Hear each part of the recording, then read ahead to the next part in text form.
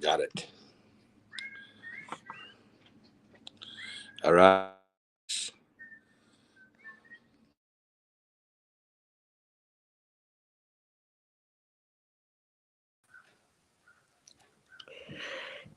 Well, Phil, you beat me. Ah, ha, ha, ha. And Mark silenced my mic. I was going to say something. We're standing in a line at Walmart. That's bad. Oh no! How are you? I just finished lunch, and that's what made me late. Was I had to brush my teeth real Oh quick. yeah. I actually combed my hair today, and I was watching the clock. This guy didn't comb his hair though. Here. How does my hair look? It looks kind of messy. What's his name? He locally's watching you. Say hi to Phyllis, Oakley. Right here. Right there. Is it Oakley? Yeah. Oakley. Hey. There's a how nose you eye doing? view. Hey, Oakley. What kind of dog is that? Golden Doodle. Oh, okay. Yeah. he always listens. He's It's a good funny puppy. because I had my son has been bringing his German Shepherd over. The German Shepherd was neglected, abused. Oh, really? And he's terrified of anybody but Adam. Oh, really? He's he actually accepted a treat from me. Really? That's awesome. Well, he knows he sees your spirit probably. Yeah. He had to bark at me first to let me know. Yeah, that he was there. Yeah. Hey, Ro, how you doing, buddy? Hello. How's everyone? Good. Great. How are you? Good. Oakley says hi. Oakley, look at the camera. Right here. Hey, Oakley. Look at Oakley. Here's Yummy. Hello. Oh, he's so cute. Well, thank you. No. There he is. Hi, okay. You know, his hair isn't as tight, curly like a lot of doodles are. Yeah, he's got the longer. We like to leave his hair long. Plus, grooming him is so expensive.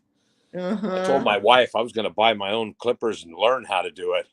He might not look so great for a few times, but good grief, it's like $150 or something. Really? It's outrageous. Oh yeah, I was shocked when I found out. And the lady acted like, well, it's no big deal. People do it all the time. I go, not this guy. No. They are very expensive. Very expensive. He won't be going to any dog shows anytime soon. Ours have pretty long hair too. What was that? That ours have pretty long hair too, especially one of them is very thick.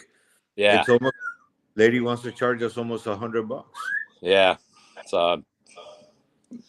my wife brushes him down pretty good. We just have to stay on a little bit. He's okay. We have a local pet place where you can take and give him a bath. It's like $10. It's worth it because the bathroom's never the same after you try to do your dog in your own house. You know what I mean? Been there, done that. Yeah. Yeah. Some tractor trailers have also that service that you can bring in the dog and they have a place for you to bathe them. Oh, yeah. Like feeder supply. Oakley, be quiet. Yeah, this is some pet store. I don't know. But it's nice. Sure, they got the towels. All you do is show up. You get a punch card and just go in there, and so go at the right time. You're good. So.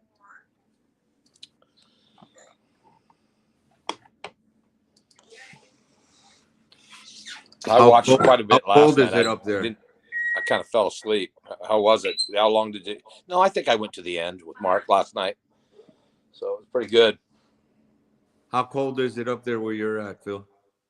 It's this morning in the 30s, but like this whole next week's supposed to be 64 in there, high 60s. Cold at night, but then, so it's pretty nice.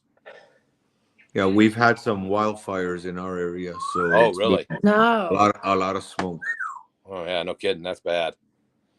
Pretty dry there. Do you remember when the mountainside was practically burned down by some terrorists? So no, they weren't terrorists. They were teenage boys. Remember that year, and a lot of buildings in Gatlinburg got burnt down. Yep. I think But Canada. we got some rain yesterday and a little bit of rain last night, so hopefully that'll Help. Yeah. Yeah, no kidding. Yeah, fire's scary. That's for sure. I was a fireman for 4 or 5 years, and interesting job. I feel like you've done a lot of stuff. Yeah, I've worked a lot of different places. I've had a lot of opportunities, learned a lot of things. So, Are you back at school? yeah, we've been on. Yeah, we've been there.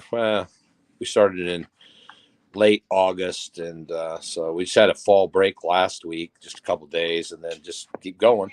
So Thanksgiving will be coming up. Well, that holiday, whatever, and next week, not this week, but the next week. So get a few days off then. So.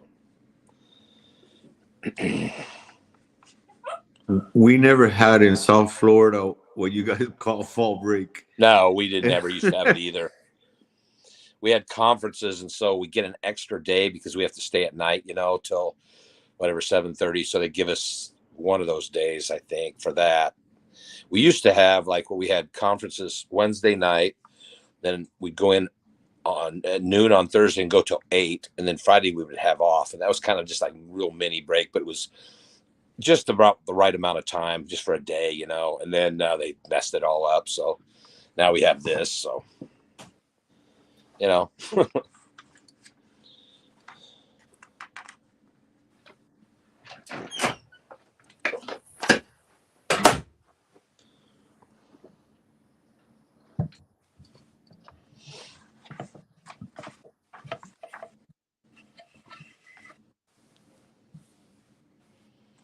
what chapter are we on today?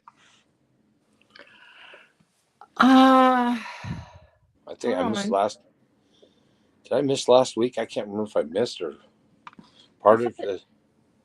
I think we start on 17. 17. Maybe. I think so. Let me look. Did he go in very depth about the 144,000? Do what? Did we go very in depth about the 144,000? I don't think so. Okay. Not in depth enough for me, but. Right. No, that's what I was wondering.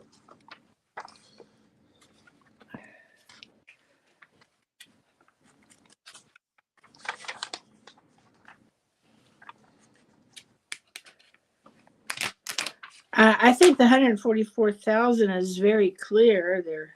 Right. But I just didn't know if,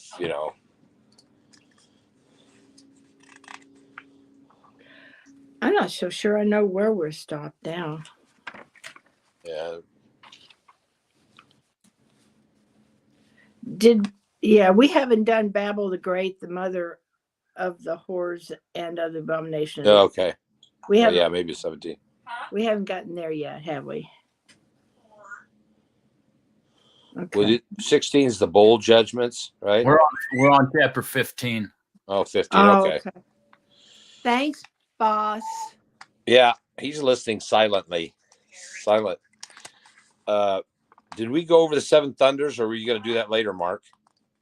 Or Oh, we touched on it, but we're going to touch on it again. okay. Before it's over.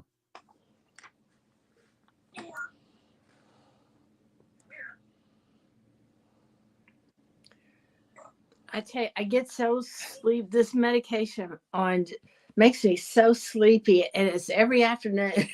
And that's why I'm up and down and moving around, because I don't want to miss it, and I want to stay awake for it. And it's so hard.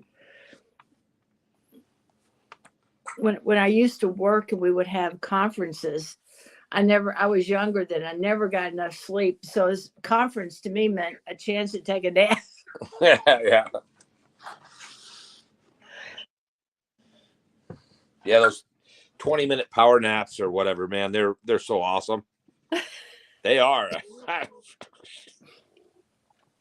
My wife can't ever do it. She's just, I wish I could do that. It makes such a difference. I don't know what it is about it, but it does.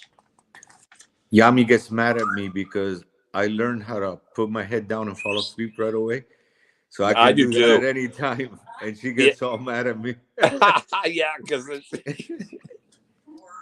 Okay, so I have something in common with those those other two wives. It must be an old man thing. I don't know. Lou's been able to do that as long as I've ever known him. I think I learned that in the service. Well, you know what's funny is when I used to not honor the Shabbat way back, and I was convicted of that, of course, but I'd have a class on Saturday mornings that I taught, and then I'd go out to lunch with some of my instructors, and then I'd go take a nap, and that was like when I was in my high 20s. So I'd always take a nap every Saturday. So now I don't do that at all, but that was a long time ago. So it's kind of strange, I don't know if age has anything to do with it, or your just body says, "Hey, I got a few minutes here. I'm going to take a break." You know what I mean? So I don't know. I tell you what, sometimes my brain gets to where it's like I'm going to shut down. Yeah. And I can lay down and then wide Boom. awake. That's why I don't want to give into it. Yeah. No. Yeah.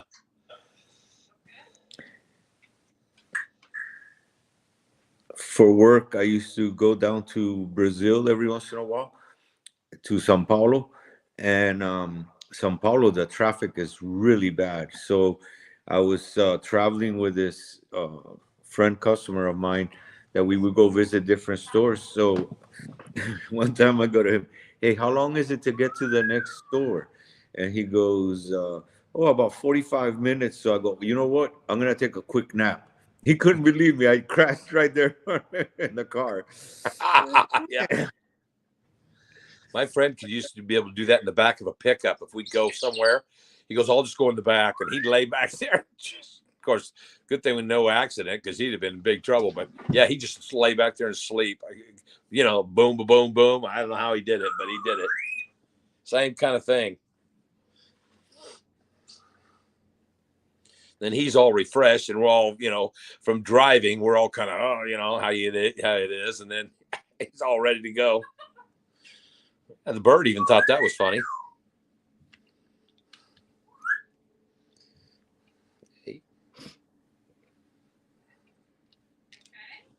Yep, I'm okay. You okay, Casper?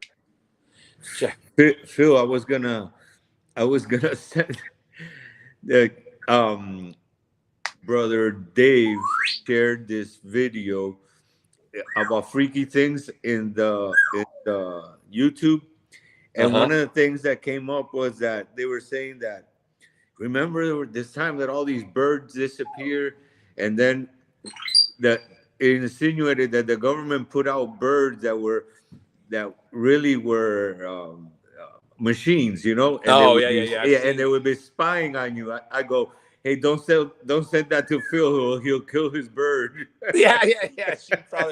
She's an operator. Yeah, no doubt. There's some really weird things on that YouTube. Wow. Oh yeah, there is. Yeah, for sure. You just be quiet back there. It was funny because I was watching Andy Griffith the other day, and it's this, I don't know if you guys watch that show, but every once in a while I watch it.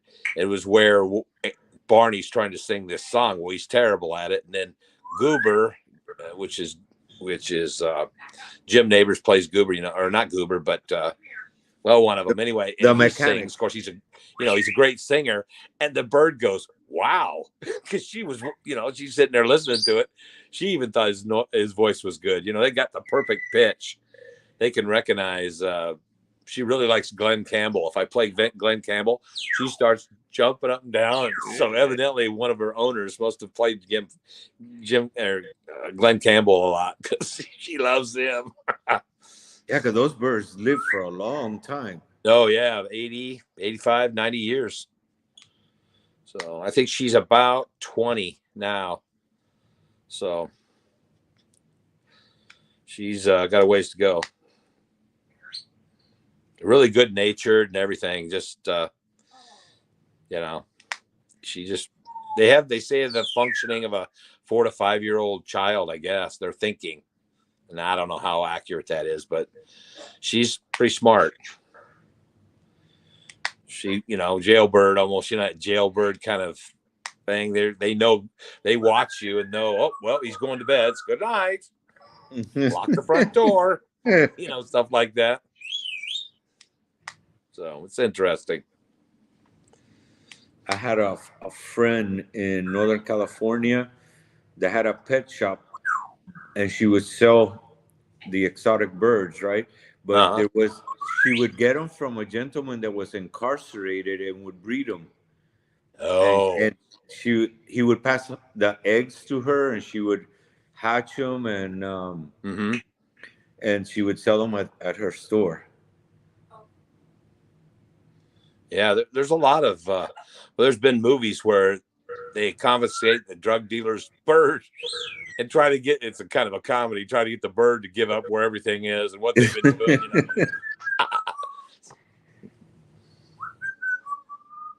Yeah, we hear you. And they know if you're a bird person. It's really interesting.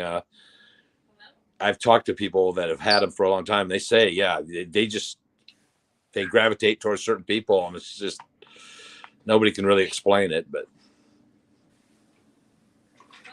we had a conure one time that we had to give him up because he was just too demanding, and he tore up Lou's clothes because he would sit on Lou's shirt and chew on his collar. Oh yeah. But we were trying to run a restaurant at the same time, and didn't get a lot of attention maybe. Some people came in and bought him off of us, and that, made us happy. My one friend had, I think there were, the big green ones, maybe. He had it for years and would go always nuzzle up to him. One day he said, just out of the blue, he grabbed onto his nose with his beak and would not let go. Luckily, it didn't tear it all up, but he said it could have. He was trying to hold it, trying to not hurt it, and finally it let go, but it was bad because you can't trust. I mean, you got to be careful around them because, you don't want to hurt the thing either when you're trying to. So Casper here bit my wife and wouldn't let go. She likes me, but she don't like her. You know what I mean? So, yeah. So anyway, doesn't he get bored? They get jealous. Yeah, they get jealous. No, we put a lot of stuff in the cage and talked to her, and she, she's right there. I know that when we got her from, I don't know, you may have heard this, but we got her from this family they had nine daughters and, full family. So 11 people. Well, the guy couldn't even put his hand in the cage.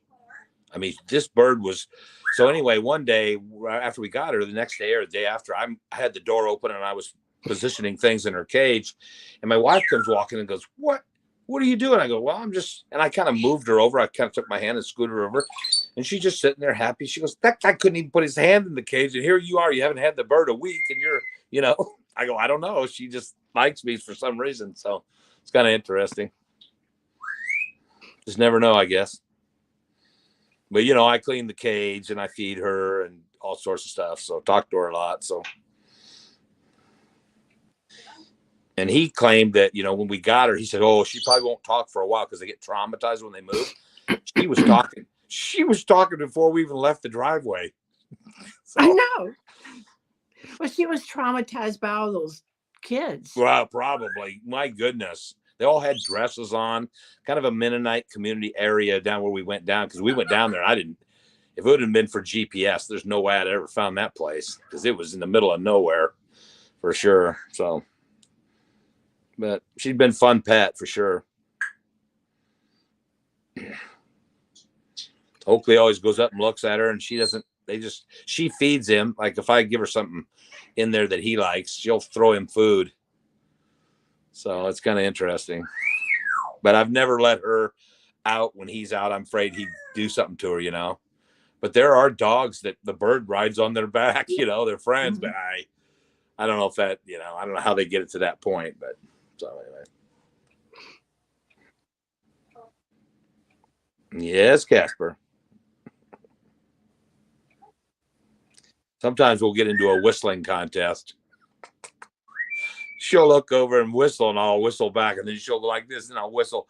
One time it went on for like 20 minutes. We just kept driving my wife crazy, you know, of course, because, you know, you're trying to do other stuff, and we're funny. Yeah, you know what I'm talking about. She laughs. She's pretty funny. So how long did you have that bird, fellas? Oh, not more than a couple of years, but Okay. he loved Lou, and Lou loved the bird, but Yeah. you know, it was just too much with the restaurant. Oh yeah, those restaurants take a lot of work. I mean, how was that? You guys probably were never done, right? When you have a restaurant? No, we quit after the first year. Right. We sunk a lot of money into that building. We lost a ton of money. That's got to be a tough job. And then the employees and keeping everything, you know. We were able, the first year, we were actually able to make ends meet. Uh-huh. And then I was talking to one of my restaurant suppliers who used to run a restaurant. Oh, get this. All the people that supply the restaurants, they used to run restaurants. Oh, really? He said, I was going over what we were doing. He says, well, you know what? In about 3 years, you'll have enough business to be able to buy. You've bought yourself a job. Yeah. And I went, well, no, I don't want this job. Yeah, no kidding. Yeah. I wanted to be able to pay employees to run it. Yeah.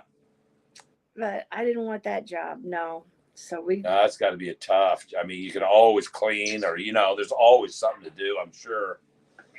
Keeping everything, I don't know how those cooks, and the cook makes or breaks the place, right? I mean, to a certain degree, you got to keep them happy. I don't know how people do that either.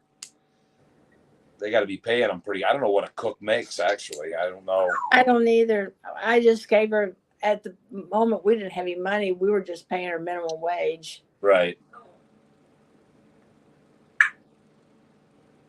You had just one cook, or was there more than one? It was a vegetarian restaurant. We really didn't do any cooking. Oh, it was just preparing the vegetables. It was, you know what, Phil? I'm so embarrassed about how stupid an idea it was. I don't even want to talk about it.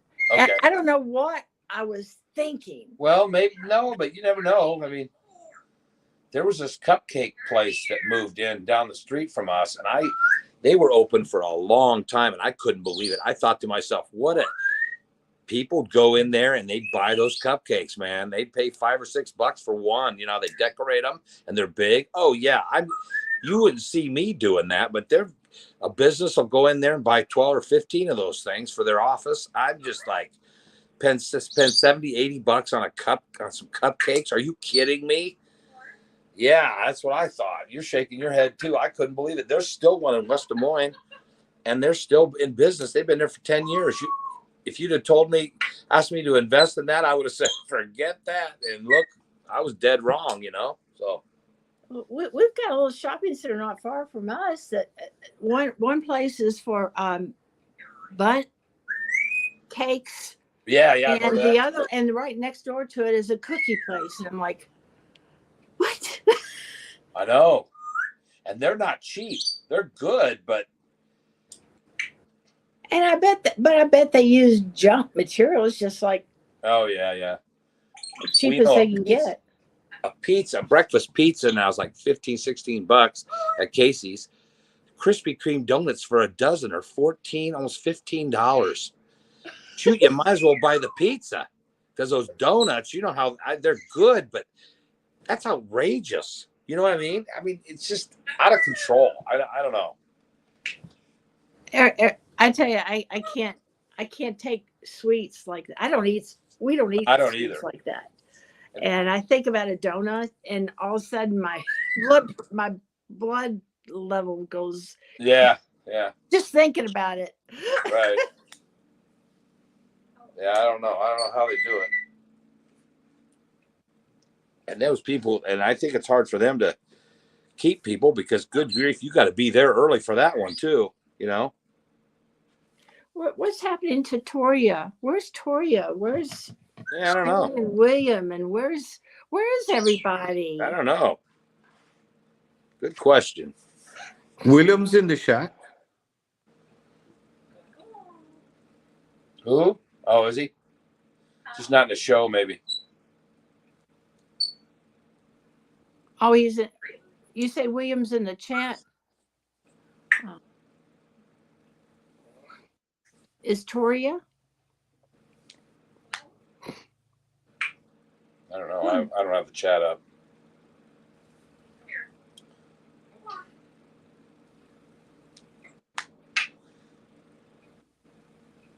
Is Lou working on any other books besides that big print, Sora?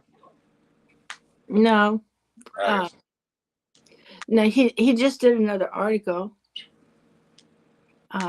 But he hasn't worked on any more books. Gotcha. I'll be ordering the next CD tomorrow. Oh, good.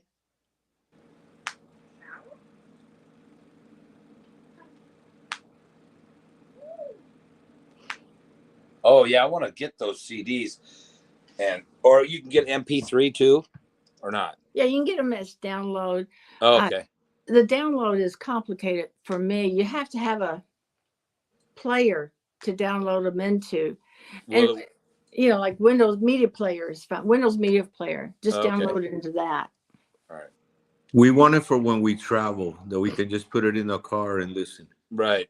Mm-hmm. And it's getting to the point where they don't have CD players for cars either. It's all MP3, or it's all streaming. Pretty from your soon they phone. won't, but I have an older car, so I still. Oh, you're good. Yeah. Yeah, that's good. My car doesn't have a CD player. And it's not that, I mean, it's not new. It's a used car, but it doesn't have a CD player. I think you can always download the CD into a stick and play the stick in the car. Oh, okay. Mhm. I think. Yeah. I'm not that savvy with Or electronics. download it into your phone and play Yeah, it. that's what I want. Yeah, I have it Bluetooth. on something with your. That's what I do.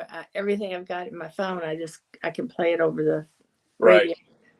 Cars are too expensive nowadays. Oh, yeah. Way too expensive. Well, they want to phase that stuff out. That's how they'll do it. They'll just keep raising the prices where you can't, I see these families in this town of ours driving a big old Suburban, pulling into a restaurant. I don't know how they do it. 5 or 6, 2 or 5 or 6. It's $1,000 payment. It's $1,000 payment. It is. It is. I don't know if they're leasing them. I don't know, because a Suburban's almost 100,000 now. How do they put gas in it? I don't know. Well, they're both working, I suppose, but still. My buddy's a surgeon, and he used to come back quite often when he was not as busy. And he'd come through this neighborhood area towards my house and ask, how are these people doing this? These huge houses, 2 or 3 fancy cars in the driveway. I go, I don't know. He goes, I know what I make, and I do pretty well. Surgeons make pretty good money, but he goes, I couldn't live like that. So I don't know what they're doing. I'm not sure. Yami and I laughed the other day because, there was this person listening. I don't remember exactly where, but they were listening to that we're in the end of times and all this. So the guy on the comments, he put, well, time to go get me that travel van I was thinking about. Yeah. Well, and I bet some people do have that philosophy. If it gets that bad and everybody's can't make their car payment, so who's going to come after it? They've got so many people, you know what I mean? I don't know, Well, they say that they're making more money selling less cars. They figured that they've upped the price on the cars. They don't have to make as many cars to make the same amount of money. Probably, yeah. Who knows? Because cars last a long time now, too. So maybe that was hurting them, because now I remember when I was growing up, a car that had 60,000 miles was a junker. It was old. Right. Okay? Yeah. Now a car can run 200,000 to 300,000 miles. Mm-hmm.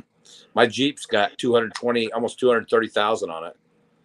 So And it runs awesome. people weren't buying cars, so they just stopped making as many. And if you want to take a trip, you just rent something. It's about break even by the time you know what I mean. So You're better off, really.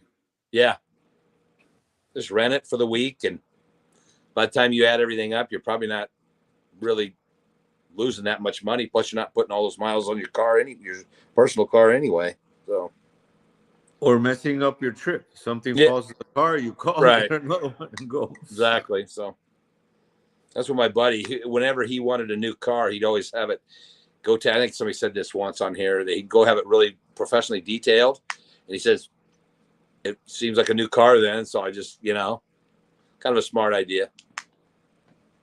Yeah, I don't know where everybody is. It's 11:35. Yeah, we better get started. It's starting to get late. Okay, today's Veterans Day.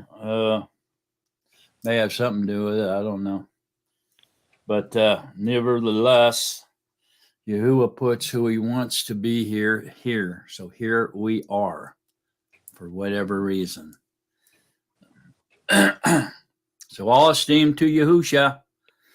And we better get started. So we're on Revelations 15 today.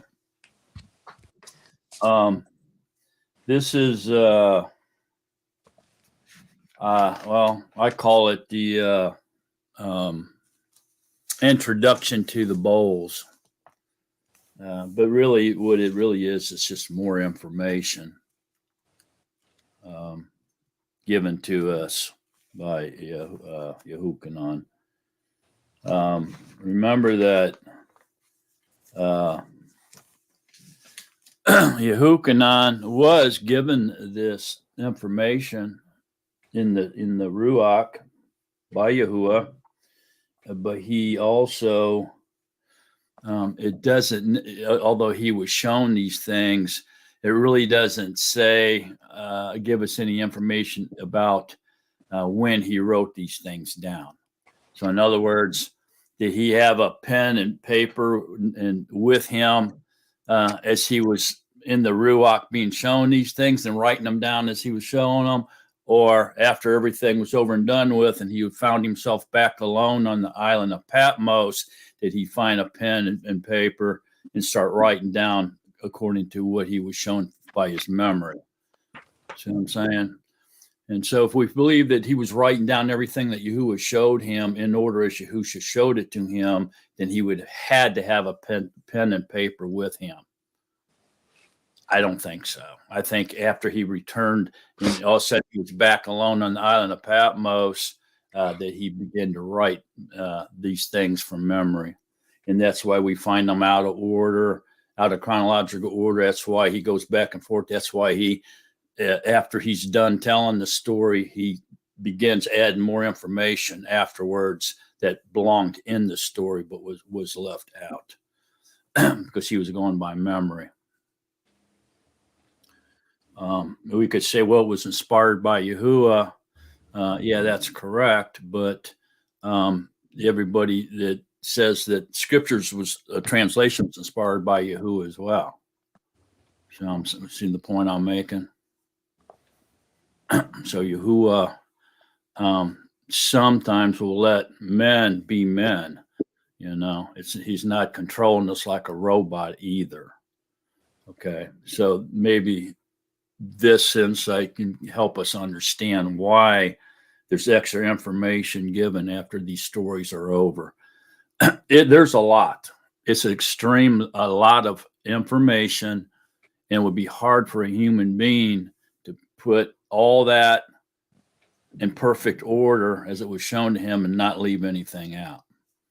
Anybody that's ever tried to write a book or biography or something of their life knows what I'm talking about. Oh, yeah, I left this out. I forgot. Oh, yeah, we went there. I forgot. Let me put that in there. It's just humanity. That's all. Okay, so like I say, I always refer to chapter 15 as an introduction to the bowls, to the 7 bowls, but it really is packed with other information. that could be found in between point A and point B, which is the first coming of Yahusha and the second coming of Yahusha.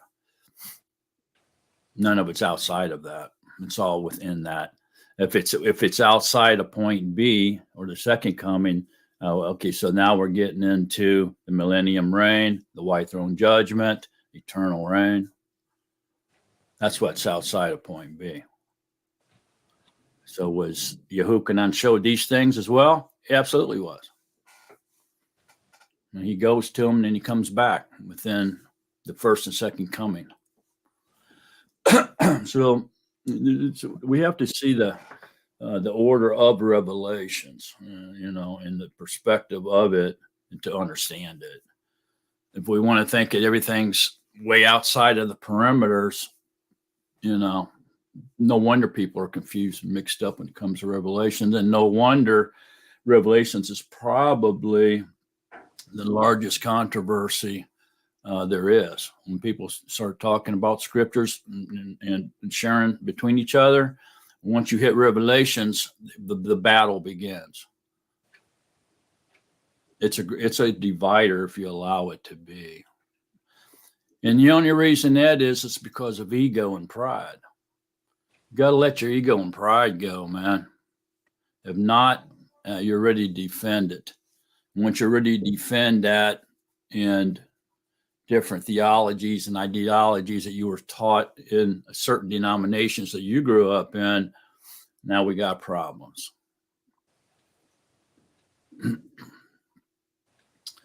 So to me, there's a reason why Yahuwah did this. He's the gardener. He prunes the olive tree. He will not hesitate to snap off a dry branch that's not producing fruit and toss it and graft another branch in. Mhm. So I don't get all wrapped up and excited about this kind of stuff. I just let go with the flow. Whoever you trust in you, and that's just the way we have to look at these things. So we have 21 people watching us right now, and only 4 people are in here being seen, and that's the will of Yahuwah. So we're going to roll with it. We're not going to let it get us down. We're going to go ahead and study together and let the Ruach lead us into truth. So who wants to read chapter 15? Go ahead, Raul.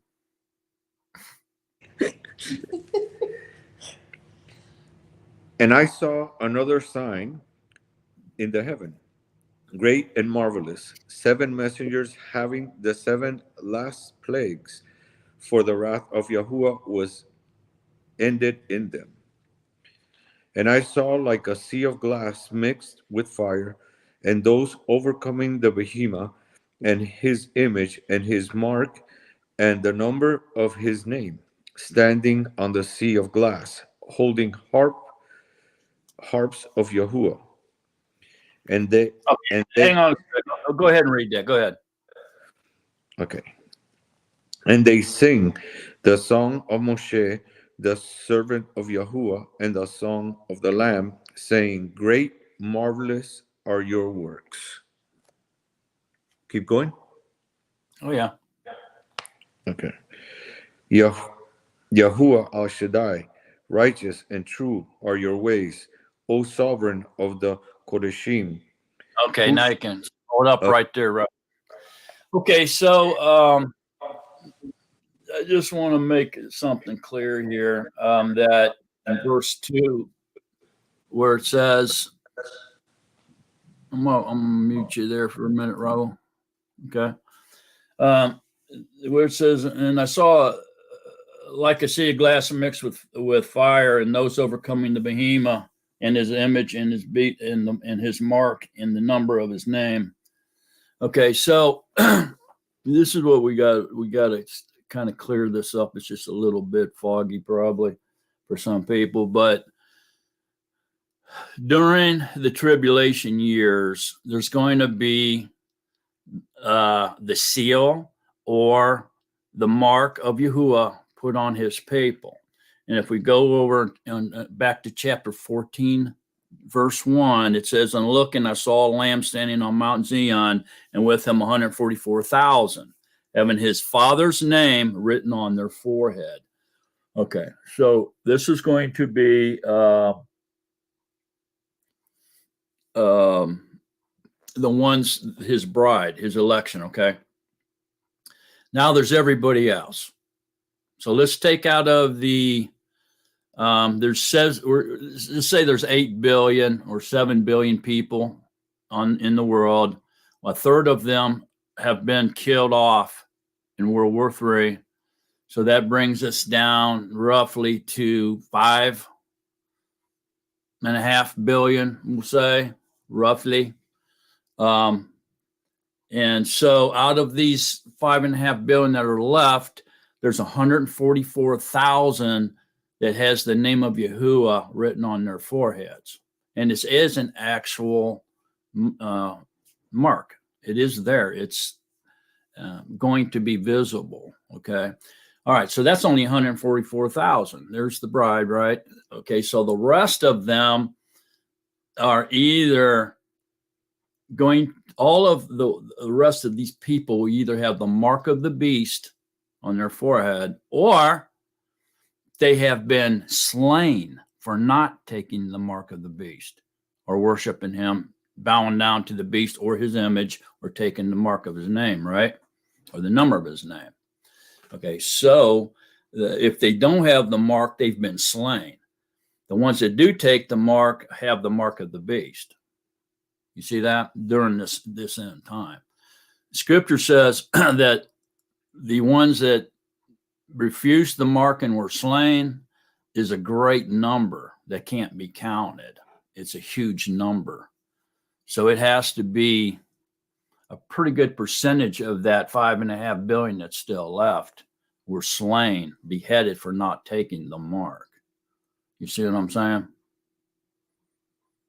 Everyone else, if you don't have the mark of Yahuwah, or if you have not been beheaded and slain for not taking the mark of the beast, then everyone else that remains has the mark of the beast. Everybody with me on that? All right, Raul, let's go. Okay, verse 4. Who shall not fear you, O Yahuwah, and esteem your name, because you alone are kind, because all nations shall come and worship before you, for your uprightness have been made manifest. And after this I looked and saw the Mishkan of the tent of witness in the heaven was open. And out of the Mishkan came the 7 messengers having the 7 plagues, dressed in clean, bright linen, and having their chests belted with gold bands.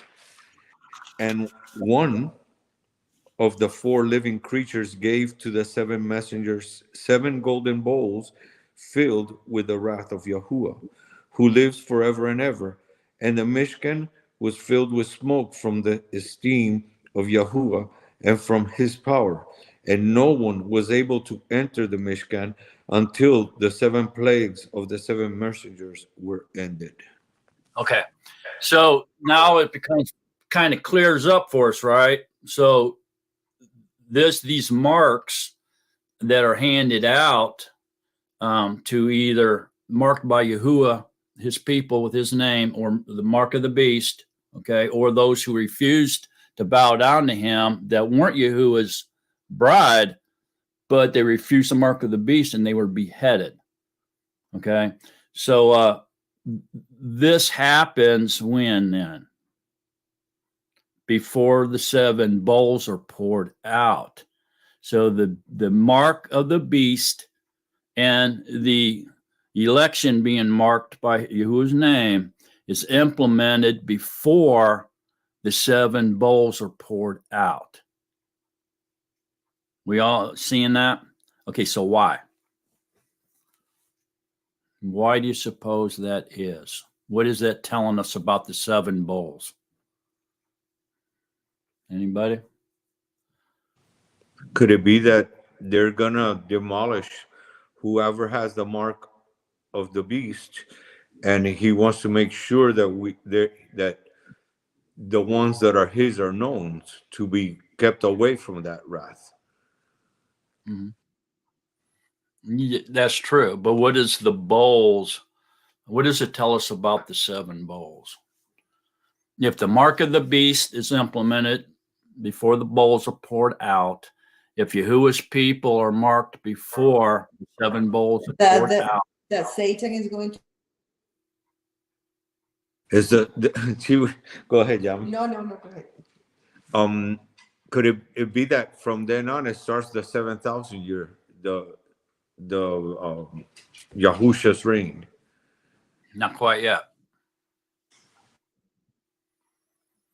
So this, go ahead, Phyllis.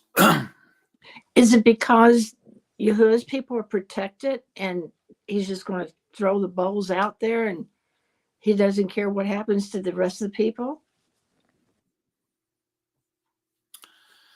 Sort of, yeah. But what it's telling us is that the 7 bowls is at the end of the 6,000 year. Basically, the 7 bowls are the last thing that happens.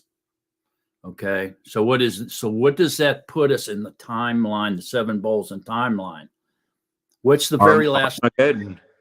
Bam, there it is.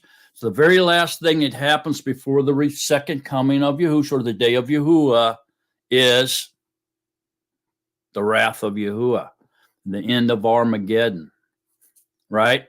So Armageddon is the last thing that happens before the second coming of Yahushua. So what does that tell us about the 7 bowls? The 7 bowls are all about the Battle of Armageddon. The 7 bowls are poured out at the Battle of Armageddon after the marks have all been implemented and everybody's been marked, either by Yahuwah's mark or by the devil's mark. Then comes Armageddon. It's the very last thing that happens. So the 7 bowls is all about Armageddon, which means the 7 bowls is the short story. Go ahead, Phyllis. Kind of like get on the right team jacket. Yeah, that's right. That'll be playing for the right team at this point, because it's getting down to the nitty gritty, right? So the seals were the long story. The 7 trumpets was the medium story, and the bowls is the short story. And on the short story, Yahuwah totally gets rid of everything. Okay, from the death of Yahusha all the way through World War III and everything. He just dumps it all and goes straight to Armageddon and tells the story. So what is it? Remember what it's telling us? What Revelations is? It's all about the signs and the events that lead up to the second coming of Yahushua. So he dumps everything, goes straight to the Battle of Armageddon. And that's what the 7 bowls are all about. And so then after Armageddon, then the 7th bowl should be what? The 7th, what should the 7th bowl be then, if this is in fact a short story? It should be the day of Yahuwah. Because it ends, right? That would be the ending of the story. Story over. See what I'm saying? So this is now this is the wrath of Yahuwah, and it's all about Armageddon. Who wants to read it? Chapter 16. Yami? Chapter 16? Yes, I will. Lots of interruptions on this one. No problem. And I heard a loud voice from the Mishkan saying to the 7 messengers, "Go and pour out the bowls of the wrath of Yahuwah on the arets." And the first went and poured out his bowl upon the arets. And an evil and wicked sore came upon the men, those having the mark of the behemoth, and those worshiping his image. Okay, stop right there. Okay, so this is obvious that the mark of the beast has been implemented. See that? So that confirms what we were just saying. They've been chosen. Yahuwah's people has been marked. The devil's people have been marked. And now that the wrath of Yahuwah is coming, fast and furious. And it's all the battle of Armageddon. Yahuwah's going to gather the nations against Israel, which means it's going to be a local war. Although the armies of the anti-Mashiach, we know, are going to unite, be an alliance, and come against Israel, it's going to be a local war. In other words, it's not going to take place on all the different continents like World War III. It's going to be a localized a war with the armies of the anti-Mashiach coming against Israel in the Middle East. That's where it's going to all happen at. It will be a nuclear, biological, and chemical war, but it's going to be centralized in the Middle East. Localized, I should say, in the Middle East. And for this to make more sense, because I know everybody thinks Armageddon's like the total destruction of the planet, right? But it's really not. For this to make more sense, and realize that Yahuwah is going to fight this battle. He's going to come and win this battle for his people, this localized war. We just need to look at Egypt. Remember when Moshe was over there and he was trying to bring Yahuwah's people out of bondage? Okay, what was going on there? It was localized. So when Yahuwah put all these 7 plagues down on Egypt, he didn't do it to the whole world. It was localized. He did it to Israel's enemies, which was the Egyptians. That's who, when he fought for Israel in Egypt to bring them out of bondage, it was localized. It was just on the Egyptians. It wasn't on the entire world, just on the enemies of his people. And it's the same thing that Armageddon is going to be. He's going to fight on the side of his people against the enemies of his people that are attacking Israel. See that? That's how we can understand that. The Armageddon's going to be a localized war in the Middle East. It's going to happen in the land of Israel. Everybody get that? Okay, so to understand it just a little bit better, this, and it says, and an evil and wicked sore came upon the men. Okay, so Yahuwah does not change, right? Yahuwah does not change. So what happened in Egypt with these grievous sores? Did that happen in Egypt when he was fighting for his people against the Egyptians? Yes, it did. It's in Exodus 9 through 10. The boils with blains he put on there. So see, Yahuwah doesn't change. So he's attacking the enemies of his people in the same sort of fashion. So if we look at Exodus, we go to Exodus just to see what we're talking about here. 9. And this will open up and be more apparent as we continue through. But chapter 9, verse 9 and 10.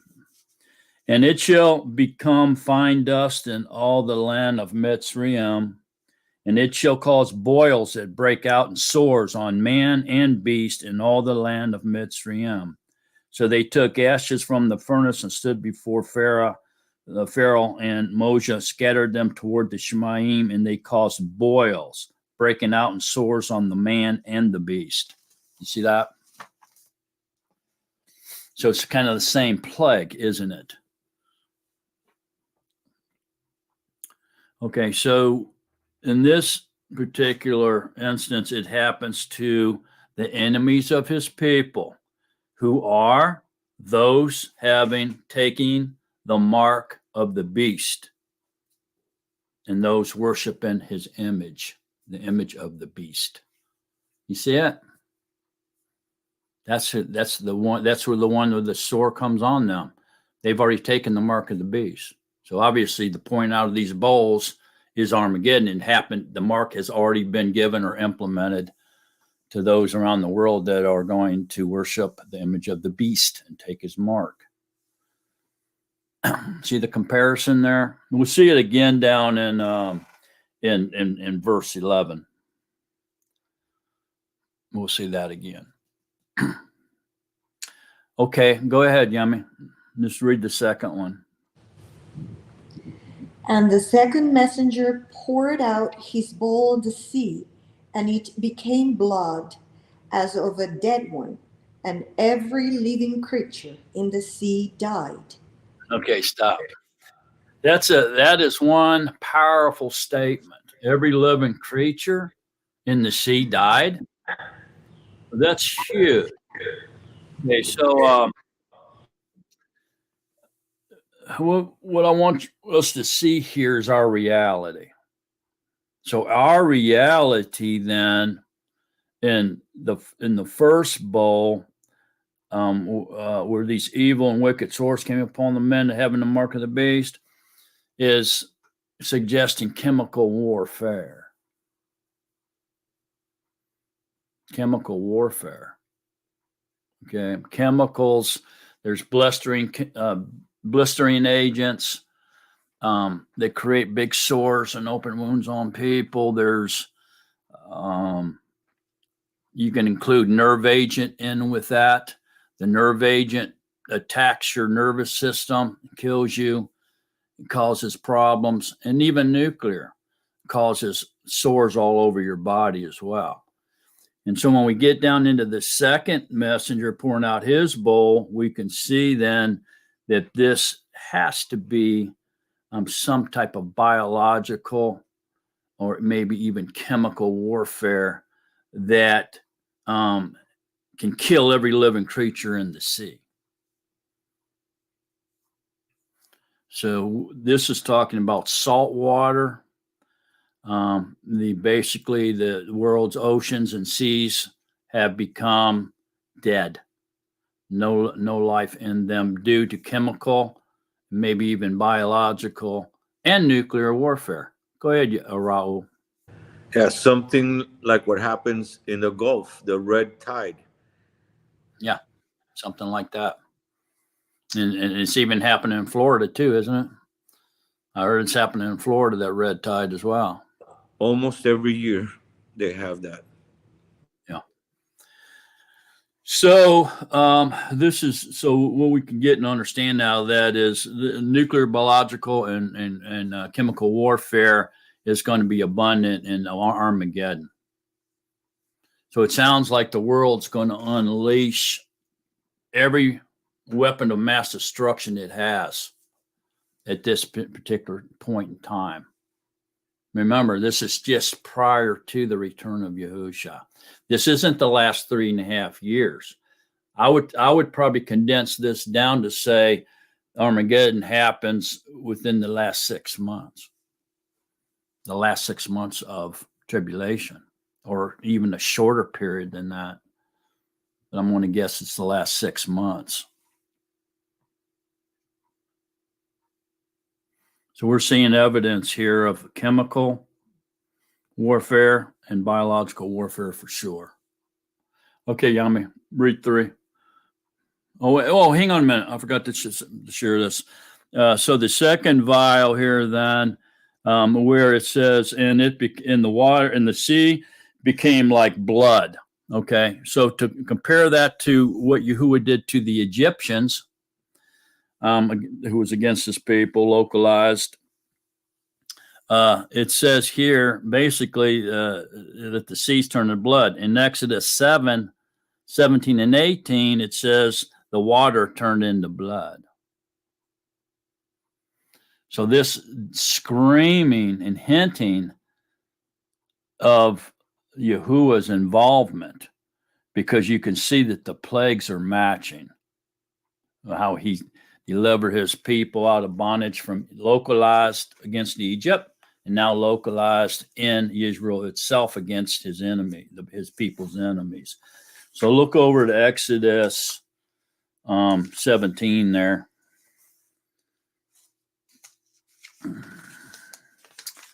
And it would be 7, I'm sorry, 7, Exodus 7, 17 and 18.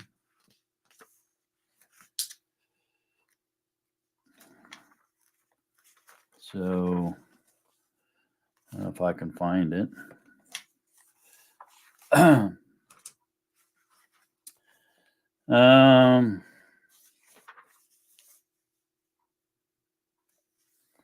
Thus said Yahuwah, by this you know that I am Yahuwah. See, I am striking the mayam which are in the river with the rod that is in my hand, and they shall be turned to blood.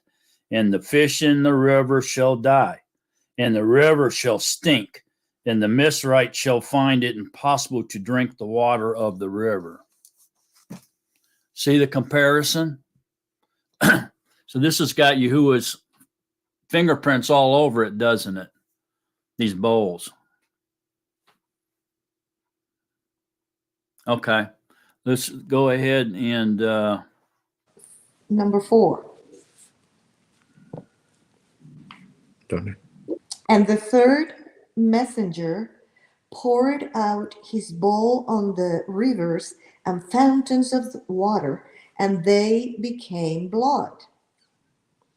And I heard the messenger of the Mayim saying, you are upright, Yahuwah, the one who is and who was and who shall be, because you have judged this. Because they have shed the blood of Kodeshim and prophets, and you have given them blood to drink, for they deserve it. And I heard another out of the altar saying, Yahuwah al Shaddai, true and upright are your judgments. And the fourth. up right there. All right. So the third messenger, the third bowl here then is affecting the fresh water. So the second bowl affected the salt water, but the third bowl is affecting the fresh water, turned into blood, and all the fish died. The same thing, Exodus 17, 18, where Yahuwah turned all the water into blood, and they couldn't drink it, and the fish died. It's the same thing. It's got Yahuwah's fingerprints all over it for sure. And this is why I'm saying this is an isolated war, Armageddon. It's not worldwide like World War III is. World War III is. Armageddon is localized. It's not. Okay, so again, the rivers and fountains became blood. And so basically what it sounds like here is the sea and the ocean water, which was killed by chemicals and biological and chemical, maybe even nuclear warfare, has come upstream into the rivers and has contaminated the rivers. And even the bombing, putting the chemicals in the rivers, the fresh water, so forth and so on, has it helped contaminate even the fresh water. So here at this point now, it sounds like you have given them blood to drink, for they deserve it. It sounds like we're going to be hard pressed for water. Okay, so people are going to start dying of dehydration and lack of H2O here in the middle of this battle. That's going to be really horrible. Think about that. There's no water to drink. It's saying the seas and now the freshwater supplies are contaminated. So man has really messed up here with these chemicals. A lot of these, a lot of this could be that the anti-Mashiach is trying to destroy the whole world because he knows he's about ready. His rule is about ready to end, right? So now he's trying to take out the entire planet. So this isn't really, even though it's saying all the seas and the rivers, which we would, if you could, you would say, well, maybe that includes all of the seas and all the rivers in the whole world. Or maybe it doesn't. Maybe it's just isolated around that region. So I'm saying it really doesn't say. But if it is the entire world, it still doesn't mean that the war is spread out among all the continents. The war itself could still be isolated, and the anti-Mashiach is going nuts and trying to destroy the world because he's trying to take out all the water supply. That would kill the entire planet, would it not? So maybe he's been doing this wicked, vile plan. I'm going to take everybody out with me. If I got to go, everybody's going type attitude, right? But I still want to say I think this is isolated because when the river in Egypt, the plague of Egypt, when the water turned to blood, that didn't happen worldwide. That was isolated in Egypt. You see that?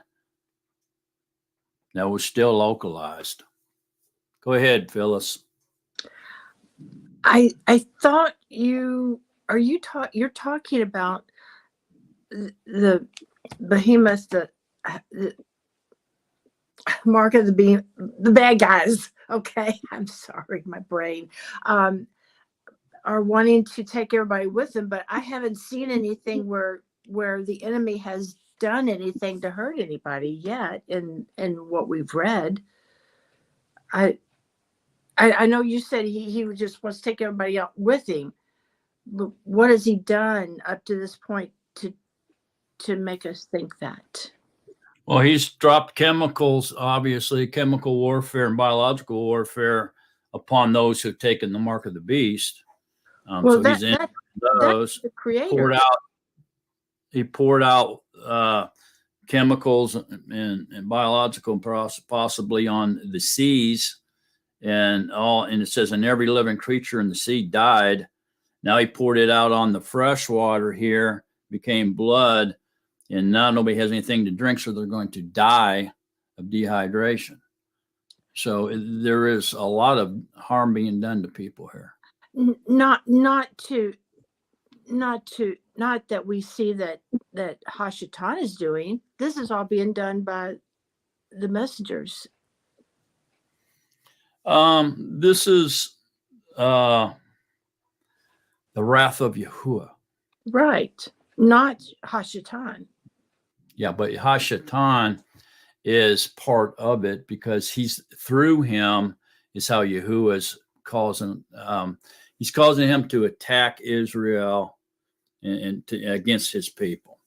He was born to do that, just like Pharaoh was born to esteem Yahuwah by not letting his people go, and went through all those plagues.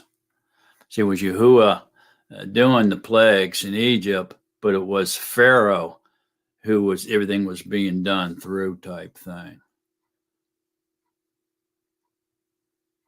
Okay, so in other words, it's not just Yahuwah doing it to the people. Okay, it's the anti-Mashiach with all his worldwide army attacking Israel, causing Yahuwah to fight for his people like he did in Egypt. Go ahead, Raul. Maybe she'll understand. Satan marked them. They're working for Satan, so that's why he's destroying them. Yeah. But it says here at the beginning, Yahuwah is talking, I assume, and I heard a loud voice, and he's telling the messengers to go pour out these bowls. Satan's not done anything. But he's doing it because Satan marked them. He's doing it because Satan marked them with a mark of his mark. So destroying them because Satan marked them. Satan made them stop loving Yahuwah and start worshiping him. So that's why he's punishing these people. Yeah.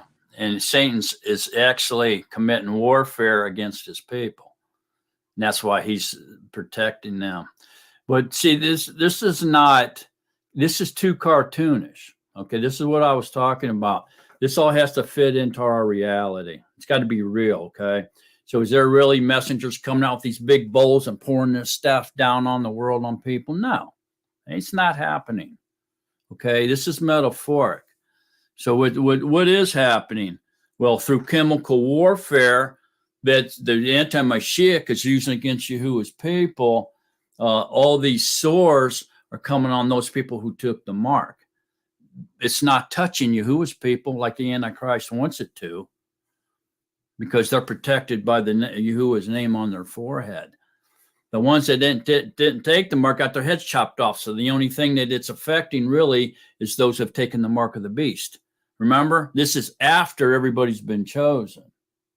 See, so there ain't the messengers themselves are not coming and pouring out these plagues. I know that's what I was picturing in my head. I'm sorry. That's cartoonish. That doesn't fit in our world. But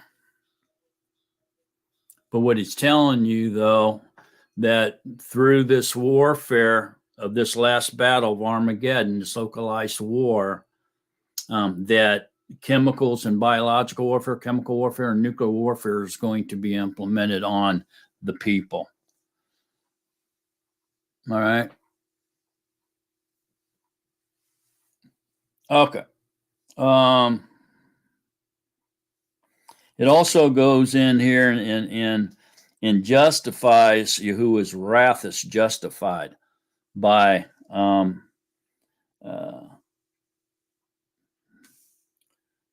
the messenger. So up here it says, and I heard the messenger of the Mayim saying, you are upright, Yahuwah, the one who is, who was, and who shall be, because you have judged these, because you have shed the blood of the Kadeshim and prophets, because they have shed the blood of the Kadeshim and prophets, and you have given them blood to drink, for they deserve it. And I heard another out of the altar saying, yeah, Yahuwah Al Shaddai, true and upright are your judgments. So Yahuwah wrath is justified. Here, you see that? Because of what the people have done. They've shed the blood of the saints, or the Kadeshim, the set apart ones, and the prophets. So Yahuwah giving them blood to drink, and he's justified in doing so. Everybody seeing that? All right. So let's continue on there with the fourth messenger then, Yami. All right. And the fourth messenger poured out his bowl on the sun, and it was given to him to burn men with fire. And men were burned with great heat, and they blasphemed the name of Yahuwah, who possesses authority over these plagues, and they did not repent to give him esteem. Okay, hang on now. Okay, so this one here now is obviously nuclear. So this is telling us Armageddon's going to be a nuclear war. He poured out the bowl on the sun, and it was given to him to burn men with fire, and men were burned with great heat. That's what happens in a nuclear war. You know, you get burnt. Your flesh will melt, turn into huge blisters, just fall off your bones. Your eyes can melt in your sockets. Your tongue can melt in your mouth. Okay, so it's burned with great heat, and they blaspheme the name of Yahuwah, who possesses authority over these plagues, and they did not repent to give him. So he's allowing the anti-Mashiach and the false prophet to bring this destruction and horror on the people of the earth. All right. So we find that nuclear option there, I believe in Ezekiel, right? Isn't that in Ezekiel? Anybody remember? Pretty sure it is.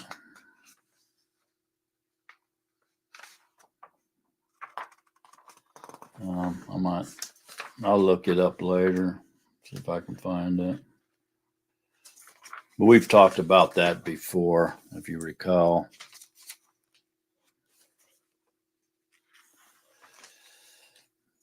Okay, I'll find it later. But there's nothing in the plagues on the Egyptians, that relates to men were scorched with this great heat that we can compare to. So this is something different.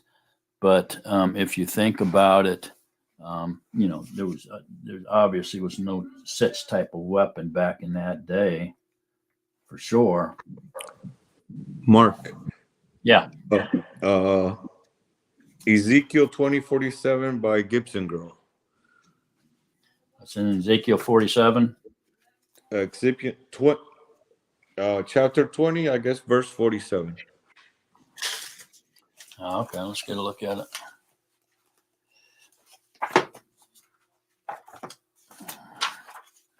You say Ezekiel 20? Yes. Chapter 20, 47. Yes, that's what she put on there. Let me see if that's it. No.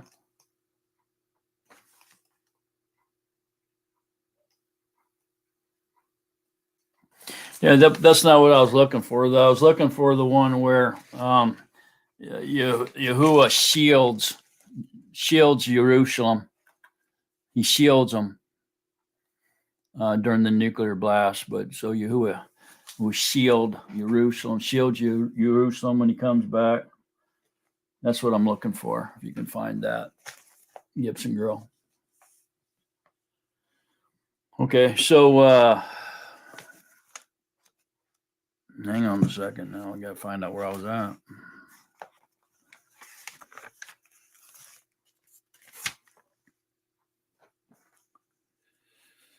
Yeah, I don't know. I think I would have had that marked here somewhere.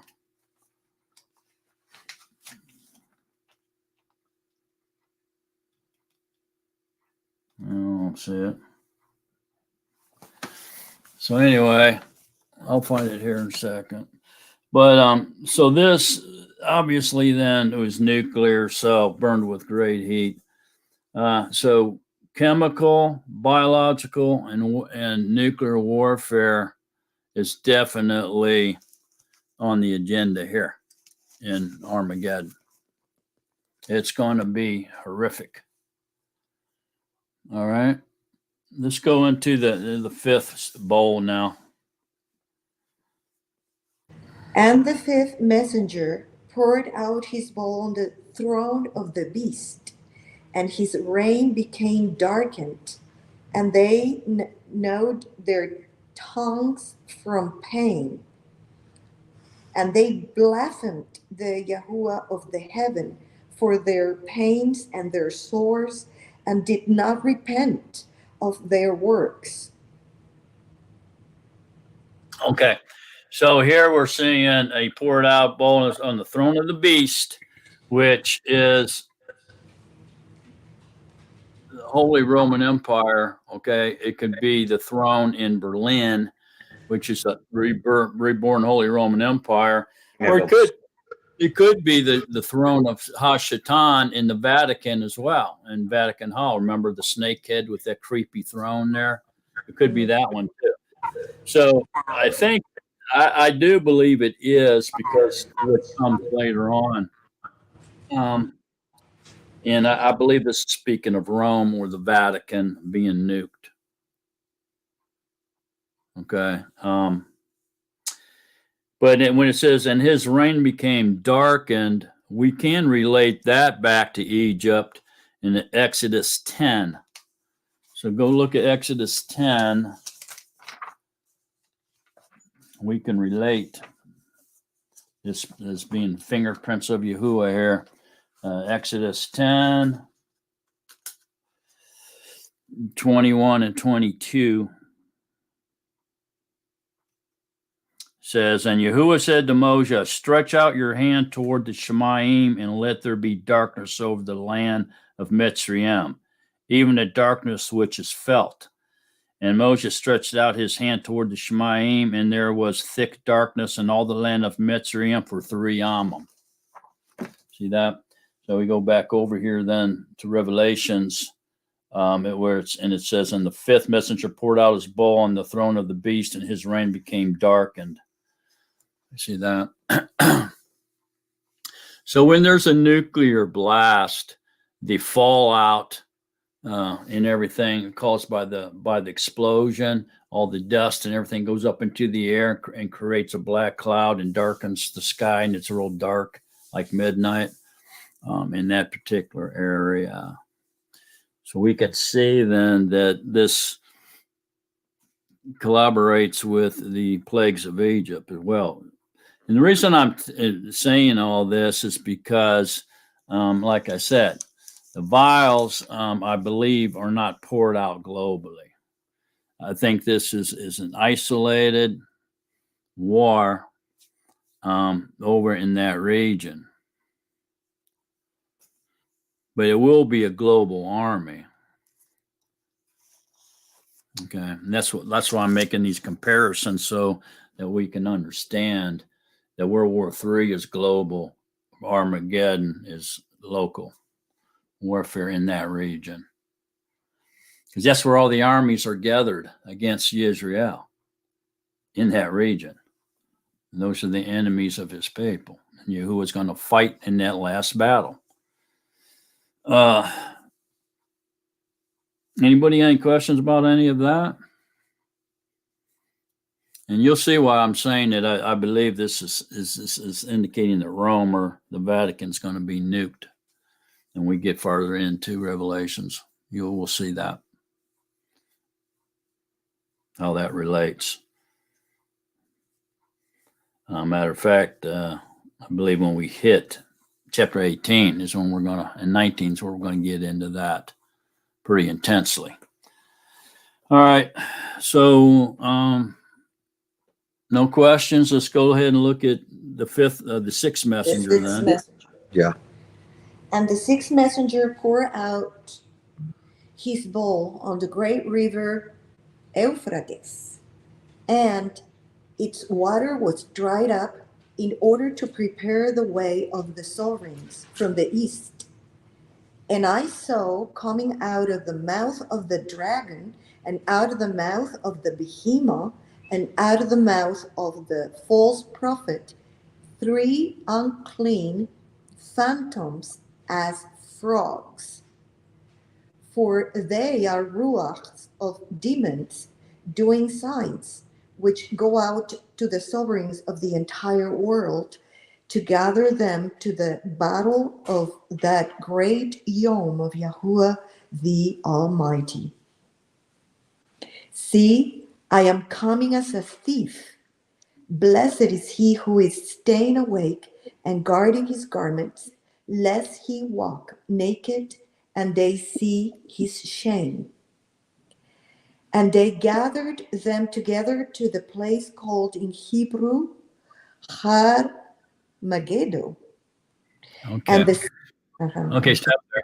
Okay, so back to the 5th, where it says in 11, and they blasphemed the Yahuwah of the heaven for their pains and their sores, and did not repent of their works.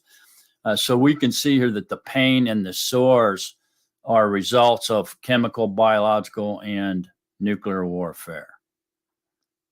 At this point, see, this says sores, that's plural.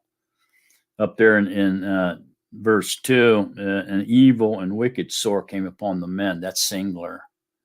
So it was one big nasty sore. Probably, I'm going to say, wherever they took the mark of the beast. Okay. So, the combination of chemical, biological, nuclear warfare created pains and sores on the people, but they still didn't repent. Okay. Now, on this sixth messenger here, the great river Euphrates, its water was dried up in order to prepare the way of the sovereigns from the east.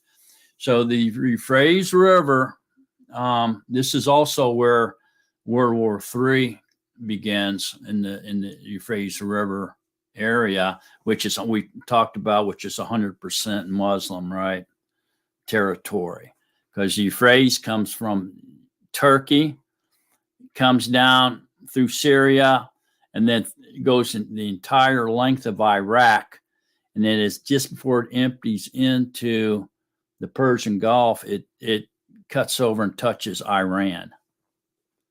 100% Muslim. Okay, so this river is also going to be dried up, not at World War III, like a lot of people teach that. Okay, the war begins in that area of the Euphrates River, which is all Islam, right? The green horse, World War III, which is what's happening right now, basically. All right, it's happening right now in the river, Euphrates River area region. What's happening over there right now? But here, the great river Euphrates is dried up at Armageddon. The world's armies are going to come together and march against Israel.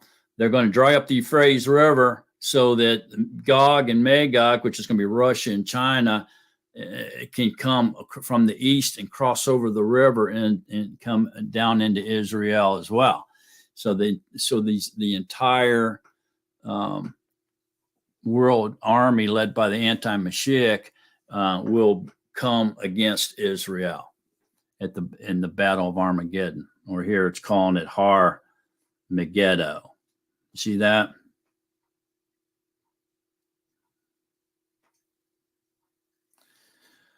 So what do y'all think this the sovereigns, when it says the Euphrates River, the water is dried up in order to prepare a way of the sovereigns from the east? Okay, so these sovereigns from the east is outlined in Ezekiel 38. Okay, but the great river Euphrates being dried up is not fantasy. It can happen right now. What happened is Turkey in 1990 completed a dam up in Turkey at the Euphrates River. And by 1993, they had all the hydroelectric plants built and connected to the dams as well. As a matter of fact, they had like 22 dams up there with hydroelectric power on them, right? But this main dam that was completed in 1990, at a push of the button, they can stop the flow of the Euphrates River. And that would cause the Euphrates River from that point down to dry up. And so then they could cross over with their war machines and their soldiers at that point. So that technology has been available since 1990. And by a push of the button, the great Euphrates River can now be dried up and allow the armies to come across. So if you look over Ezekiel 38,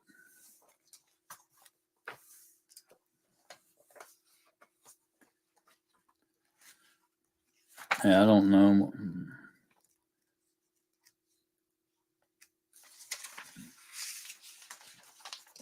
We can see here in 38:2, Son of man, set your face against Gog in the land of Magog, the prince of Rosh, which is Russia, Meshech and Tubal, and prophesy against them.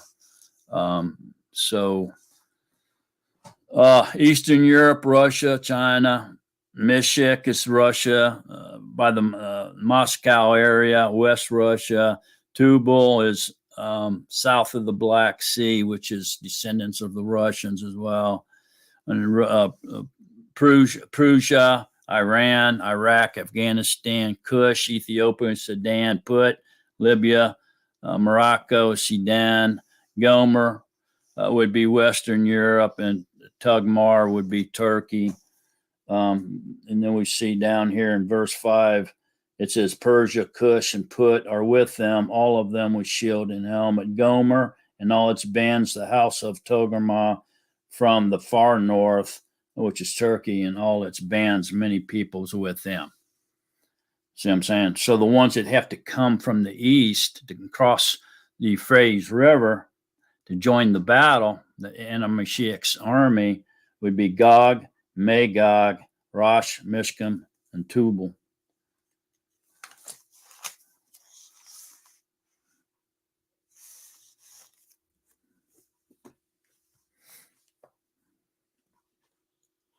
All right, so that can happen. So what does this mean? And I saw coming out of the mouth of the dragon, and out of the mouth of the behemoth, and out of the mouth of the false prophet, 3 unclean phantoms as frogs. For they are ruachs of demons doing signs which go out to the sovereigns of the entire world to gather them to the battle of that great Yom of Yahuwah the Almighty. So what is that? Unclean phantoms as frogs. What do y'all think that is? Go ahead, Phyllis. I think that's the demons abandoning the overthrown people that they were occupying.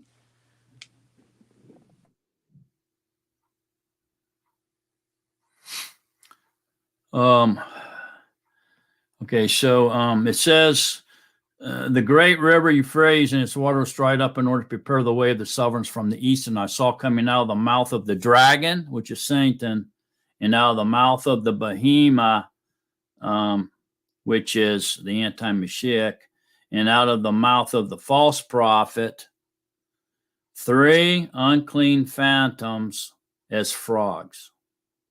And they are ruachs of demons doing signs.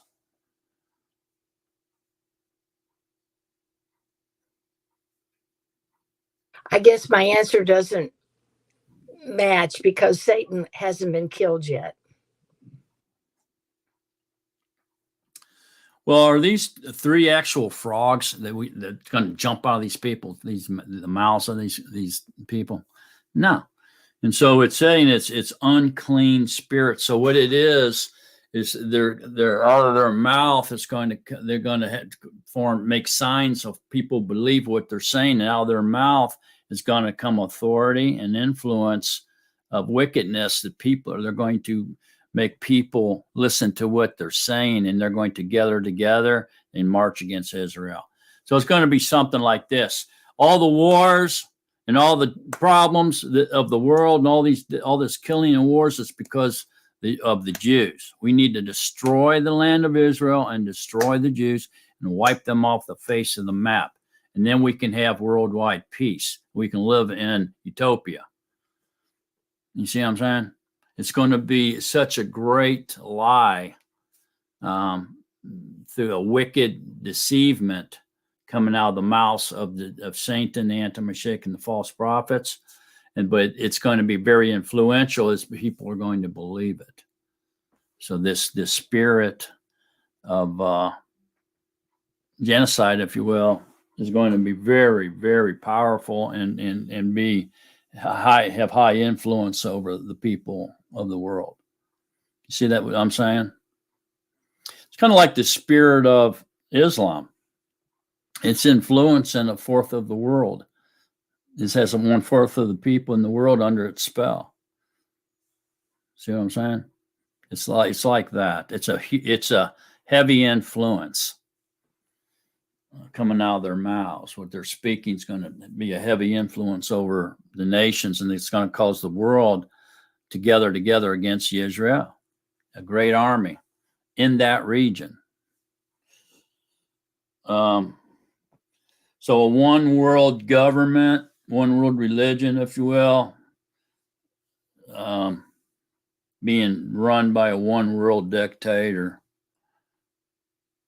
and their influence will affect many people to march against, influence many people to march against Israel. Here in 15, it says, I'm coming as a thief. Blessed is he who staying awake and guarding his garments. He walk naked, that they see his shame. This is telling us that Yahushua will come at the end of this war. And they gathered them together to a place in Hebrew, and they gathered, meaning the Satan, the anti-Mashiach, and the false prophet, gathered all these armies, these nations of people together as one army, together to a place called in Hebrew Armageddon, which will be the final war mankind ever fights. A lot of people teach that when Satan's released at the end of the 1,000 years of peace, that he'll gather an army and he'll make a war against the camp of the Kadeshim, but he doesn't. Okay, there'll never be another war of fall. This is the last one. All right, any questions on that? On the sixth bowl? So now we can see that we're going through Armageddon here, on the start of Armageddon. Now we're into the last battle, the last great push to wipe out Israel and to kill Yahusha at his second coming is taking place at this point. Okay, but we know what happens at the end. So go ahead and read the seventh messenger, then the bowl. And the seventh messenger poured out his bowl into the air, and a loud voice came out of the Mishkan of the heaven from the throne, saying, "It is done." And there came to be noises and thunders and lightnings, and there came to be a great earthquake, such a mighty and great earthquake as had not came to be since men were on the Arets. Okay, pause right there. Okay, so that basically is the end of the story. So what ends the story? Yahuwah's reign has come, right? The second coming of Yahushua, or the day of Yahuwah. 6,000 years is over. That's the end of the story. And when it's what he's saying here, a voice came out of the temple of the heaven from the throne saying it is done. I mean, 6,000 years has been completed. It's the day for the day of Yahuwah to come, or the second coming of Yahusha. Story over. End of story. Done. Okay, so we went through the battle of Armageddon, which is the last thing that happens just prior to the second coming of Yahusha. As soon as he comes, it's all she wrote. End of story. So the short story ends right there in verse 18. Now notice it's the same conclusion as the seals in Revelations 8:5, and of the trumpets in Revelations 11:19, and now the bowls ends in Revelation 16:18 in the story. So they're not in chronological order. They just start at a different point in time, end at the return of Yahusha. It starts at a different point in time, ends at the return of Yahusha, starts at a different point in time, ends at the day of Yahuwah. So it's three stories. Has to be. It has the same summary at the end of each one. So, I mean, that's absolute proof that these are three stories ending in the same, means they're the same story. They're just long, medium, and short versions. And it's absolutely proof they're not in chronological order. They cannot be, because they end at the day of Yahuwah. So that's the end of Armageddon at the sixth bowl. And the seventh bowl is the return of Yahusha, or the day of Yahuwah. And then it ends. The reign of man has ended. It is done. It's now the beginning of the reign of Yahuwah, which never ends. So what is that? Where does that take us? Well, obviously into the millennium reign, right? Okay, go ahead, Yami. Let's continue on now. And the great city became divided into three parts, and the cities of the nations fell. And great Babel was remembered before Yahuwah to give her the cup of the wine of the fierceness of his wrath. And every island fled away, and the mountains were not found. And great hail from the heaven fell upon men, every hailstone about the weight of a talent. And men blasphemed Yahuwah for the plague of the hail, because that plague was exceedingly great.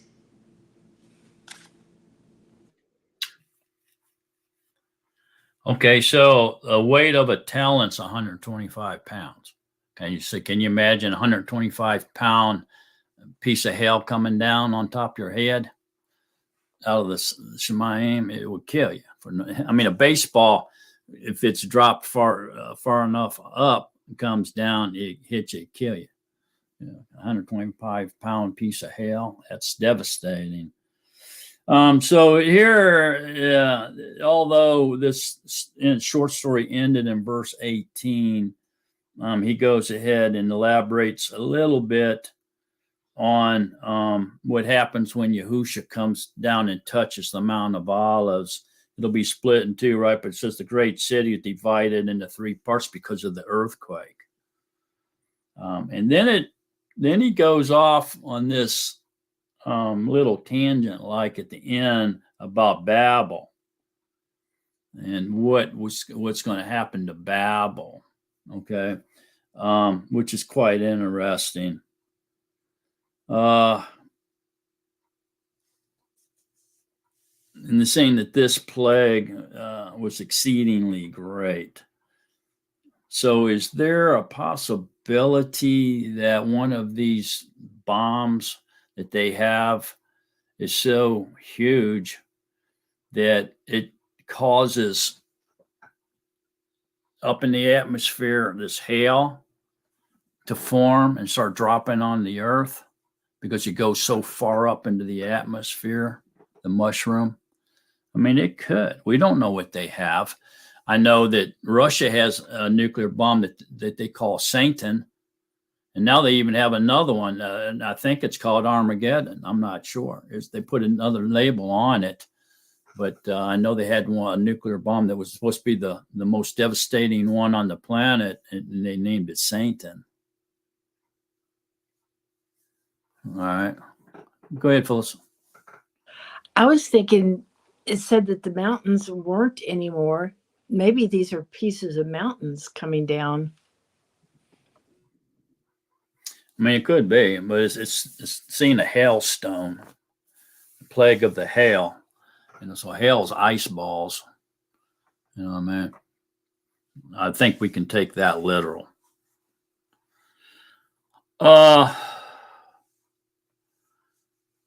This is all caused by the great earthquake.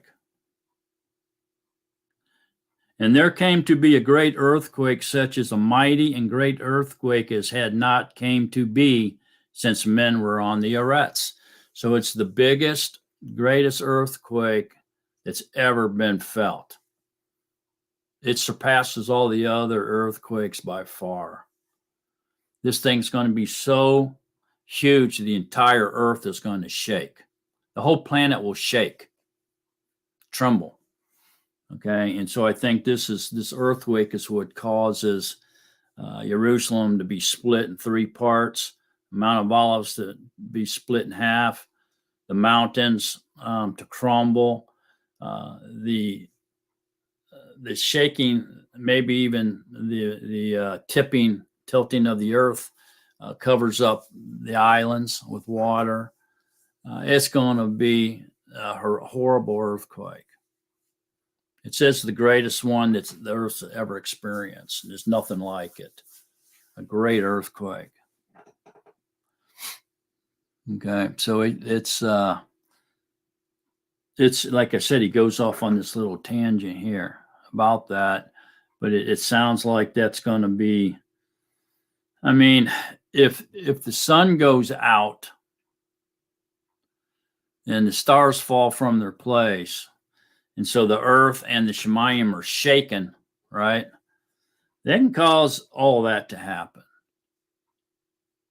There'd be some serious stuff going on if that sun goes out. Guarantee you. That's the day of Yahuwah, right? It's a day of darkness. The sun goes out, the moon doesn't give its light, the stars fall from the Shemayim.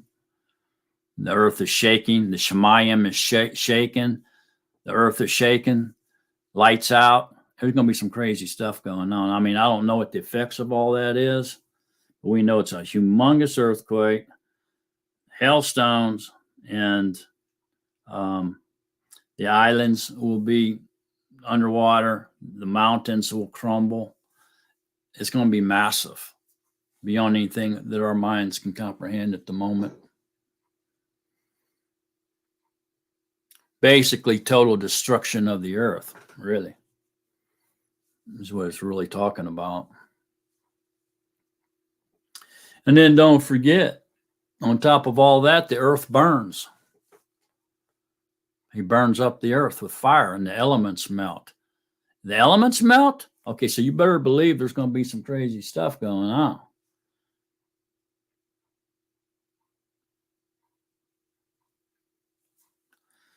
All right. Anybody any questions about the bowls, the 7 bowls, or chapter 16 at all? Anything that you noticed that didn't get a chance to ask about or anything? Something jumped out at you?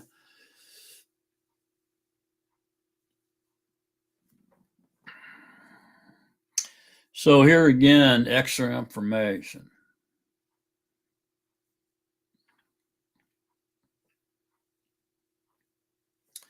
What do you all think this summary that's found in Revelations 8, 5, 11, 19, and 16, 18, after each story, and there came to be noises and thunders and lightnings and a great earthquake? What do you think that is meaning? What is that saying? What's that representing? The conclusion there of each story.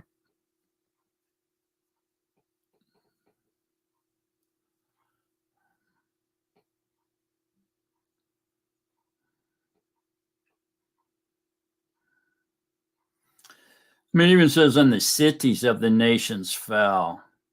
And great Babel was remembered for Yahuwah to give her the cup of the wine of the fierceness of his wrath. So this is Mystery Babylon, which I think we all understand to be Rome or the Vatican City. But the nations all fell. Cities of the nations fell. It was a huge earthquake. Could the cities, all the skyscrapers and everything be the mountains? Is that possible? I mean, it could be.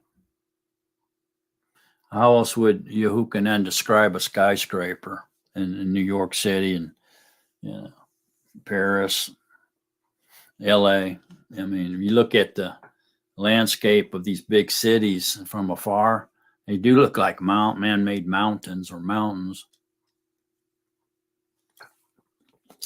So that's also a possibility. And every island fled away, and the mountains were not found. It could be literal. Could be metaphoric. For huge cities, skyscrapers. Islands could be smaller towns, small cities. They're all tumbled down, destroyed because of the great earthquake. But it could be literal as well. It could be real mountains and the real islands covered with water because of the violence of the shaking of the Uretz and the Shemayim, elements melting, all kinds of crazy stuff happening. Total destruction of the earth, basically, isn't it? Seems like it is.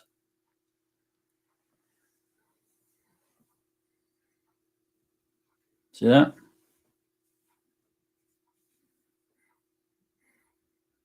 Any questions? Who wants to read 17? So we've went through the long story, the medium story, and the short story now. That's the heart or the meat and potatoes of Revelations, man. Everybody see that? So the rest of it.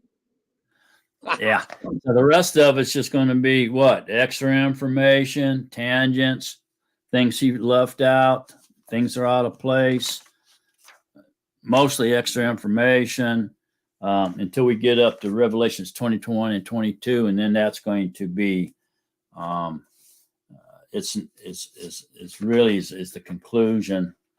It just wraps it all up, really. 2021, 22 be the conclusion of the book of Revelations. So the rest of this is basically extra information and tangents within point A and point B, which is point A is the first coming of Yahushua, point B is the second coming of Yahushua.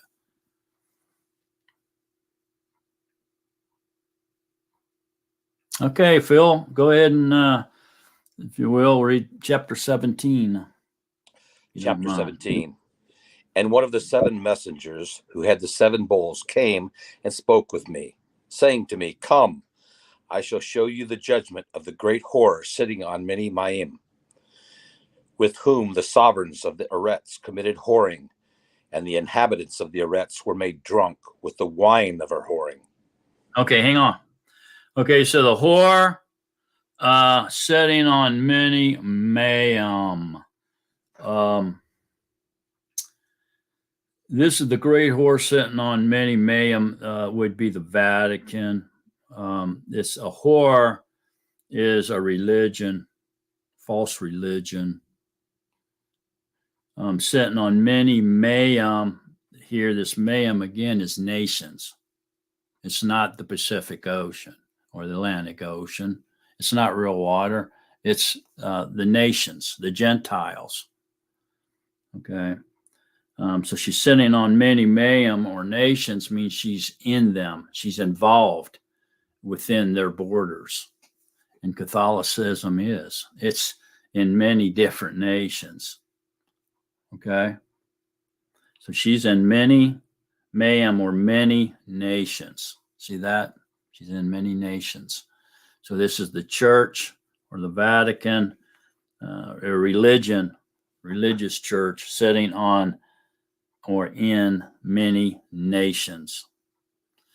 Okay, the sovereigns of the Eretz committed whoring, so the government was in cahoots with this religion, great religion, and the inhabitants of the Eretz were made drunk with the wine of her whoring, which is falsehood, paganism, religion, idolatry,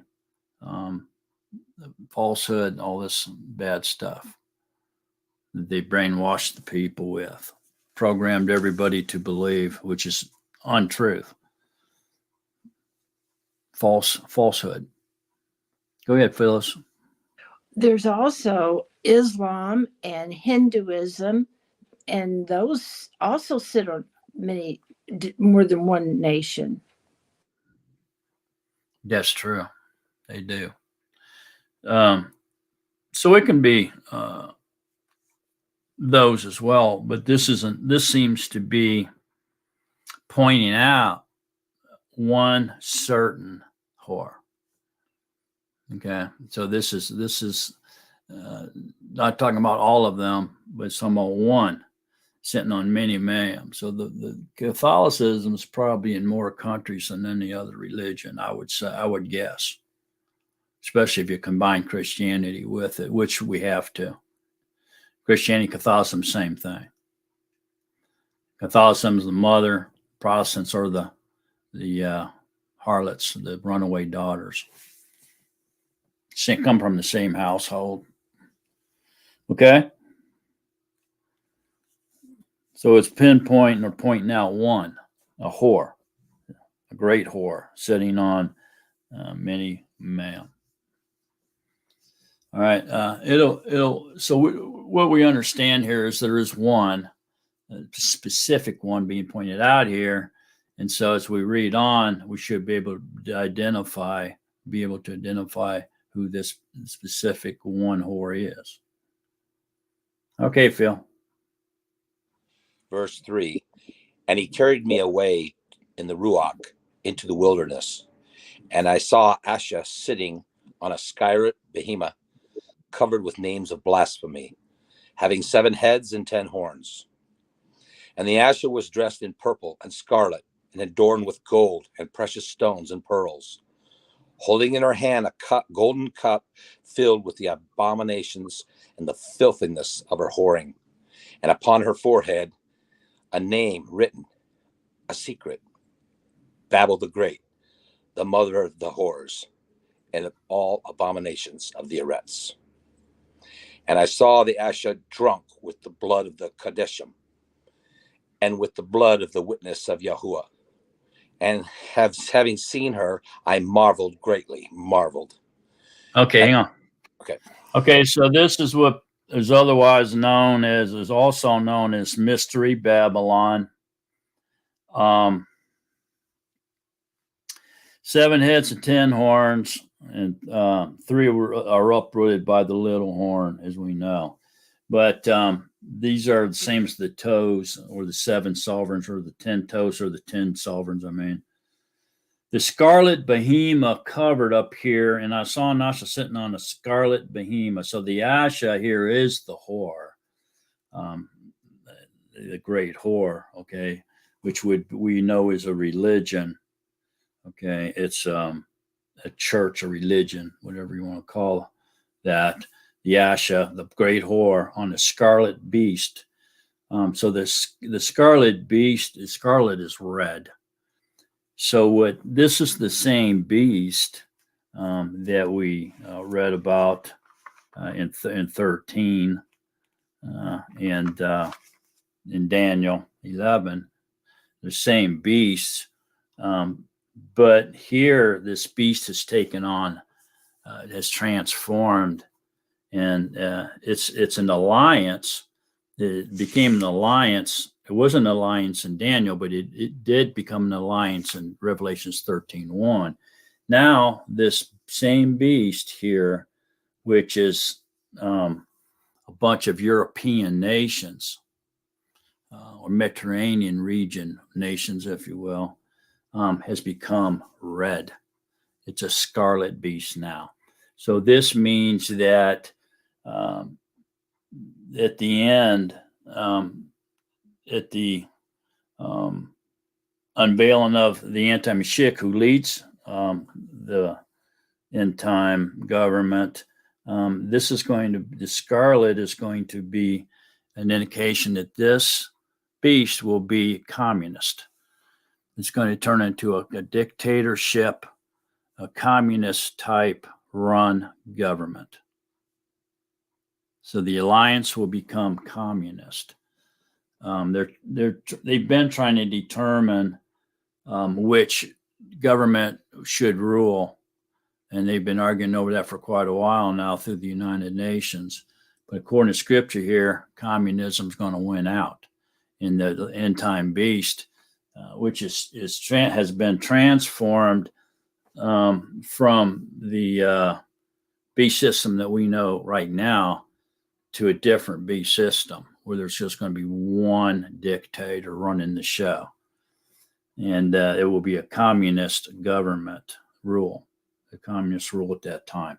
Now, scarlet is also the color of sin.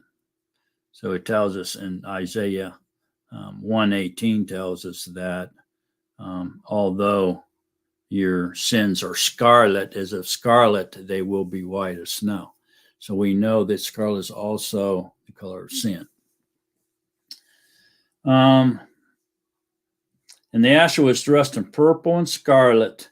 So the religion here, then, the whore, the great whore, this church, this religion, which is dressed in purple and scarlet, adorned with gold and precious stones and pearls, holding in her hand a golden cup filled with abominations, filthiness of her whoring, which is false teaching, and upon her forehead name written as a secret, the mystery Babylon, Babel the Great, the mother of the whores. So she's the mother of the whores. This great whore is the mother of all whores and of the abominations of the Eretz. And so the mother of the whores, these whores being the Protestants. So the mother being the Catholic. All the Protestant churches came out of the Catholic Church, broke out of Catholicism. They rebelled during Martin Luther, right? The Protestant Revolution. Okay, so to understand this just a little bit better, let me show you all some pictures.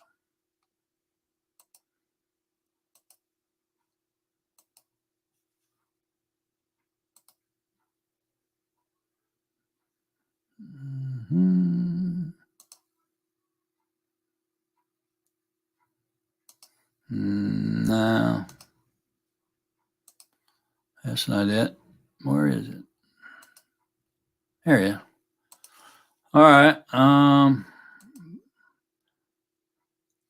First of all, look at that. That's a sore, a boil on the neck of someone. This could be similar to what the sore that you're going to see on those who've taken the mark of the beast or bowed down to his image. Be something looking like that on you. That's pretty disgusting, isn't it? Okay, so this would be biological warfare. So in other words, they hit you with this biological warfare, and it's germs, it's diseases, bacteria, so things like that brings back diseases like the measles and different other diseases. And people, of course, are going to die from this biological warfare, these diseases that they're going to bring on humanity during biological warfare. That's pretty hard stuff. And here's it's showing biological here in this little vial. They can put it into you with a shot or whatever. This is a result of the atomic blast on people. You can see where her skin is just falling off of her bones. Nuclear sores all over her. This kind of stuff, you know. Here's some more results of nuclear. Here's blistering agent, chemical warfare. Of course, World War I, they really messed up a lot of the trees and vegetation with all their chemicals and stuff that they were using. Here's another sore on this guy, similar to a boil. It was oozing. It could be something to that effect on people. This guy here really got slammed with chemicals, chemical warfare. Look at that, all the blisters all over this man from chemical warfare. There's another boil, oozing. So pretty nasty stuff. As you can see. And let me come down here and show you some stuff here now about what we just read.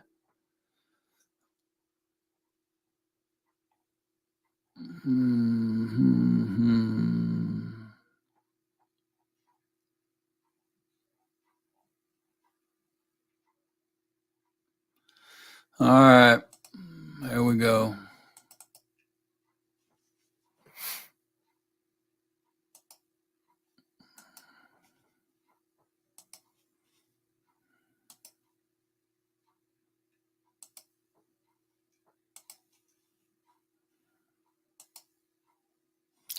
Okay, so this whore then, and the Asha was dressed in purple and scarlet, adorned with gold and pearls.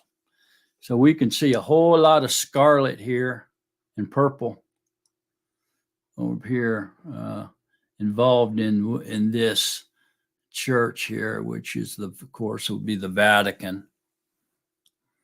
So the color of scarlet and purple that's mentioned here is pretty distinct. And this is about the only church I know of, a religious sect that you can go to on the planet and find scarlet and red. I mean, scarlet and purple.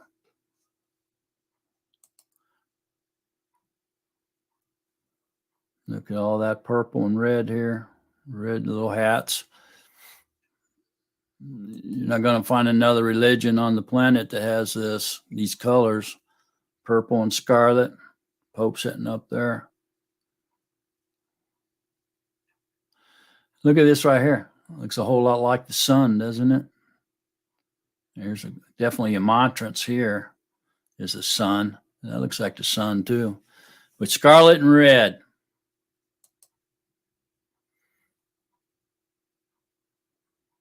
I mean, scarlet and purple. Scarlet and purple. Black with purple tops. Yeah. What does it say now? Scarlet and purple and scarlet and adorned with gold. Okay, so gold necklaces here. Here's pearls. On this dude's got pearls. See the pearls? Gold, gold, gold. He's got something on here. It's maybe silver. I don't know. With gold and precious stones and pearls. Seems to fit the bill, doesn't it?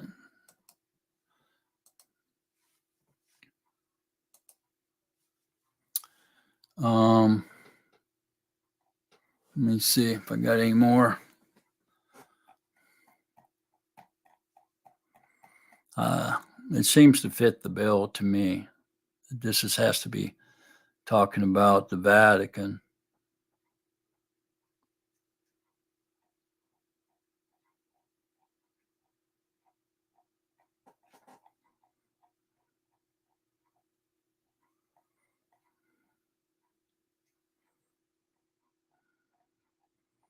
Lots of crosses on there. Mark, Yeah. you were talking about how Satan likes to imitate Yahuwah, and we were reading Shemoth, and all the priestly garments all are adorned with purple, scarlet, and gold. I say that again now. The priestly garments, this is out of Shemoth, and the hangings from the temple, that's all purple, scarlet, and gold, and blue. Right. That's the only color they left out, and blue seems to be Yahuwah's color. Yeah, that's correct. That's an imitation, isn't it, of Yahuwah? Yeah, they're definitely imitating the high priest, right? I mean, the Pope himself is called, he's called,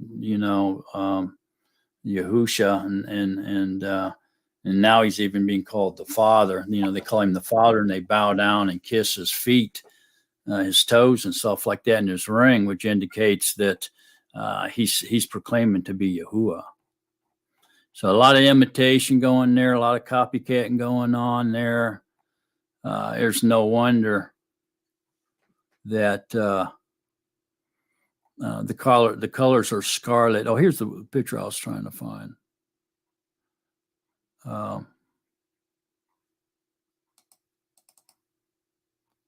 Here they are. Hang on a minute. Yeah, there's no wonder that they're choosing those colors. Satan's a big time copycat. So here you go. It says that holding in her hand a gold cup filled with abominations. Look at this.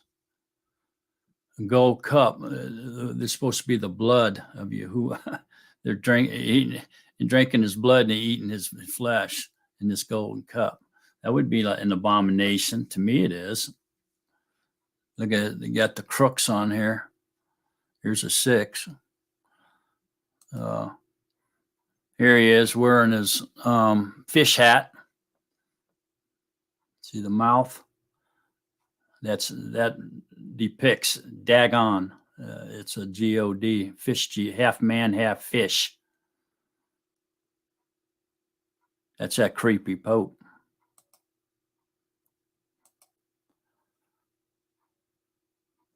There's a coin from the Vatican displaying the sun. See the sun, and then the crux, which is an emblem of the sun on one of the Vatican coins of the Vatican. Here's his golden cup. He's drinking out of the golden cup here. And in her hand, a gold cup. There's a gold cup. There's a gold cup. Here's a, look at this crux. You see the circle in the middle? That's no doubt, man. They're not even hiding it, that this crux represents sun worship. This is the sun. The crux here is just a sunburst coming off of the sun here. It's depicting sun worship. No doubt about that.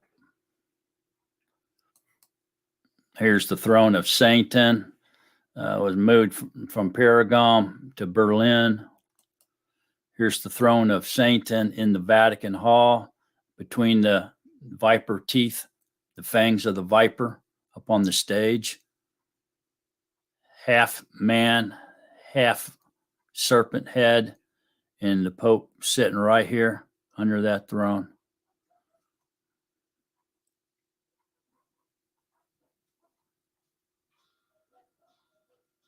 The Black Pope sitting next to him.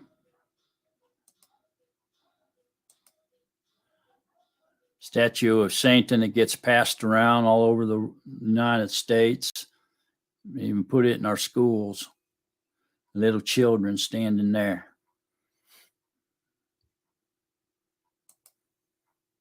There it is. The throne. Here's the fangs here and here. And here's the throne of Satan in between the fangs, with the Pope and the Black Pope sitting on the throne of Satan in Vatican Hall. You know, so this Vatican in the shape of a snake head. Here's his tongue coming out right here of his mouth, his tongue. Here's the head, and the body goes and winds around that river, so forth and so on. Here it is. That's inside the Vatican Hall. That's the scale, the white scales, the eyeballs, the fangs of the serpent. And here's that throne in between the fangs with the Pope sitting there. Look at coming out of his mouth down the hallway here. See this aisle? That's his tongue.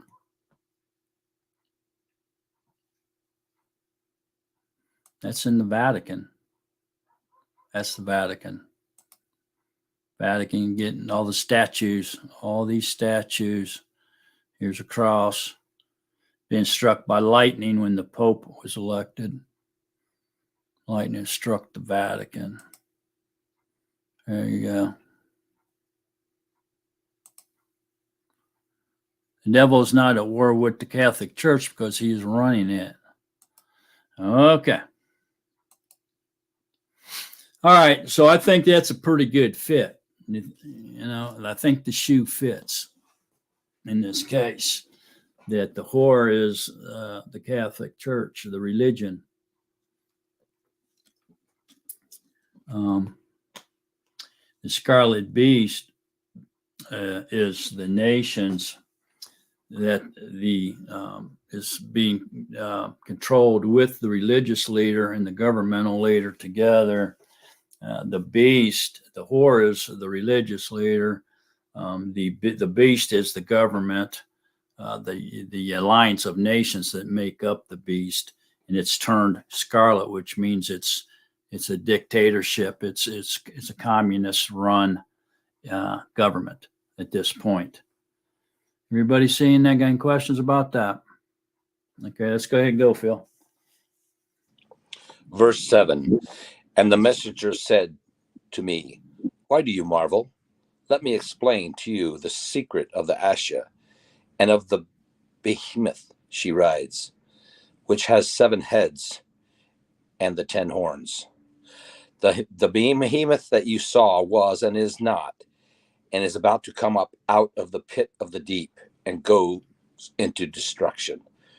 And those dwelling on the Arets, whose names were not written in the scroll of life from the foundation of the world, shall marvel when they see the behemoth that was and is not, and yet is. Here is the mind having wisdom. The 7 heads are 7 mountains on which the ashes sits. And there are 7 sovereigns. 5 have fallen, and one is, and the other is not yet come. And when he comes, he has to remain a little while. And the behemoth that was and is not is himself also the 8th, and is of the 7, and goes into destruction. And the 10 horns which you saw are the 10 sovereigns who have not yet received a reign, but receive authority as sovereigns with the behemoth for 1 hour.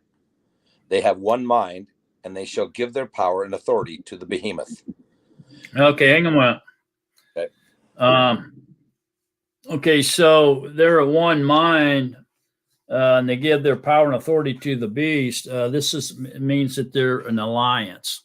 It's a one world government now, and it's communist. Okay, the 7 sovereigns, 5 have fallen, and one is. First of all, the 7 heads are 7 mountains on which the ashes sets is Rome. Okay, and we've already seen the scarlet and the purple and the gold and the cup and all of that, indicating that that's Rome. And the 7 sovereigns, 5 have fallen, and one is, and the other has not yet come. And when it comes, he has to remain a little while. That's the anti-Mashiach. But these 7 sovereigns, 5 have fallen, and one is. It's just like Nebuchadnezzar, then his son, and then Alex Augustus and Charlemagne. You know, these type of rulers coming down through the Holy Roman Empire, or the Roman Empire. Okay, it's really not that big of a deal there. In the behemoth that was and is not in itself also the 8th, and is of the 7, and goes to destruction. This is the little horn. Okay, so there was 10 horns, or 10 sovereigns, 10 kings or toes or kingdoms, or whatever you want to say. So the little horn comes up and unroots 3, which makes it 7. And so the little horn takes over those 3, and it becomes 1 under his rulership. So he becomes the 8th. So he unroots the 3, there's 7. And then he takes over those 3, he becomes the 8th. It's the anti-Mashiach. See that? So that's what it's saying here. And it's not in himself also the 8th, because he took over the 3, and is of the 7, and goes to destruction. So it's kind of like a riddle, but it's not too hard to see that. He's of the 7, but he becomes the 8th because he uproots 3 and takes over, which makes him the 8th. I see that? Okay, so fairly easy to see that. And 10 horns, which you saw, are 10 sovereigns who have not yet received a reign. This more than likely will happen after World War III. But receive authority as sovereigns with the behemoth for 1 hour. 1 hour is a short period of time, which is probably the last 6 months of the tribulation years, which is 3.5 years. So this would be speaking of Armageddon. So these receive authority as sovereigns with the beast during Armageddon. 1 hour, a very short time. Okay, they have one mind. They're an alliance, and they shall give their power and authority to the beast. And so they give their sovereignship over to the beast, and it becomes a one world government under a one world dictator or ruler.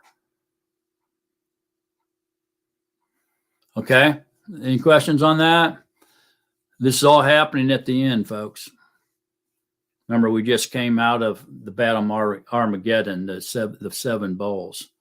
So this is extra information now about the Battle of Armageddon, the end, that last time, right just prior to the second coming of Yahushua. Okay, Phil. Verse 14, they shall fight with the Lamb, and the Lamb shall overcome them, for he is master of masters and sovereign of sovereigns. And those with him are called and chosen and trustworthy. And he said to me, the Millennium which you saw, where the horse sits, are peoples and throngs and nations and tongues. Okay, hang on. So that right there proves what we said then. The great whore sitting on many waters. Then over here it says the Millennium, which you saw, where the horse sits, are people, throngs, nations, and tongues. See, so it proves that this is nations. It's not the Atlantic Ocean and the Pacific Ocean. The scripture actually reveals to you the meaning of this parable. So there's no secret here anymore, is there? The cat's been let out of the bag.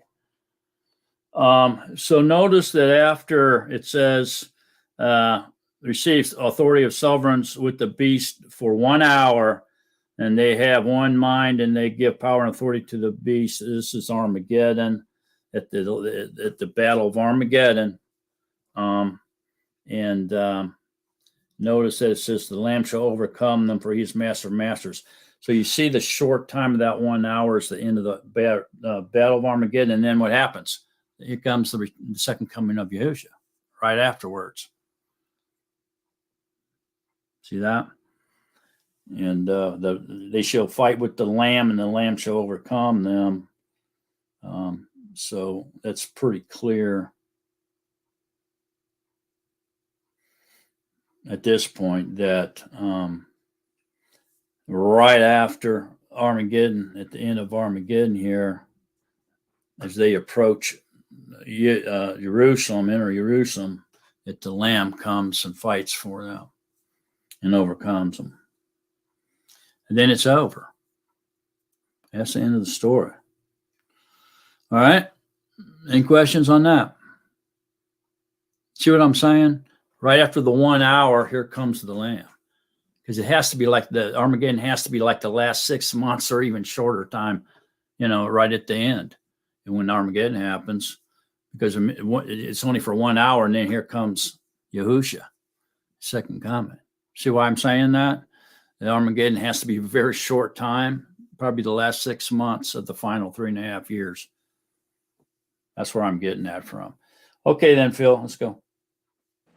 Verse 16, and the 10 horns which you saw on the behemoth, these shall hate the whore, and lay her waste, and naked, and eat her flesh, and burn her with fire. For Yahuwah did not give it into their hearts to do this, to do his mind, to be of one mind, and to give their reign to the behemoth, until the words of Yahuwah shall be accomplished. And the Asher whom you saw is the great city having sovereignty over the sovereigns of the Eretz. Okay, so that pretty much explains who the Asher is. She's a great city. She's the Vatican city, having sovereign over the sovereigns of the Eretz, because during the Holy Roman Empire, the emperor could not take the crown, could not be crowned as emperor until he was blessed by the Pope.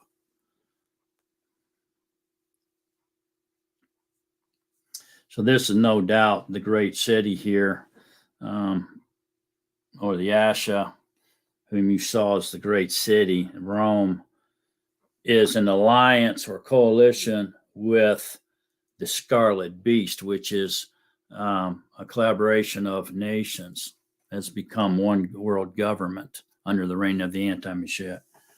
But interesting, it sounds like this alliance of nations turns against the Vatican, doesn't it? And nukes them. That's what it sounds like.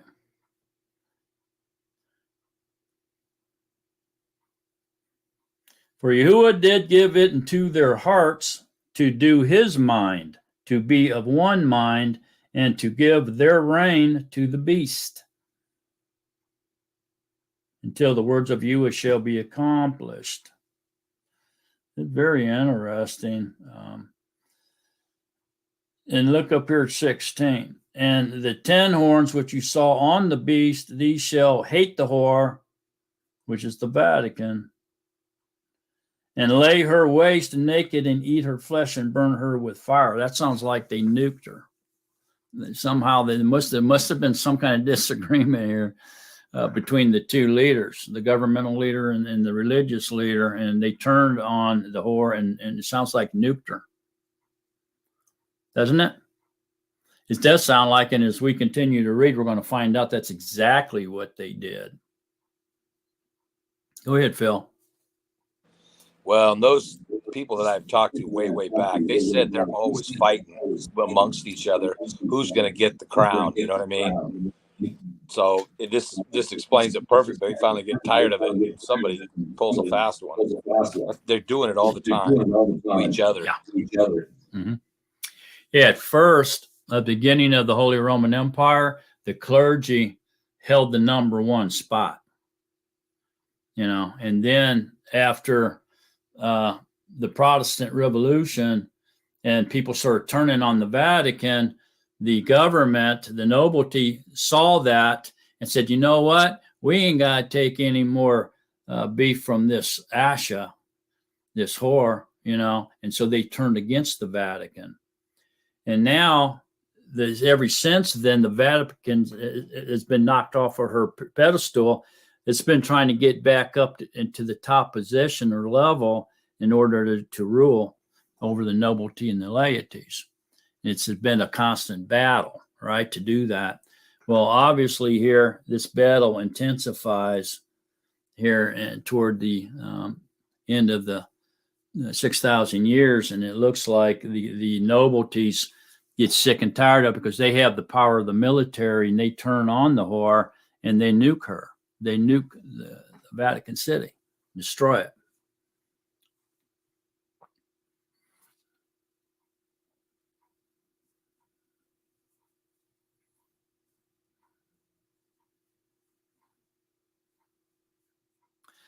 All right. Anybody got any questions up to this point?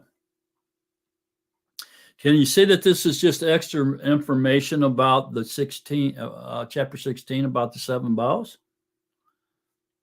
See where he just put more in there now? He's putting more, he's adding more extra information. There's no telescoping going on here because it ended in 1618.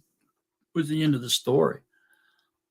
So he's not only is he adding a lot of extra information here, he's revealing that there's a quarrel between the nobility and the clergy on this fourth avatar rule, this one world government that has become a communist type run government, a dictatorship. So in a dictatorship, only one person can be the boss. So that's probably why there's this conflict. Remember, because in the Holy Roman Empire, there's always been two rulers together ruling the laity, the nobility and the clergy together. Well, it seems to be here that they've went total dictatorship, communist, and now there's friction between these two leaders of who's going to be the number one honcho.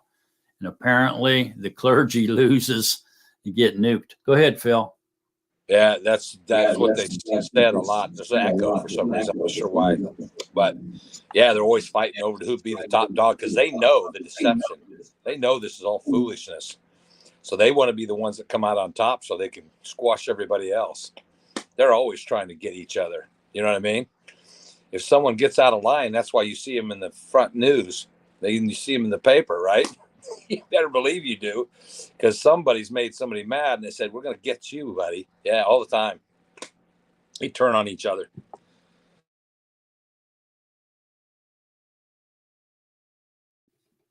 But okay. That's what hoods do. That's what thieves do. That's what they all do. They all burn each other. Yeah. That's right. Am I echoing? Are you guys hearing me all right? Can you hear me okay? Phyllis? We can hear you okay. We hear you, but Phil is echoing. Yeah, I was echoing. I don't know. Am I now? Am I now? No, I'm just joking. I don't think I am now. Phyllis is giving me the hairy eyeball. I better stop it. Sorry. Okay. All right. So extra information off of the bowls, 7 bowls here in chapter 17. Now we're into chapter 18. Now in chapter 18, it's going to be more of the same. It's a lot of extra information. Plus, he goes off on a couple tangents, on one big tangent. Okay, extra information in a tangent in 18. Who wants to read that one? Phyllis's turn. I know it's my turn. I would hope I'd get out of it by letting Phil read. I could read half of it. You want me to read half and then you want to take over? All right. Chapter 18, Revelation 18. And after this, I saw another messenger coming down from heaven, having great authority, and the arets was lightened from his esteem.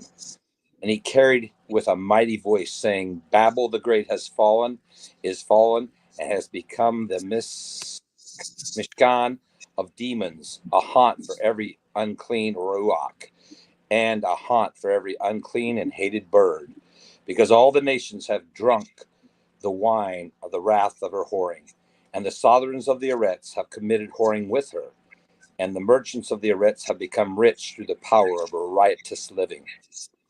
And I heard another voice from heaven saying, Come out of her, my people, lest you share in her sins, and lest you receive of her plagues, because her sins have piled up to reach heaven, and Yahuwah has remembered her unrighteousness. Render to her as she indeed did render to the repay her double according to her works. In the cup which she has mix for her double. As much as she esteemed herself and lived riotously, so much torture and grief give to her. Because in her heart she says, I sit as an empress, and I'm not at all a widow, and I do not see mourning at all. Okay, hang on. Okay, so obviously this is now concentrating on Babel the Great, or Mystery Babylon, the mother of the whores, right? This is what it's concentrating on, is then Catholicism, or the Vatican, this religion. Okay, don't forget, this is no longer going to be Christianity, including Catholicism, Islam, voodoo, all this other stuff. Okay, at this point, the world has become a one world religion. It's unified now in this religion. So syncretism is back. Okay, everything has been pulled into one big worldwide religion effort. Okay, and so the false prophet is in charge, which is probably going to be the last pope. I know we've all heard that before, but it does appear that that the pope will be the false prophet of the end time religion, the one world religion of the end times. And so that's what this is all talking about. Unclean and hated bird, because of the nations have drunk all the wine of the wrath of her whoring, and the sovereigns of the world have committed whoring with her. Merchants have become rich through the power of her riotous living. Yahuwah says, Come out of her, my people. So here it seems like even during this one world religion time period here, that there's going to be Nazarene still trapped in this false religious group. And Yahuwah is going to give them one more command for the rest of his people that are still in there to come out. It's like one final awakening to get his people out of this false teaching. Babel, teachings of Nimrod. About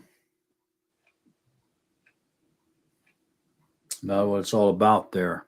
Of course, and the golden cup here is referring to the false teachings of Nimrod.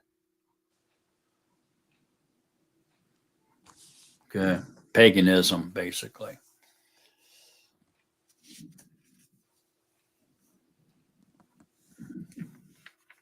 Any questions on that? Any of that So we can see that he's just giving us more information about the whore who sits on many waters, the great whore sitting on many waters. Go ahead, Phyllis. Oh, I was wondering if the Catholic Church and the whore if they've been done away with, who is left to be the one world order? Nobody.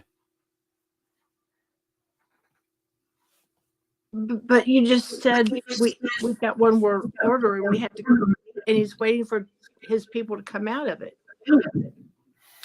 Yeah, right before it gets destroyed, he calls the remaining of his people out. One great command to come out of her, my people. Right at the end, just before her destruction. You see, this is remember, we just did the 7 bowls. So this is Armageddon. So we're at the very end. We're at the very end of the 6,000 years now, probably the last 6 months. Okay. And so the one world government is going to be controlled by the one world dictator and a religious person, a clergy. Together, they make up the one world government. So they're only going to be one religion, which is controlled by the false prophet, and one government, which is going to be communist dictatorship controlled by the Anti-Mashiach.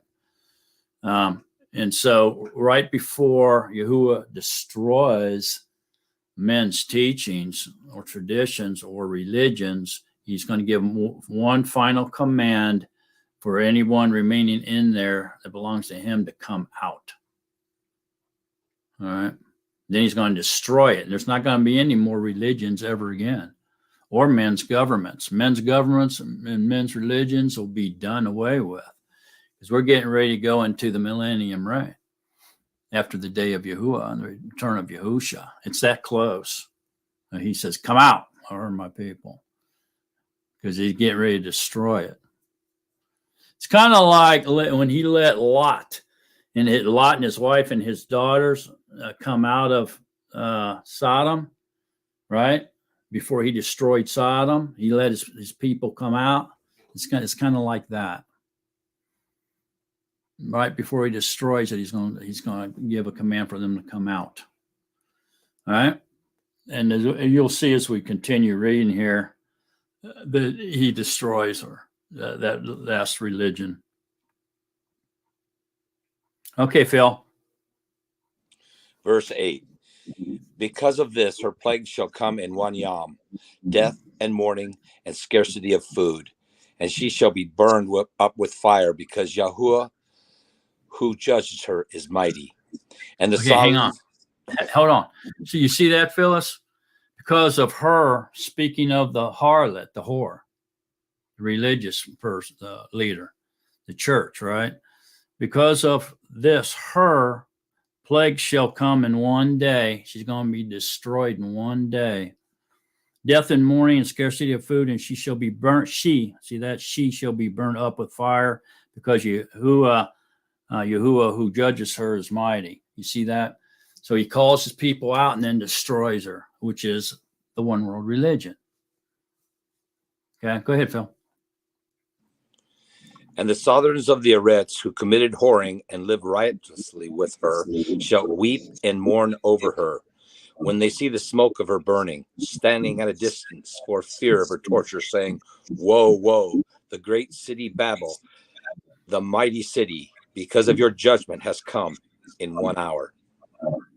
And the merchants of the Eretz weep and mourn over her, because no one buys. Something's happening. You hear me? No, Beth. Can you hear me? I'm gargling. I'll be right back.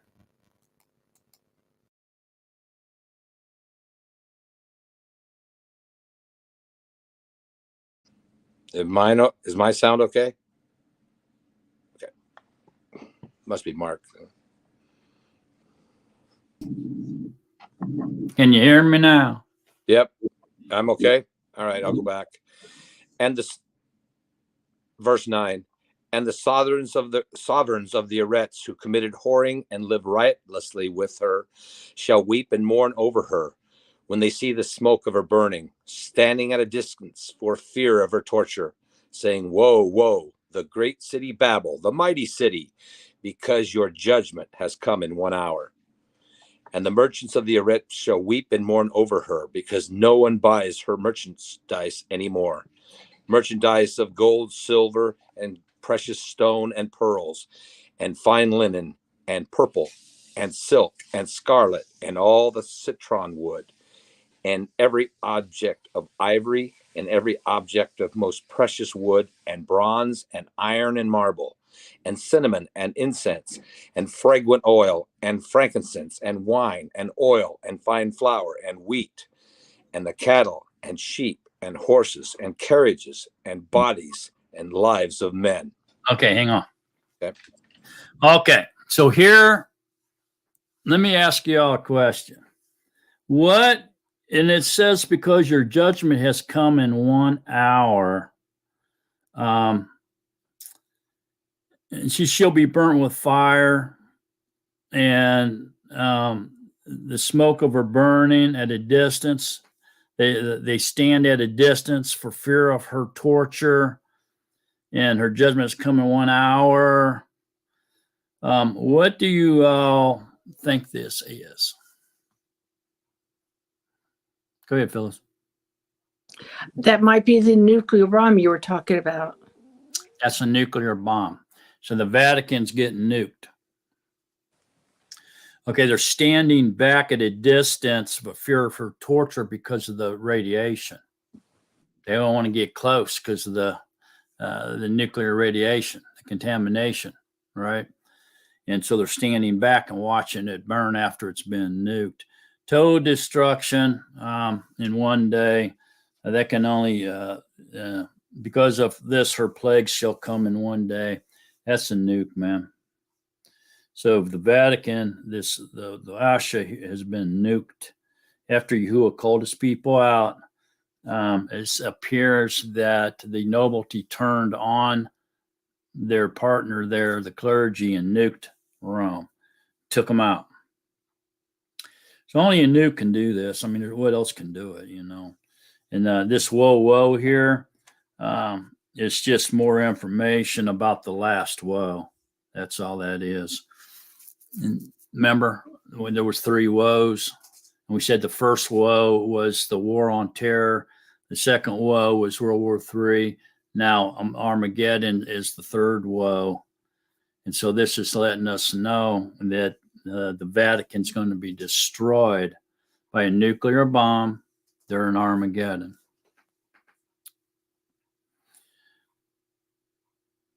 And you wonder why that is? Well, because that's the center hub of the false prophet.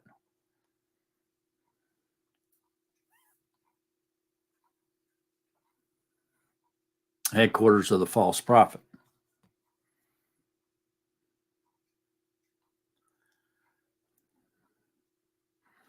Look down here at 12. The merchants of gold and silver and precious stone and pearls. That's describing the whore when we read, right on the back of the red beast. And fine linen and purple, silk and scarlet. There's those 2 colors again. So this is definitely talking about Rome, the Catholics. Go ahead, Phil.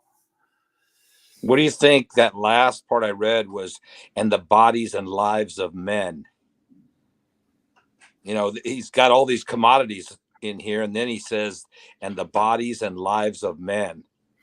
Yeah. So if we look up here at the commodities, it goes precious wood, bronze, iron, marble, ivory, even their clothing, cinnamon, incense, fragrance, oil, frankincense, and wine and oil. Remember the black horse? Don't harm the wine, the oil and the wine. And wine and oil. Here we see it again. Now, just so you know, crude oil is on the commodity market. It is traded on the commodity market, but oil, wine and oil is too. But like olive oil, but on different markets other than the Chicago Board of Trade. But they are traded. Wine's usually traded through the retail market, okay, or even through expensive wine, like real old wine. Okay, so, and fine flour, wheat, cattle and sheep and horses, carriages, bodies, lives of men, it's just going through all kinds of stuff. And the fruit that your being longed for has gone from you. Wow. And all your riches and splendor are lost to you, and you shall find them no more, not at all. The merchants of these, those who became rich, where is that at? Did I pass that up somewhere? Oh, there it is. So it's back up here. So, and flour and wheat and cattle and sheep and horses and carriages and bodies and lives of men.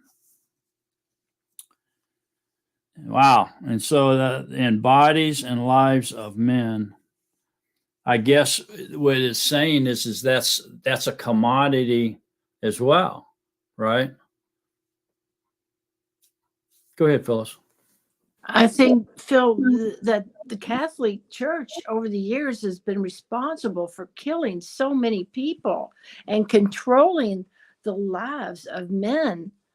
It's horrendous, and they probably have bodies in the caverns.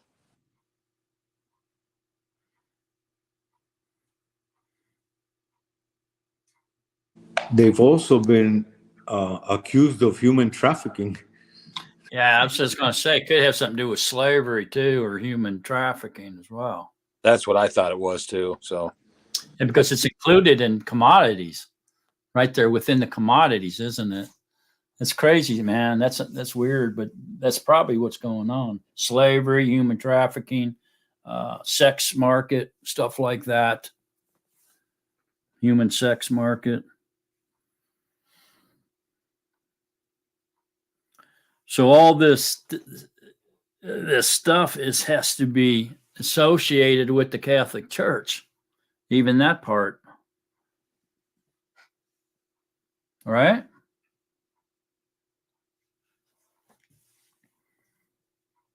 So that's pretty wild, man. Okay, Phyllis, your turn. Let's see. I was just trying to find the place. We've been all over 15. 14. Okay. 14. Start with 14. And the fruit that you're being longed for has gone from you, and all your riches and splendor are lost to you, and you shall find them no more, not at all.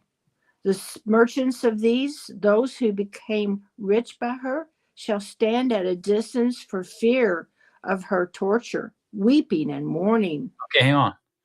Okay, so stand at a distance for fear of her torture is definitely nuclear radiation. They don't want to get close. They were standing back, right, seeing her destruction of it. But the merchants of these, those who became rich by her, shall stand at a distance. How is it that people have become rich because of the Catholic Church or religion, would you say? Is there any way you can think of? Well, I know that at least a part of the Jesuits were involved with war. They invest some money in the markets. They invest some money in war machines. They invest some money in all kind of things. They are very rich. Yeah, the Vatican has hold a lot of businesses, and they sell a lot of merchandise too, don't they? Crosses, rosaries, Bibles, all kinds of stuff. Really, they sell all kinds of stuff. They're funded by the poor people, really, with the money that they take every first day from the poor people. The least that can give it up. And they have to sell. They're suppliers to the Vatican. They have to feed and supply that entire Vatican City. All those people you see there got to buy something to live off of. Okay, go ahead, Phyllis.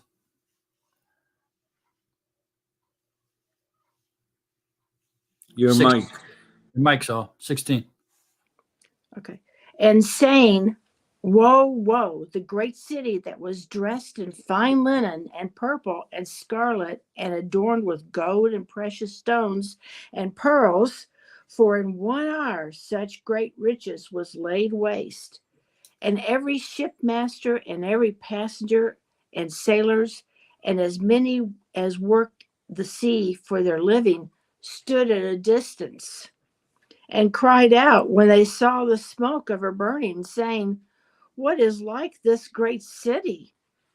And they threw dust on their heads and cried out, weeping and mourning, and saying, woe, woe, the great city in which all who had ships on the sea became rich by her wealth, for in 1 hour she was laid waste. Rejoice over her, O heaven, and you, Kodesh emissaries and prophets, for Yahuwah has completely avenged you on her. Okay, And one, hang on a minute. Okay, so obviously it keeps saying in 1 hour, she was destroyed in 1 hour, in 1 hour, and stood back at a distance because of her torture. So is there any doubt that this is a nuclear bomb and radiation? How else could you destroy a whole city in 1 hour? I mean, look at Israel's been over there trying to destroy Gaza City now for quite a while. So it has to be a nuclear blast, and there's radiation everywhere, so everybody's standing at a distance. They don't want to approach it. Rejoice over her, O heaven, and you Kadesh emissaries and prophets, for Yahuwah has completely avenged you on her. Okay, so why is Yahuwah taking revenge of the emissaries and the prophets on this this Asha here? Go ahead, Phyllis. because she led so many people astray. Are those people she laid astray going to go into the lake of fire? Unless they repent. There you go, Rahul. Go ahead, Raul. I was going to say, unless they repent for what they've done. Yeah, but why If they stay by her side, if they cry for her and all that, they might go with her. Well, why is she completely avenging the emissaries and the prophets on this city? For all the damage they've done through all time. Because it's not only that they led people astray, how about when they did, what is it called? When they would kill people that wouldn't convert to Catholicism and all that. They've killed.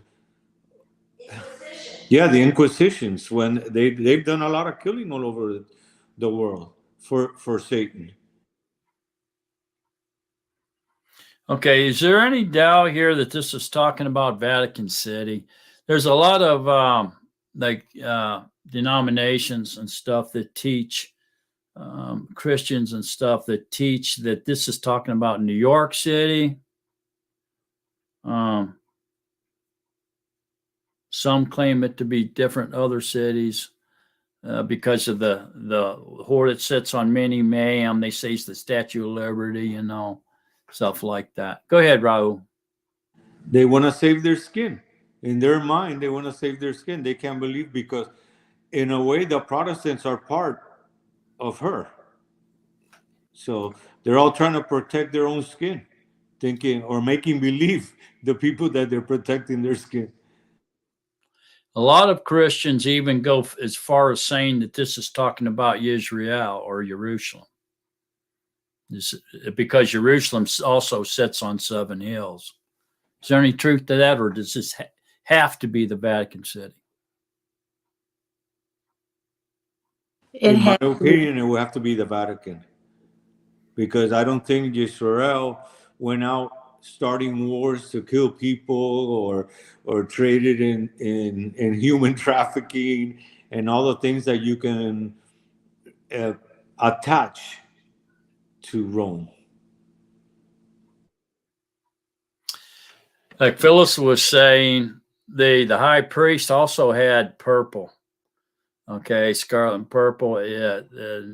Jerusalem sits on 7 hills. There was blood. The prophets were all killed on the in Jerusalem, and some even on the stairs of the temple, where they were killed between the temple and the altar. And so they say all this indicates that this has to be talking about the Jews and Jerusalem or Israel. Does it? Or is this Vatican City? Go ahead, Raul. In my humble opinion, who are the true Hebrew, his people, would not be. Now, if you're talking about the Pharisees and all the people that also did harm through the ages, it could be part of them also. It could be in general all different religions that cause harm to take people away from the original teachings, the ones that we follow. Phyllis? I think it has to be the Vatican. I mean, no one thinks about Jerusalem and Israel having gold and silver, and they're not rich. They don't have vast amounts of wealth and stores, and I think it has to be the Vatican. You know, years ago, before I knew anything, I was convinced that it was the USA in general, but now I see it can't be. Phyllis, but I didn't mean that it was only Jerusalem. I'm saying it was a conglomerate of all of them, including the Vatican.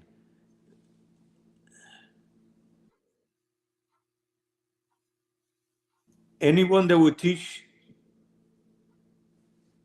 people not to worship Yahuwah would fall in that category, really, because at the beginning, and some people say, well, the Pharisee were responsible for, even though it was written from before, but they're kind of responsible for his death, for Yahusha's death, because they didn't want people following his teachings. They wanted to keep them in their teachings and keeping them with the heavy yoke, how they called, and teaching them to traditions that were not really what we were supposed to follow. So they have a little bit, I think, on their hands also. It was not all, you understand? I even think maybe Hinduism, every single kind of thought out there, the people, what was it, Nimrod in Babylon, taking people away from Yahusha, all of them. I mean, from the beginning of time, there's always been a war on the true Hebrew, the true people that followed his 10 commandments, his righteousness. There's been a war on those people from the beginning.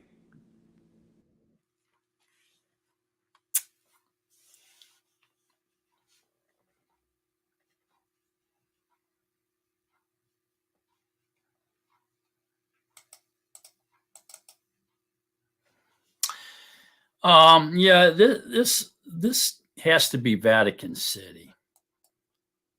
Okay, this has to be the Catholicism and Christianity combined, the white horse.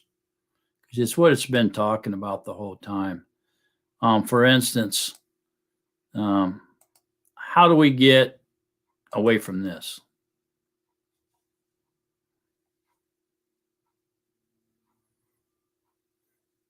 How do we get rid of that and say it's talking about New York? This has got to be it. They've got gold, they got silver, they got pearls, they got precious stones. They're in scarlet and they're in purple. They have wood, things carved of wood, like it says here, all kinds of stuff, man. They own all kinds of businesses. They're Elijah MCC 3:1 here. It says they're invested in all the largest corporations in the world, including tech companies, war implements, oil, food products, and they also, own stocks. They have schools involved in education, universities, even public and grade schools and universities like Notre Dame. They own more real estate than any other person in the world. Go ahead, Phyllis. I think Raul is making a case for all the people, all the governments, and all the religions over the years that have misled people and caused people to die because they didn't follow the religion. But I think what Mark's looking for, Raul, is what is this? Who is Babel that can receive, be destroyed in an No, hour? I agree. Oh, okay. Destroyed in one day or But one. but Yeah, I think that Raul, you're part right. definitely. Yeah. There's Can't be the more whole thing. people. There's more has to be accounted for than just the Catholic Church. I agree with you, Raul. And they will be, but this is specifically speaking of the total destruction within 1 hour. So it has to remember when Phyllis said that this is she was saying that back in 17, chapter verse 1. And then I said the great horse sitting on many waters is an isolated. It's one thing. It's one deity, one person. No, they're definitely. I guess that's the head of the dragon. Yeah, it's cut off the head, right? The rest of it's the tail. There you go. That's good depiction. Kill the head and the body dies, right? The rest of them die off.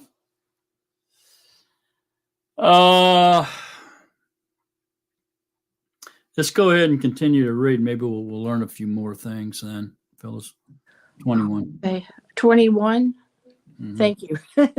And one mighty messenger picked up a stone like a great millstone and threw it into the sea, saying, with such a rush, the great city Babel shall be thrown down and shall not be found any more at all. And the sound of the harpists and musicians and flutists and trumpeters shall not be heard in you any more at all. And no craftsman of any trade shall be found in you any more at all. And the sound of a millstone shall not be heard in you any more at all. And the light of a lamp shall not shine in you any more at all. And the voice of bridegroom and bride shall not be heard in you any more at all. For your merchants were the great ones of the Eretz. For by your drug sorcery, all the nations were led astray, and in her was found the blood of prophets and set apart ones, and of all who were slain on the Eretz. I feel. Okay. All right. So, and the voice of the bridegroom, the bride shall not be heard in you anymore at all, would suggest a church setting where people go into a church and get married, right? So this would be like a human ceremony conducted by a clergy, right? Which is kind of a church setting for marriage, which is also points very heavily at the Vatican because they do a lot of marriages there, right? And and in her was found the blood of prophets, apart ones, and of all who were slain on the Eretz. The Holy Roman Empire has been blamed for many wars, including the Crusades, Inquisitions, and other wars. Even Vietnam was really a religious war. Catholicism was trying to merge over into Asia, things like this, and you can also even include that the Romans executed Yahusha, and then afterwards, 70 A.D., destroyed the Second Temple and wiped out Israel and Jerusalem. destroyed that. So this would also lead us to believe that this can't be Jerusalem. It has to be something to do with the Romans, in which Rome is and the Vatican is. Okay. So what does this mean? For your merchants were the great ones of the Arets, for by your drug sorcery, all the nations were led astray. What does that mean? Are they selling drugs? Are they drug vendors? What does that mean? By your drug sorceries. We see that in a lot of places through scriptures. Look over here at Revelations 22,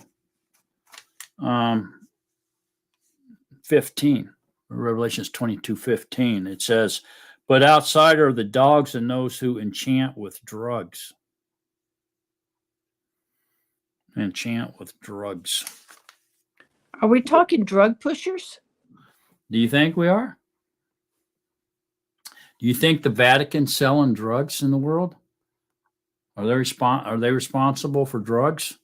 I wouldn't be surprised. I mean, pedophilia. We know they're involved in that. They're involved in that. I wouldn't be surprised if they were somehow involved in drugs at the top of the chain. You know what I mean? But what do you think it means? Financing. Financing. For by your drug sorcery, could that be witchcraft? Could that be sorcery? Witchcraft, Satanism, things like this, trying to cast spells and that kind of stuff.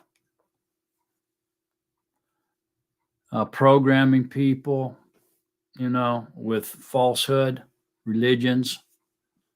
In a sorcery, all that would fall under sorcery, but drug sorcery, I don't. Drug sorcery, how witches and warlocks mix potions to try to cast spells, things like that. I mean, is that what it's talking about? Or is it actually drug trafficking? Because, I mean, how much mixing spells and that witchcraft stuff do you think goes on compared to how many illegal drugs are being pushed around the world? Come on. I have no idea. I know there's a lot of both going on, though. You'd be surprised of the children sacrifices, baby sacrifices that comes out of abortions. I don't think it could even have to be illegal drugs. It could be legal drugs. How many? Look at us nowadays. How many drugs people take? I mean, you go to a doctor and you have an older person walk in and there's like 12 bottles of drugs with them. It doesn't have to be illegal drugs. They could finance Pfizer and all these companies. Yeah, they could be in shareholders of them companies. Yeah, they could also be in the retail market of those companies. Who knows? I mean, they could be involved in pharmacia. Maybe heavily. You have Catholic hospitals. A lot of Catholic hospitals. Yeah, a lot of them. A lot of Catholic hospitals, schools, universities, real estate. I mean, they own a lot. They're rich, for sure. Yeah, it could be. Hospitals, pharmacia, things like this that they're involved in or invested in through stocks. Interesting. They could be in the black market too. They could be selling illegal drugs or at least financing it, like you're saying. Okay, so no doubt here then, we're talking about the Catholicism, the white horse Christianity, including the daughters. I include the daughters in with the mother. The mother church is the Catholics, the daughters are the Protestants. And together they have influence over 1/3 of the world's population. Islam 1/4 of Islam, of the Muslim world's Islam, 1/4. The green horse, the white horse, has control over 1/3. It's a huge influence in the world. Any questions or comments up to this point of anything we've talked about or read? No? Okay, one more, 19, and we'll end it for the day. Who wants to read 19?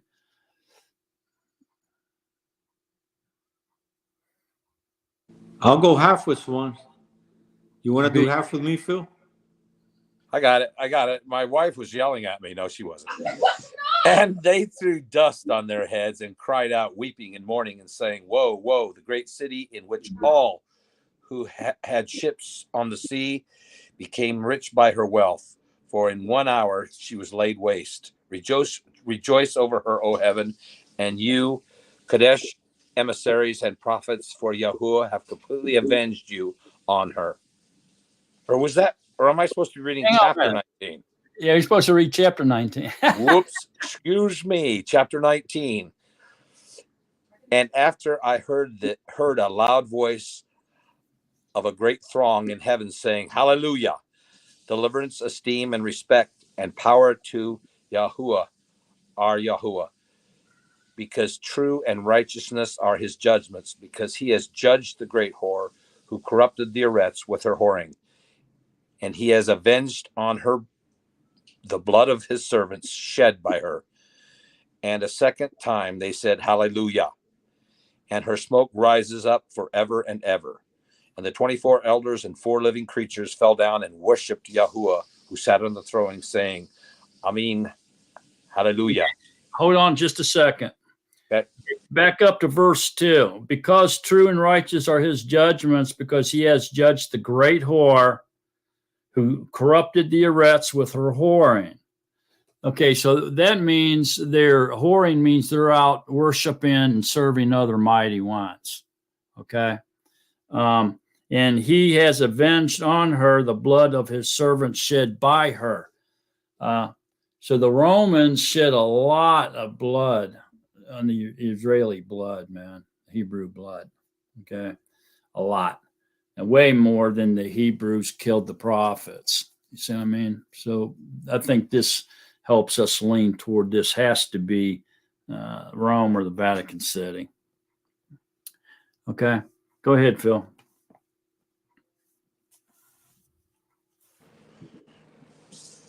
Verse 5, and a voice came from the throne saying, Praise our Yahuwah, all you his servants and those who fear him, both small and great. And I heard the voice of a great throng, as the sound of many Mayim, and the sound of many mighty thunders, saying, Hallelujah, for Yahuwah Al Shaddai reigns. Let us be glad and rejoice and give him praise, for the marriage of the Lamb has come, and his Asha prepared herself. Okay, hang on a minute. Okay, so now we just came out of extra information about Armageddon here. And now we're in 19, which is also extra information. But notice here in 6, and I heard as the voice of a great throng, as the sound of many waters and the sound of mighty thunder, saying, Hallelujah, for Yahuwah Al Shaddai reigns. So what does that mean? Go ahead, Raul. Yeah, we moved into the 7th day, the 7th. Exactly. Yeah, 6,000 years is up, folks. We are now moving into the 7th day or the Millennium reign. See that? Okay, go ahead, Phil.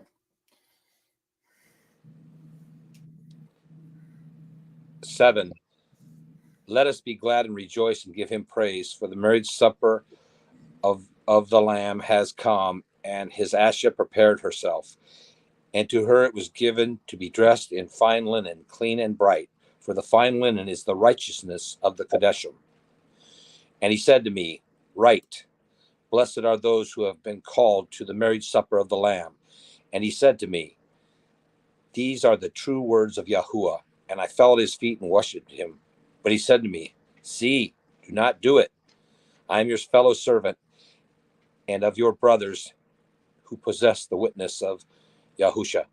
Worship Yahuwah, for the witness of Yahusha is the Ruach of prophecy. And I saw the heaven open, and there was a white horse, and he who sat upon it was called trustworthy and true. In uprightness he judges and fights.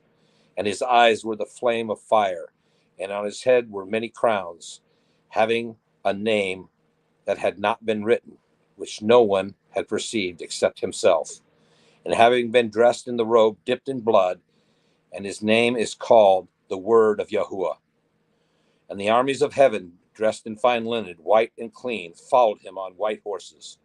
And out of his mouth goes a sharp sword, and with it he should smite the nations. And he shall shepherd them with a rod of iron.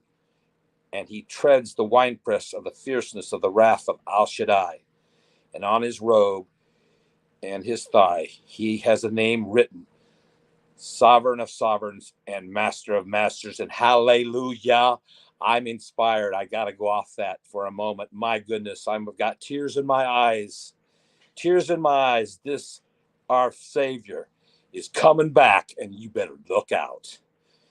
And I saw one messenger standing in the sun, and he cried with a loud voice, saying to all the birds that fly mid-heaven, come and gather together for the supper of the great Yahuwah,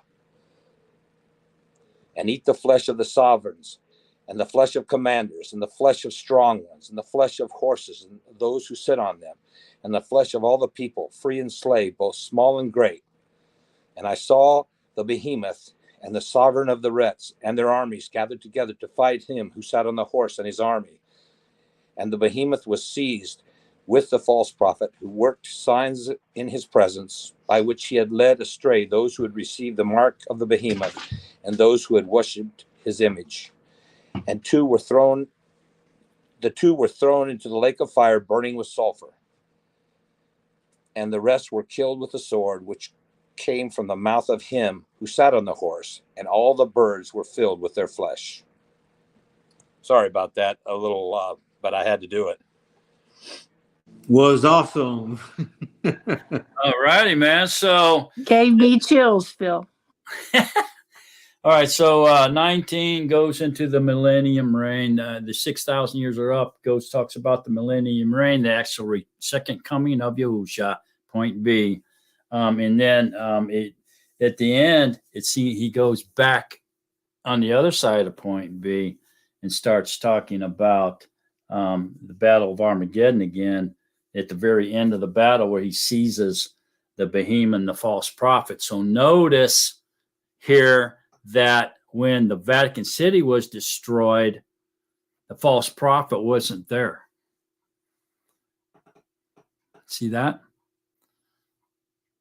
False prophet still here with the anti-Mashiach. So there must have been some kind of betrayal here, because the false prophet wasn't in Rome. It wasn't in Vatican City when it was destroyed. Because right here, I saw the beast and the sovereigns of the Rets and their armies gathered together to fight him who sat on the horse. We're back to Armageddon now. After they've come across the dried up Euphrates River, when Turkey pushed the button and closed the dam, dried up the Euphrates, and now they're all assembled, ready to fight at the Battle of Armageddon here again, at the end of the Battle of Armageddon. And then it says that when Yahuwah comes back, he grabs the beast, the Mashiach, and the false prophet, throws them into the lake of fire, along with everyone who received the mark of the beast or worshiped the image of the beast. And these two are thrown alive. See, they're still alive. So that false prophet did not die in that nuclear blast. He wasn't there. So there must have been some betrayal going on behind his back. Into the lake of fire burning with sulfur. The rest of the army was killed with a sword which came from the mouth of him who sat on the horse, and all the birds were filled with their flesh. So he killed them, and the birds came down and started eating them. Filled with all the birds of the earth, fed on the flesh. Go ahead, Raul. Could they have been at the Temple Mount? He did what? Could the false Messiah and Satan have been in Jerusalem at the Temple Mount. Yeah. Yeah. Yeah.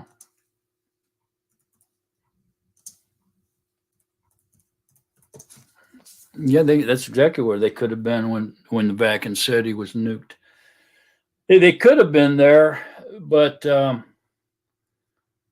I think they come there, and he proclaims to be Yahuwah, and he's worshipped as Yahuwah, and I'm not real sure if he stays there or not. Okay, I don't know if he's part of the army, advancing army that comes across the Euphrates and meets with the other army from Europe, and they proceed through the valley of Megiddo there up into Jerusalem. If they're leading that army, if they're there with that army or not. It really doesn't say. But once the army reaches Jerusalem, we know that the half of the city will be taken and the women ravished. And then at the point of destruction, the Israelites choose the Samson option, and they nuke it. Because they say, well, we're going to destroy it. It's better that we just destroy it and it doesn't exist than to lose it again and have to not have a place to live, our promised land. So they decide to set off the nuke to destroy the advancing army and just get rid of them and Jerusalem all at once. And then that's when Yahusha comes back to the Mount of Olives and he shields Jerusalem, his people, from the nuclear blast. And then at that point when he grabs the false prophet and the beast, which obviously then at that point must be in Jerusalem, probably are on the Temple Mount, and throws them into the lake of fire, and then destroys their army, the army of the world that marched against Israel at the end of the Battle of Armageddon. See what I'm saying? So, yeah, good possibility of it, Raul.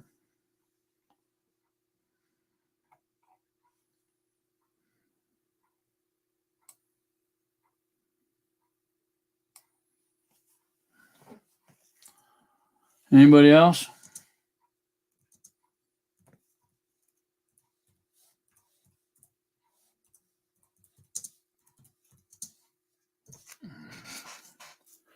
Okay, so is in Ezekiel and at 39. So let's go back to that and look at it. Since you brought it back up, Raul. So go to Ezekiel 39.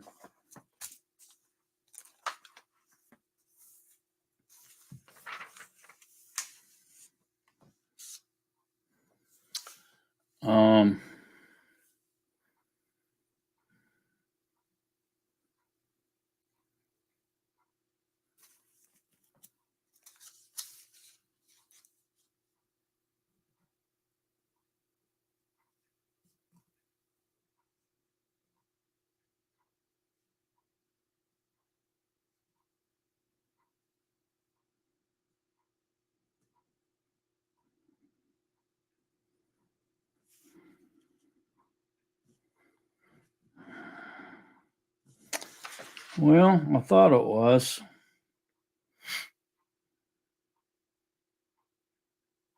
It's not. That's driving me crazy now where that's at. It does talk about it at at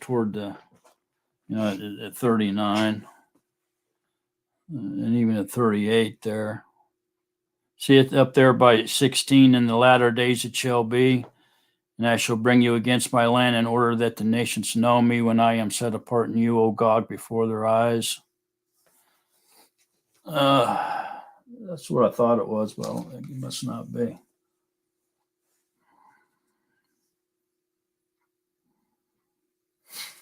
It's definitely talking about the end of the latter days, though.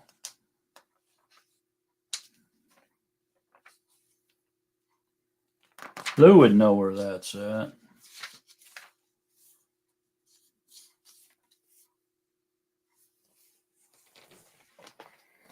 Where is that?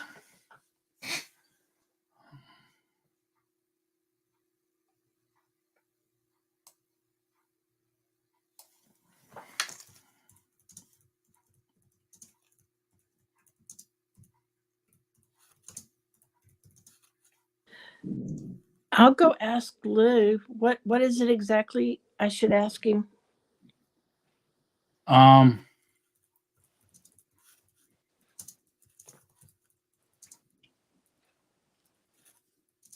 Let me see if I can find it real quick. If not, you'll have to go ask him.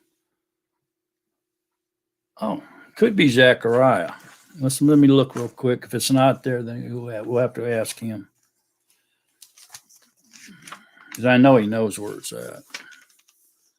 See 14:12.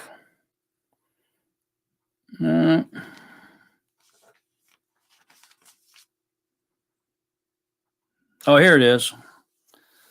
I found it. So it's in Zechariah 12.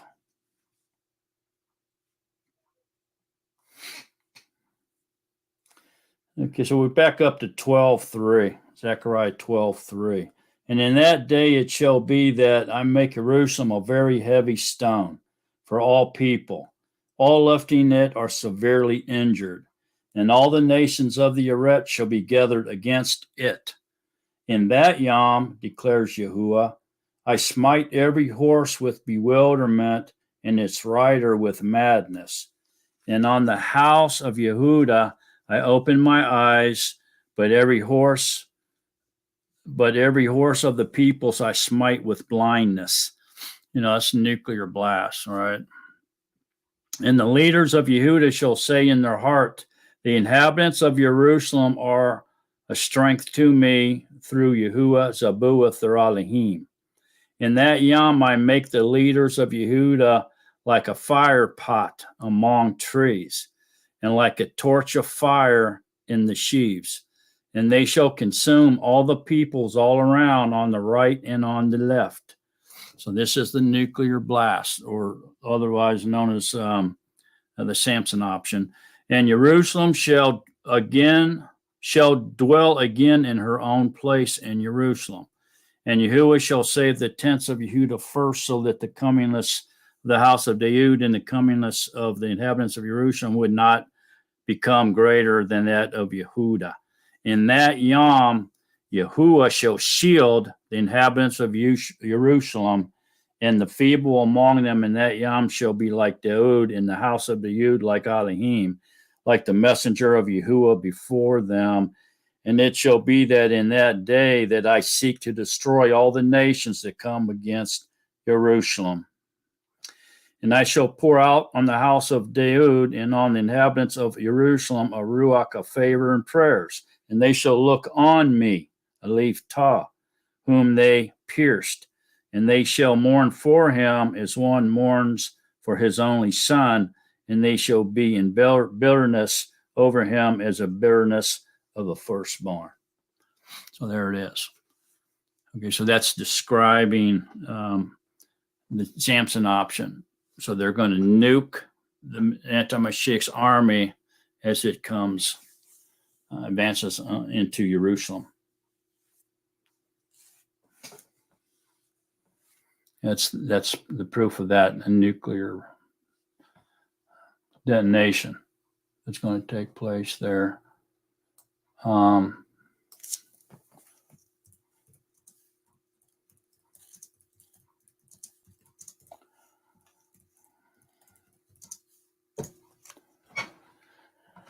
Okay, so then Isaiah 13.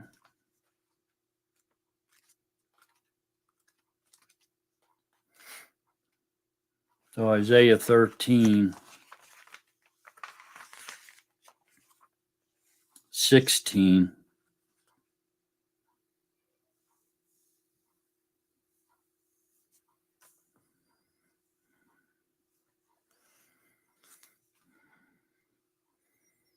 Well, actually, let's read Isaiah 13.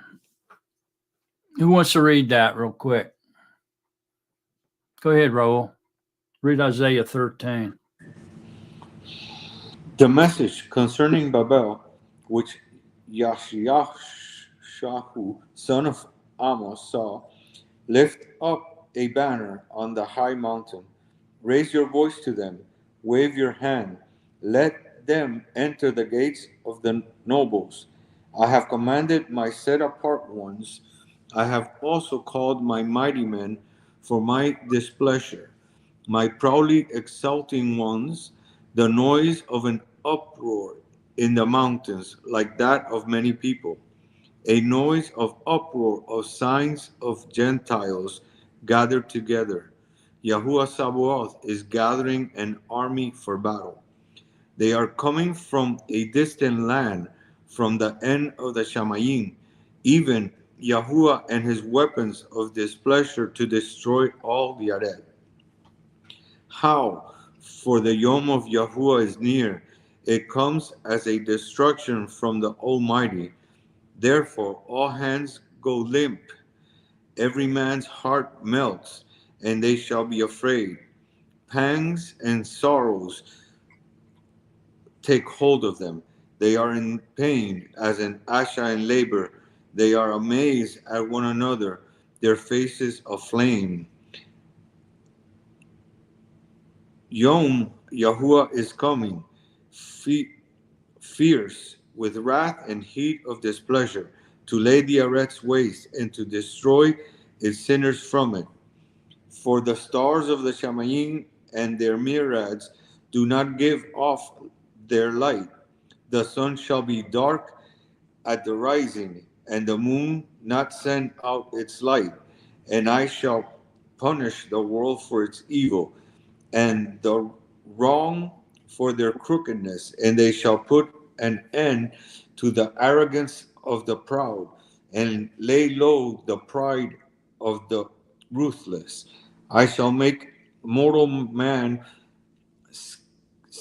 scarcer than fine gold, and mankind scarcer than gold of Ophir. So I shall make the Shamayim tremble, and the Aretz shall shake from her place, in the wrath of Yahuwah Sabaoth, and in the yom of the heat of his displeasure. And it shall be as the hunted gazelle, as a sheep that no man takes up. Every man turns to his own people, and everyone flees to his own land. Whoever is found is thrust through, and everyone taken falls by the sword, and their children are dashed to pieces before their eyes, their houses plundered, and their wives ravished. See, I am stirring up the Medes against them, who do not regard silver, and as for gold, they do not delight in it. And bows dash the young to pieces, and they have no compassion on fruit of the womb. Their eyes spare no children, and Babel, the splendor of rains, the comeliness of the Chaldeans' pride, shall be as when Elohim overthrew Sodom and Gomorrah. She shall never be inhabited or be settled from generation to generation, nor shall the Arabian pitch tents there, nor shepherds rest their flocks there, but wild beasts of the desert shall lie there, and their houses shall be filled with owls, and ostriches shall dwell there, and wild goats frolic there, and the hyenas shall cry in their citadels, and the jackals in their pleasant places. And her time is near to come, and her yomim are not drawn out. All right, so there we go. They'd be amazed, astonished at each other because their faces they'd be looking at each other and their faces will be on fire. So this is the day of Yahuwah. It's going to be total darkness. The sun's not going to be shining. All kinds of bad things going to happen, and the earth is going to burn. The stars are going to burn. Everything's going to burn. Elements will melt, and this all happens after Armageddon. Immediately after is the Yahusha comes back, and that's the day of Yahuwah. That's after that battle, then that happens. So the world's just going to be just punished severely through this end times, the tribulation years. We got World War III. We've got Armageddon, and now the day of Yahuwah.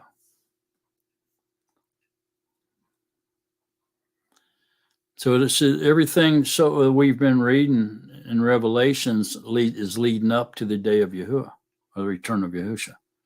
That's what it's all about. So after the 6,000 years are over, then we got to live through the day of Yahuwah to get to the millennium reign. So we turn to Zechariah 13, 14. Who wants to read that? And then we'll finish up for the day. I need a reader for Zechariah 13 and a reader for Zechariah 14.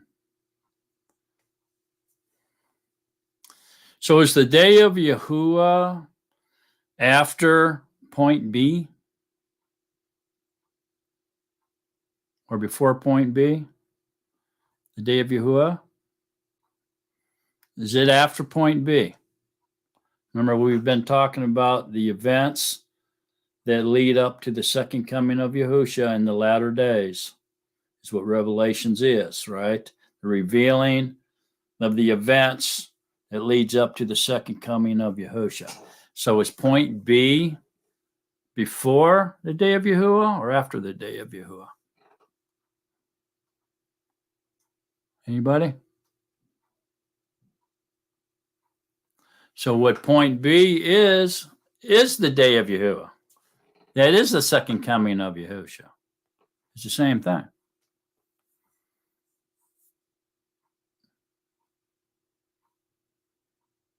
Who wants to read Zechariah 13? Go ahead, Phil. I got the dog with me here. There's somebody over here. So Zechariah 13, in that yom, a fountain shall be opened for the house of Daud and the inhabitants of Jerusalem for sin and for uncleanness. And it shall be that in that yom, declares Yahuwah Sabaoth, and that I will cut off the names of the idols from the arets, and they shall be remembered no more. And I shall remove the prophets and the unclean ruach from the arets. And it shall be, when one prophesies again, then his father and mother who brought him forth shall say to him, you shall not live, or you shall not to live, because you have spoken falsehood in the name of Yahuwah. And his father and mother who brought him forth shall pierce him through when he prophesies. And it shall be in that yom that the prophets shall be ashamed, every one of his vision, when he prophesies, and not but a hairy robe on in order to deceive, but shall say, I am no prophet. I am a farmer, for a man sold me as a slave in my youth. And one shall say to him, what are these words in your hands? And he shall say, because I was wounded at home by those who love me. O sword, awake against my shepherd, against the man who is my companion, declares Yahuwah Sabaoth. Smite the shepherd, and let the sheep be scattered, but I shall turn my hand upon the little ones. And it shall be throughout all the soil, declares Yahuwah, that 2/3 therein are cut off and die, and 1/3 is left therein. And I shall bring the third into the fire, and refine them as silver is refined, and try them as gold is tried. They shall call on my name, and I shall answer them. I shall say, this is my people, while they say, Yahuwah is my Elohim. Okay. So that's very interesting, isn't it? So we lose a third in World War III, and then apparently we lose another third in Armageddon, and then the third that remains will be refined and be his people. Don't forget, the 144,000 were sealed before Armageddon happened. That's the bride.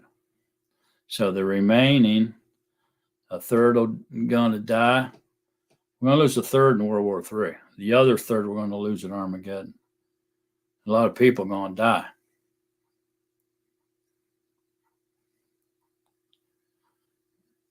Who wants to read the last chapter for today? 14. Zechariah 14. Go, Phyllis. I'll split it. Okay. Okay. See, a yom shall come for Yahuwah, and your spoil shall be divided in your midst. And I shall gather all the nations to battle against Jerusalem, and the city shall be taken, the houses plundered, and the women ravished. Half of the city shall go into exile, but the remnant of the people shall not be cut off from the city. And Yahuwah shall go forth, and he shall fight against those nations as he fights in the yom of battle. And in that yom his feet shall stand upon the Mount of Olives, which faces Jerusalem on the east. And the Mount of Olives shall be split in two from east to west, a very great valley, and half of the mountain shall move toward the north, and half of it toward the south. And you shall flee to the valley of my mountain, for the valley of the mountains reaches to Etzel. And you shall flee as you flood from the earthquake in the Yeoman of Uzziah, sovereign of Yehuda.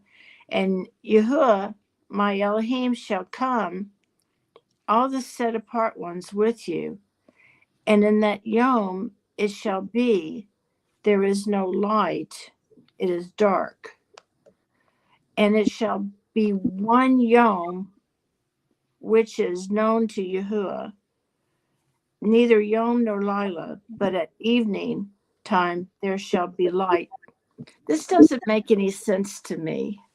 Okay, so at first he's talking about the Battle of Armageddon at the very end of the battle, where the anti-Mashiach's army marches through the valley of Armageddon, goes up into Jerusalem.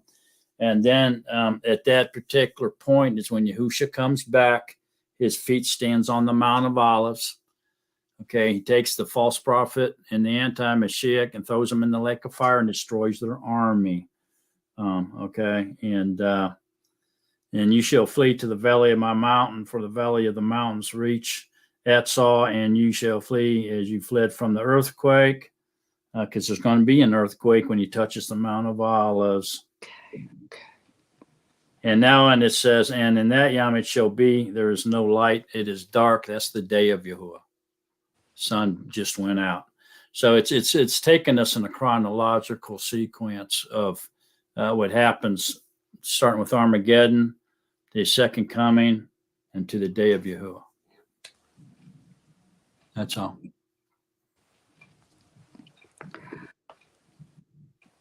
Are we at 7? And it shall be one Yom which is known to Yahuwah, neither Yom nor Lila, but at evening time there shall be light. And in that Yom it shall be that living Mayim flow from Jerusalem, half of them toward the eastern sea, and half of them toward the western sea, in summer as well in winter.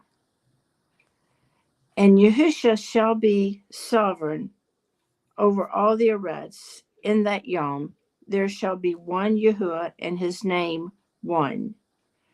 And all the land shall be changed into a desert plain from Geba to Rimmon, south of Jerusalem, and she shall be raised up and inhabited in her place from Benjamin's gate to the place of the first gate and the corner gate, and from the tower of Cananel to the wine presses of the sovereign.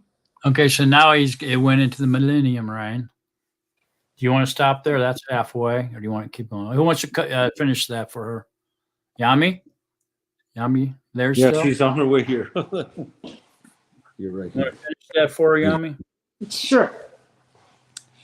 And they shall dwell in her, and there shall be no more utter destruction, but Jerusalem shall be safely inhabited. And this is the plague with which Yahuwah plagues all the people who fought against Jerusalem. Their flesh shall decay while they stand on their feet, and their eyes decay in their sockets, and their tongues decay in their mouth. And it shall be in that yom that a great confusion from Yahuwah is among them, and every one of them shall seize the hand of his neighbor, and his hand rise up against his neighbor's hand.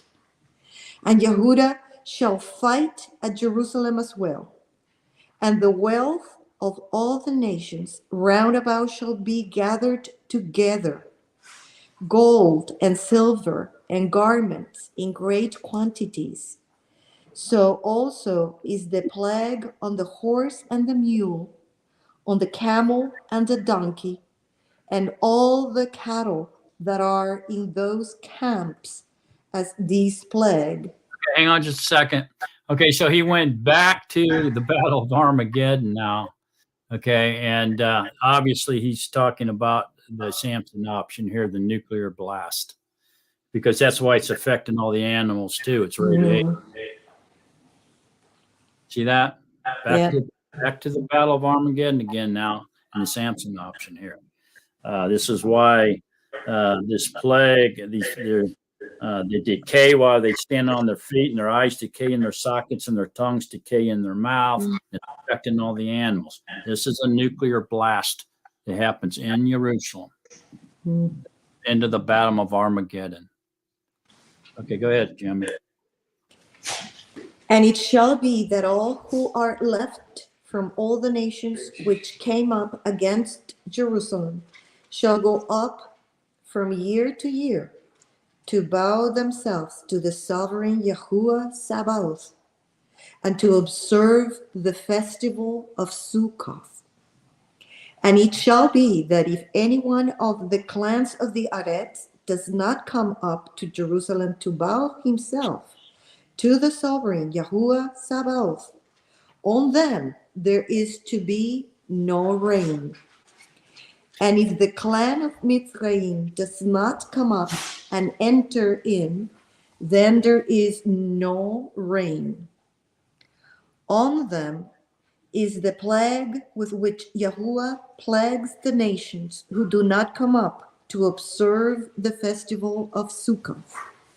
This is the punishment of Mizraim and the punishment of all the nations that do not come up to observe the festival of Sukkot. In that Yom, Kodesh El Yahuwah, set apart to Yahuwah, shall be engraved on the bells of the horses, and the pots in the house of Yahuwah shall be like the bowls before the altar. And every pot in Jerusalem and Yehudah shall be set apart to Yahuwah Sabaoth, and all those whose lather shall come and take them and cook in them, and there shall no longer be a Canaanite in the house of Yahuwah Sabaoth in that Yom.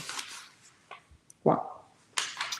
Okay, so this chapter is interesting because it goes from the Battle of Armageddon to the second coming of Yahushua to the Millennium Reign, back to the Battle of Armageddon, back to the Millennium Reign, and then back to the Battle of Armageddon, and then back to the Millennium Reign.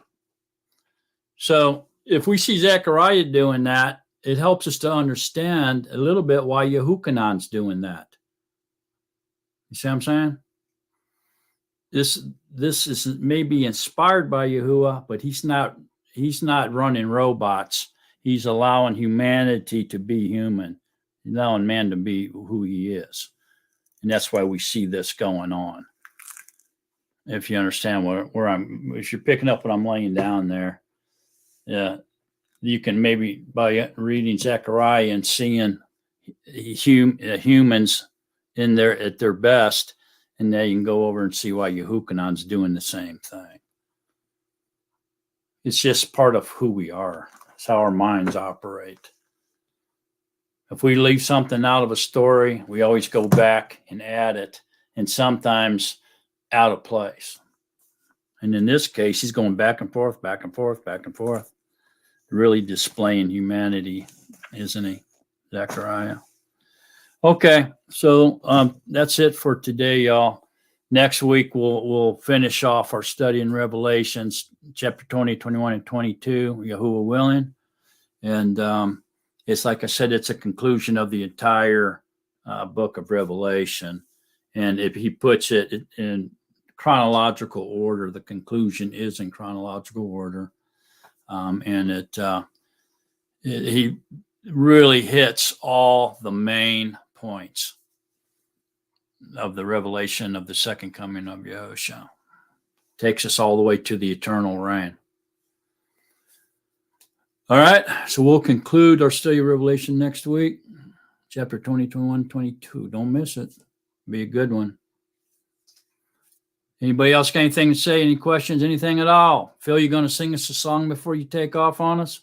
Probably not. Philip card. All right. I kind of thought so.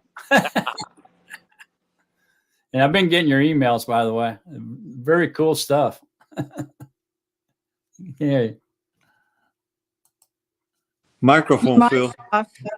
Mike. Yeah. Yeah, some of that I don't know if you've seen. I don't want to burden you with a lot of that.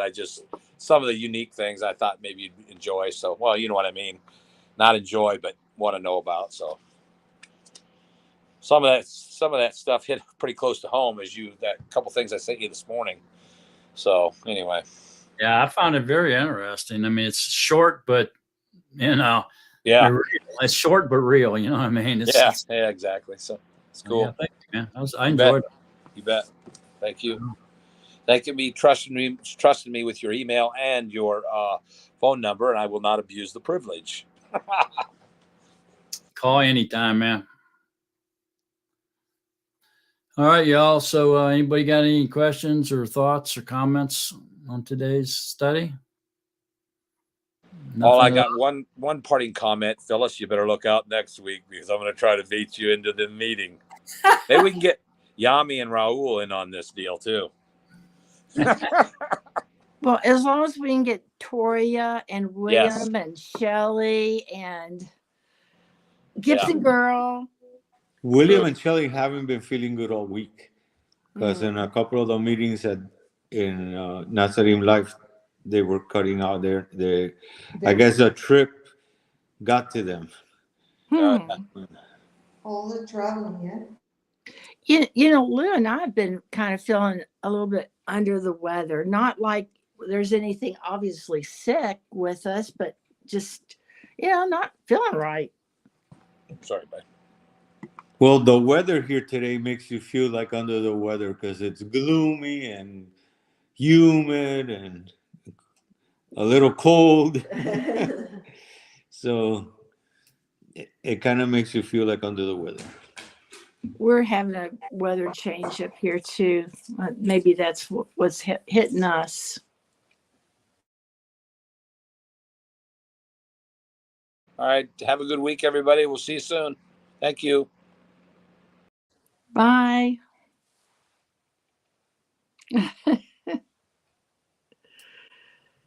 Well, believe it or not, we've been on here for 4 hours. Well, that really flew, didn't it? It did. Didn't seem like 4 hours. Although I thought we were on for about 2.5 hours, and I looked at them and said, "What? 4 hours?" I think people are afraid of getting on because you had a good group. It was like 24 people on the shot. Yeah, there's still about 24 on here. Maybe everybody's shy. Yeah. Some may be sick, some may be in their chilling. pajamas. It's still in their pajamas. Kinsley said she was going to try to get on, but her husband was off work today. Hallelujah. So that might be hindering her from being able to get on. Yeah. Oh, well, at least the good news is they can always go back and watch it. It's being recorded, so if they couldn't make it, they can always go back and watch it, right? Yeah. That's the good news. And they do, believe it or not, they do. We do. Sometimes we go back to a particular video, to watch it again. Well, last week we had on my show, there was like 475 views. Wow. And on the Zoom, there was like 275. And then so far this week, I don't know what the views are. Last night, I was like up 160 this morning when I got on here. And then I don't know today. It doesn't tell me who all is watching. See, if they're not in the chat room, they don't register up there. Mm. See what I'm saying? So we know there's 24 who was involved either on the live broadcast or in the chat room. But as soon as I get off, like end the stream, then it shows me how many people were actually watching. Almost immediately. So, like last night, as soon as I got off, there was 98 people that were watching, and then this morning there was 160 people that viewed. I don't know what the count is right now. We can't get this count until I get off. And you had some people bothering today, and yeah, and it was William and Gibson girl kept fencing them off. What were they doing? Just posting like the only one I really remember was the one that they said is we need, what was it, transgenderism, protect that kind of stuff. Yeah, we get those kind of attacks, but that can be expected. The dark side's always going to try to penetrate or attack.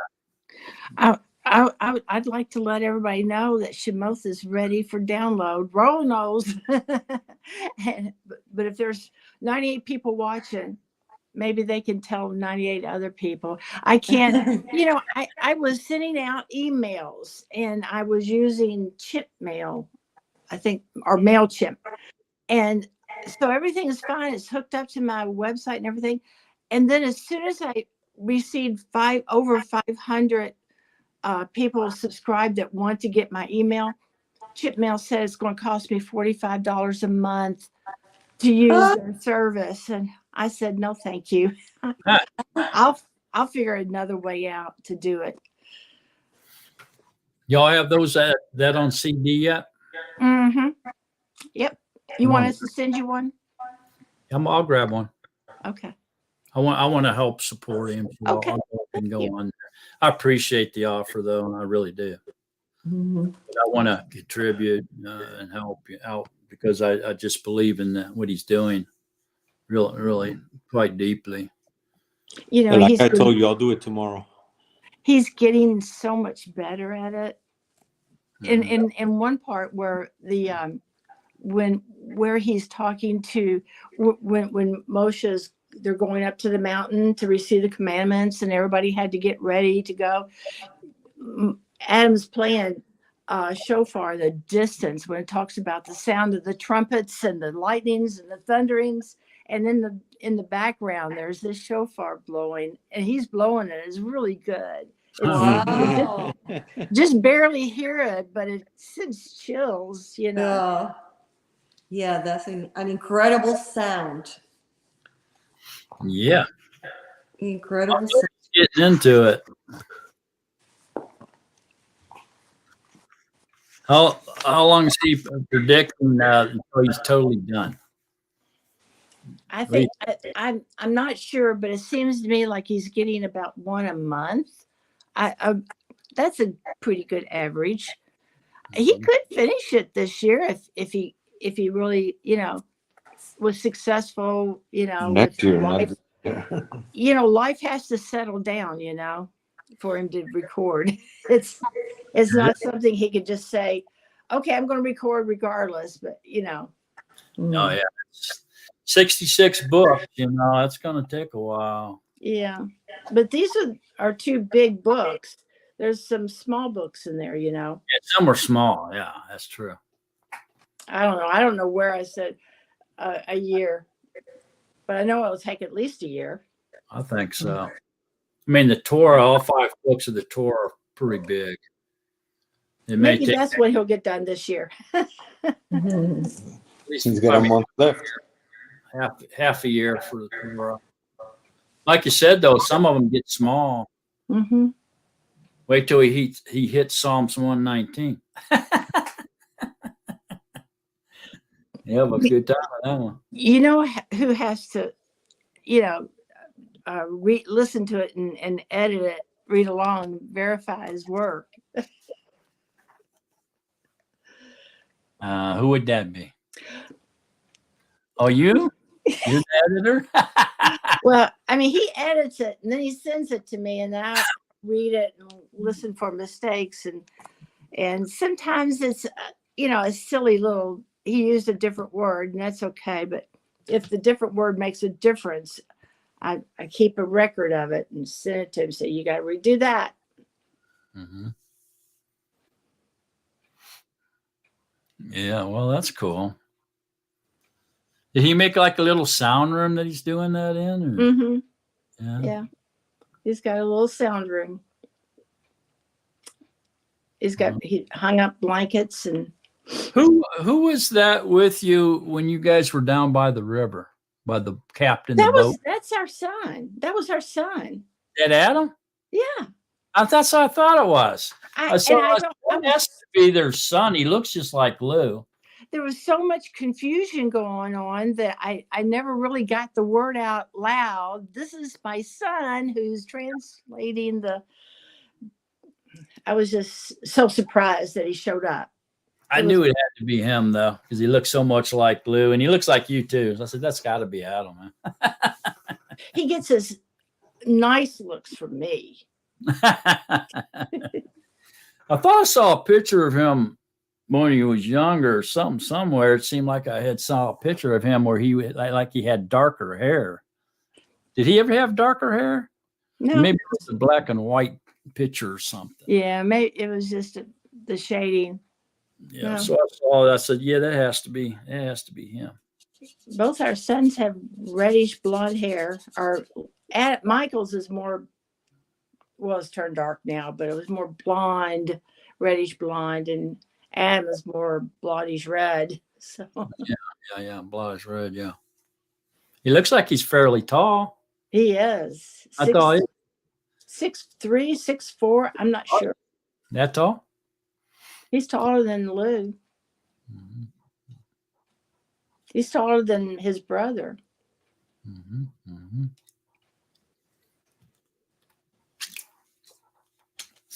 Well, he's a good-looking boy. A good-looking man, I should say. Thank you. I know he takes after his mom. I got that. As long as you remember that.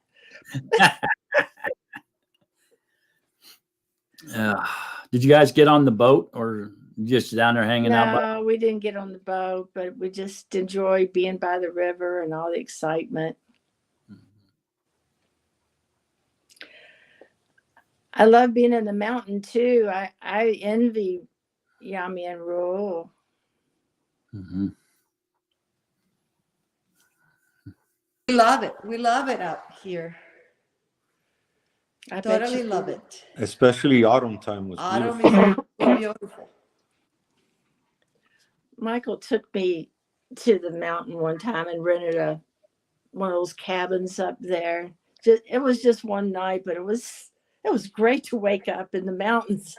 Yes. You know, I never would have been able to do that if he hadn't taken me. I loved it. Yep. We used to vacation up here all the time. That's how we ended up here. Mm-hmm.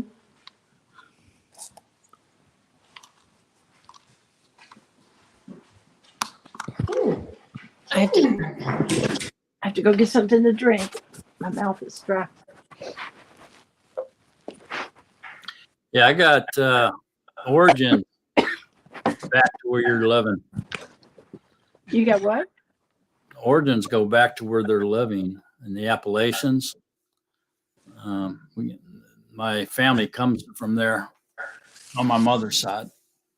Mm. Yeah, we have Cherokee in us Wow. from the Tennessee mountains there, the Appalachian Mountains in Tennessee. Yeah, we're very close to that. Very close to Tennessee. Our location is great because we're very close to Tennessee and Georgia. So it's a great location. Yeah, our relatives are up there in the Smokies in Tennessee. Yep.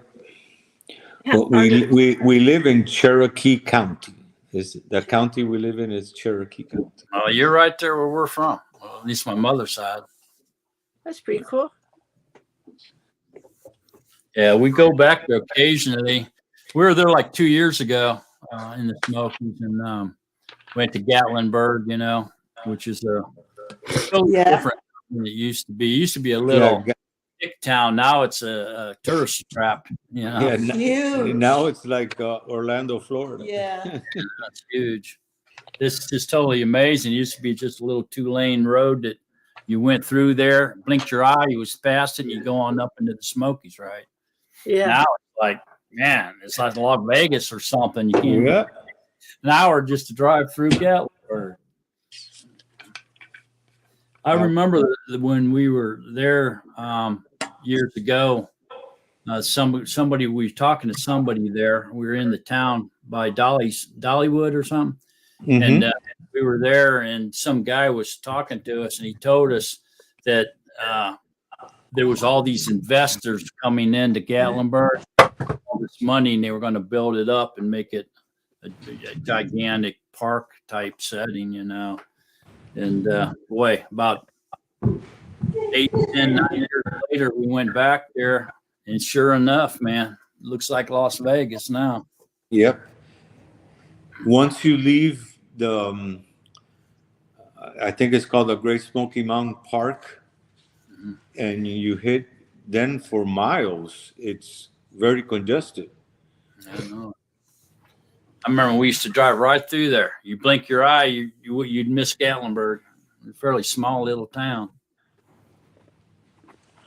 Well, now you have to drive for hours through Frenchburg to get to Gatlinburg. Or is it all the same? It's like all the same thing, isn't it? Which one? Frenchburg, there's a lot. It's really built up in Frenchburg, just outside of Gatlinburg. Ooh. I know there's a place called Sevierville. Yeah. That's all kind of connects into Gatlinburg. Yes.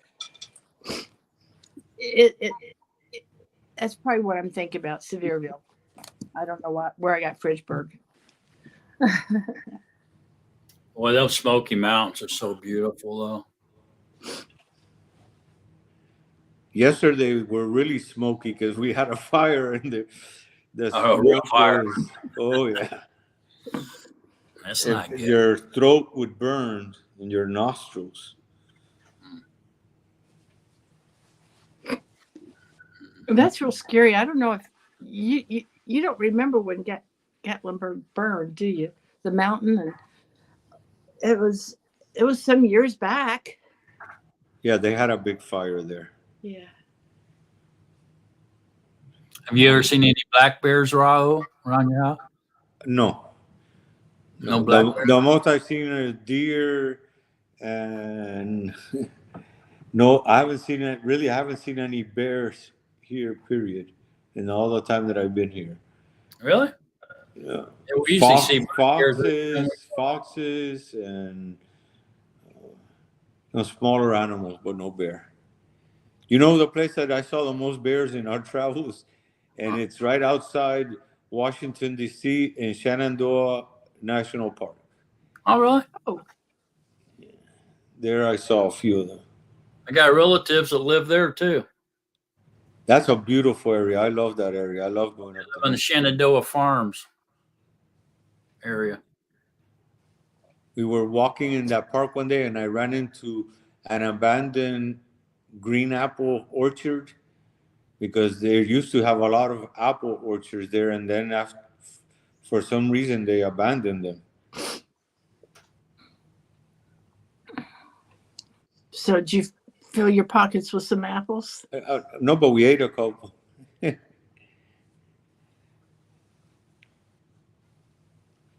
For a long time there, I was in the hunt to see a moose, and I've never gotten to see one.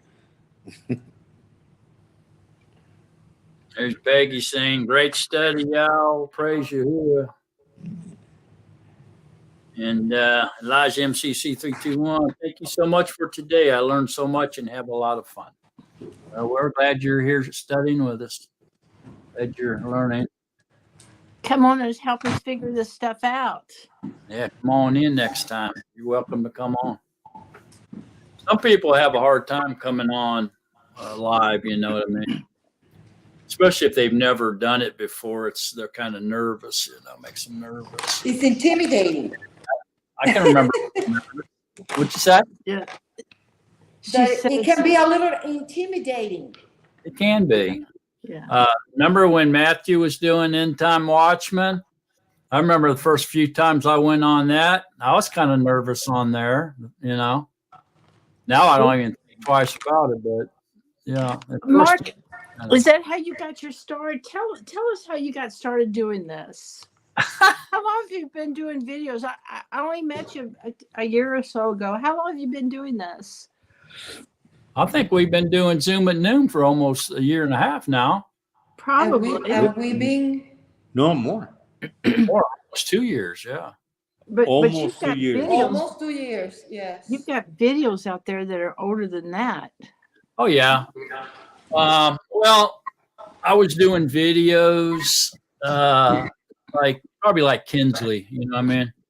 And I was only getting 20 or 30 people who were watching them or whatever. But what really happened was, you're making me think now. My mind's trying to go back there to remember what happened, but I kind of remember it now. I was doing a lot of studying. You all know that. I did a lot of reading, a lot of studying for pretty steady for about 5 years, and then really like 3 years of intense studying where, I was only sleeping a couple hours a night. I was getting up in the middle of the night and even studying, and I was on this little venture of trying to find out if Yahuwah was real or not. And what tripped me out was I saw a UFO up close and personal. And it took off and vanished in about 3 seconds, but it was the size of a football stadium. And so it got my mind wondering about the existence of Yahuwah and all this kind of stuff and what was real and what wasn't, what was going on in life. So I went on this journey and I started doing all this study and trying to figure out I said, I'm not going to stop till I find out if you're real or not. At the time I didn't know Yahuwah, I was calling him G-O-D and stuff. And so that venture began. I want to say it was right around 2012. And then as I studied, I eventually started finding these Hebrew roots movements. As I started getting on these websites, these different Hebrew roots organizations and everything. And eventually somebody recommended Fossilized Customs to me. Mm-hmm. And so I read that, and I read it about 12 times or whatever. And so anyways, long story short, I was wielding the two-edged sword like a wild man, and I was cutting people to pieces with it, including myself. And Yahuwah finally spoke to me, and he said, in my mind, he says, I don't need you. And I'm like, what? And he's like, I don't need you. I know who my people are. He says, why are you hurting my people? And so it just kind of set me back, and I came to this understanding that Yahuwah doesn't need us. We need to be humble before him and just serve him, And so as I got a better understanding of this message, I told Yahuwah, I said, for all that you've done for me, I said, I'm going to make 100 videos about you. 1 hour videos. That's what I said. I said, I'm going to make 100 1-hour videos about you for everything that you've done for me. And so I began doing that. And that's how I started doing those little videos I was doing. I was making sure they were at least an hour long. Some was a little short, some was longer, and so I kept doing that. I even went beyond 100 because I wanted to make up for the ones that weren't exactly an hour long. So I kept doing those, and then I don't know, when it was about halfway through that, I suppose, maybe not even halfway through, I started talking to this guy named James. He used to come on. You may remember him. But he told me about End Time Watchmen. He said, "You ever watched End Time Watchmen?" I said, "No." And then he said, "Well, I'm going to go on there this week. Why don't you come on there?" So I did. And then I watched him for a few weeks or whatever, a couple months maybe. And then I finally got up enough courage to go on the show. And so I did, went on as a guest, and then I'd stay off for a couple of weeks, and then I'd go back on, then I'd stay off for 3 or 4 weeks, and then I'd go back on.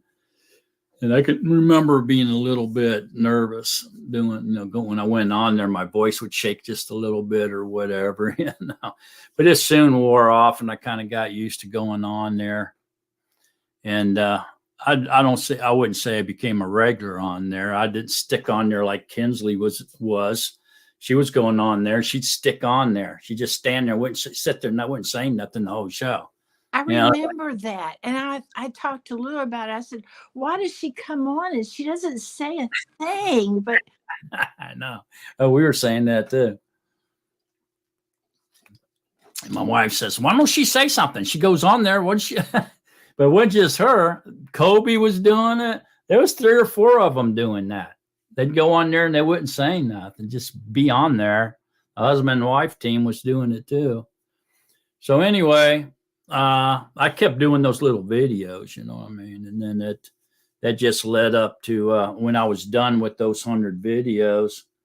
It was really weird because I'll tell you something. I've only told a few people this. I think I told Lou one time. But at the end after I did them 100 videos, I did a video, and I can't remember which one it was right now, but it was at night. It was dark outside, and I had my blind open from earlier in the day by my desk. You see this white board here? It was sitting behind my computer screen, and it was over in the corner over there at the time.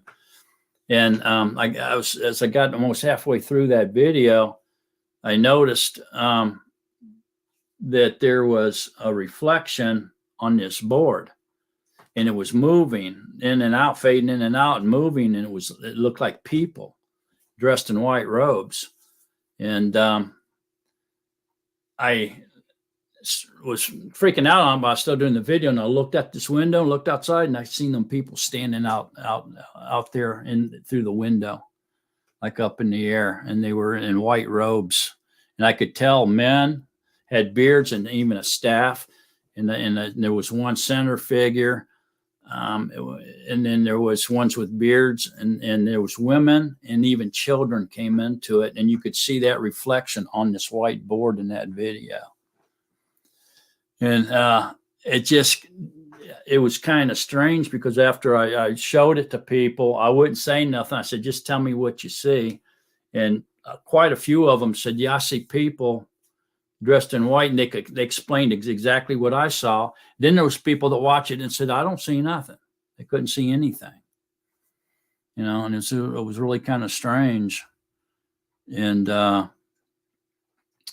for some reason, a thought came into my mind when I was watching this over and over again, that Yahuwah, it was kind of like a graduation, because I had completed my promise, and he was there to see that the promise fulfilled. And he was watching me with Malachim. But there was definitely men, women, and children in there. I could see them moving around. You could see their head. You could see their beard. You could see the robe. You see them moving their hands. That was an old computer I had. I think it was Windows 7. So if I try to watch it now on this 4K, it doesn't. You can't see it. It's the video's too old. But anyways, that was something strange that happened. And I don't tell many people this kind of things because they think you're nuts, you know. They act like you're crazy or something. But just because they've never seen anything, you have to be nuts. You know what I'm saying? 1,000 people could see it. But if they don't see it, you're all 1,000 of you are nuts because they didn't see it. You know, I call it the Bigfoot syndrome. That's what happened to. That's what happened to Yahusha back then. Yeah, that's right. So you kind of ignore those kind of people. But anyways, eventually, End Time Watchman got out of nowhere. He was getting frustrated, and you could see it in his presentation. You could see he was getting weirder and weirder every week, and being frustrated and anxious and things like this. And I think some things started happening in his life. But anyways, almost out of nowhere, he comes on and says, "I'm done. I'm not doing this anymore." And then I remember you getting on there and saying, "I think you owe everybody an explanation." Because he did that for, I don't know, 7 years, 10 years. He did it for a long time. And he had like 4,000 viewers or subscribers, 3,000 maybe. And so he just out of nowhere decides, "I'm not going to do it anymore. Goodbye."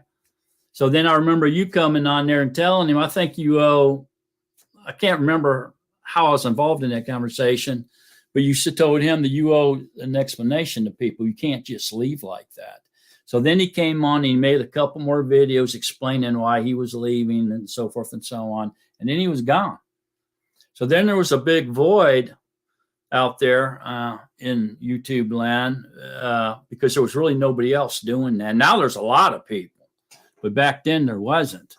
And so time went by. There was some months elapsed there. I can't remember exactly how long it was between when he quit and I started, but I remember putting it out there and asking some people, "Do you think I should take my channel and go live with it?"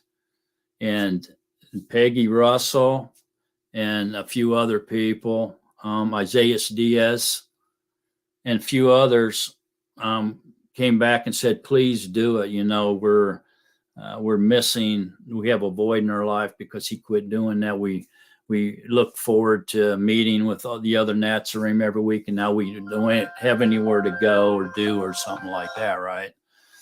And so and then I kind of decided, well, maybe, you know, Yahusha wants me to do this. And I was asking Yahusha and everything if he wanted me to do it. And then I believe I called you and Lou and told you about it. And you said, "Yeah, you want to do that, I'll support you." And there's a void there. I kind of miss the program, not a live program. And there's really nothing to do on Shabbat. So yeah, I would support you. If you do it, I'll come on. And so I had a handful of people that said, "Yeah, I'll come on if you do it." And then so that's what I did. And I started doing this. And then as time went on, I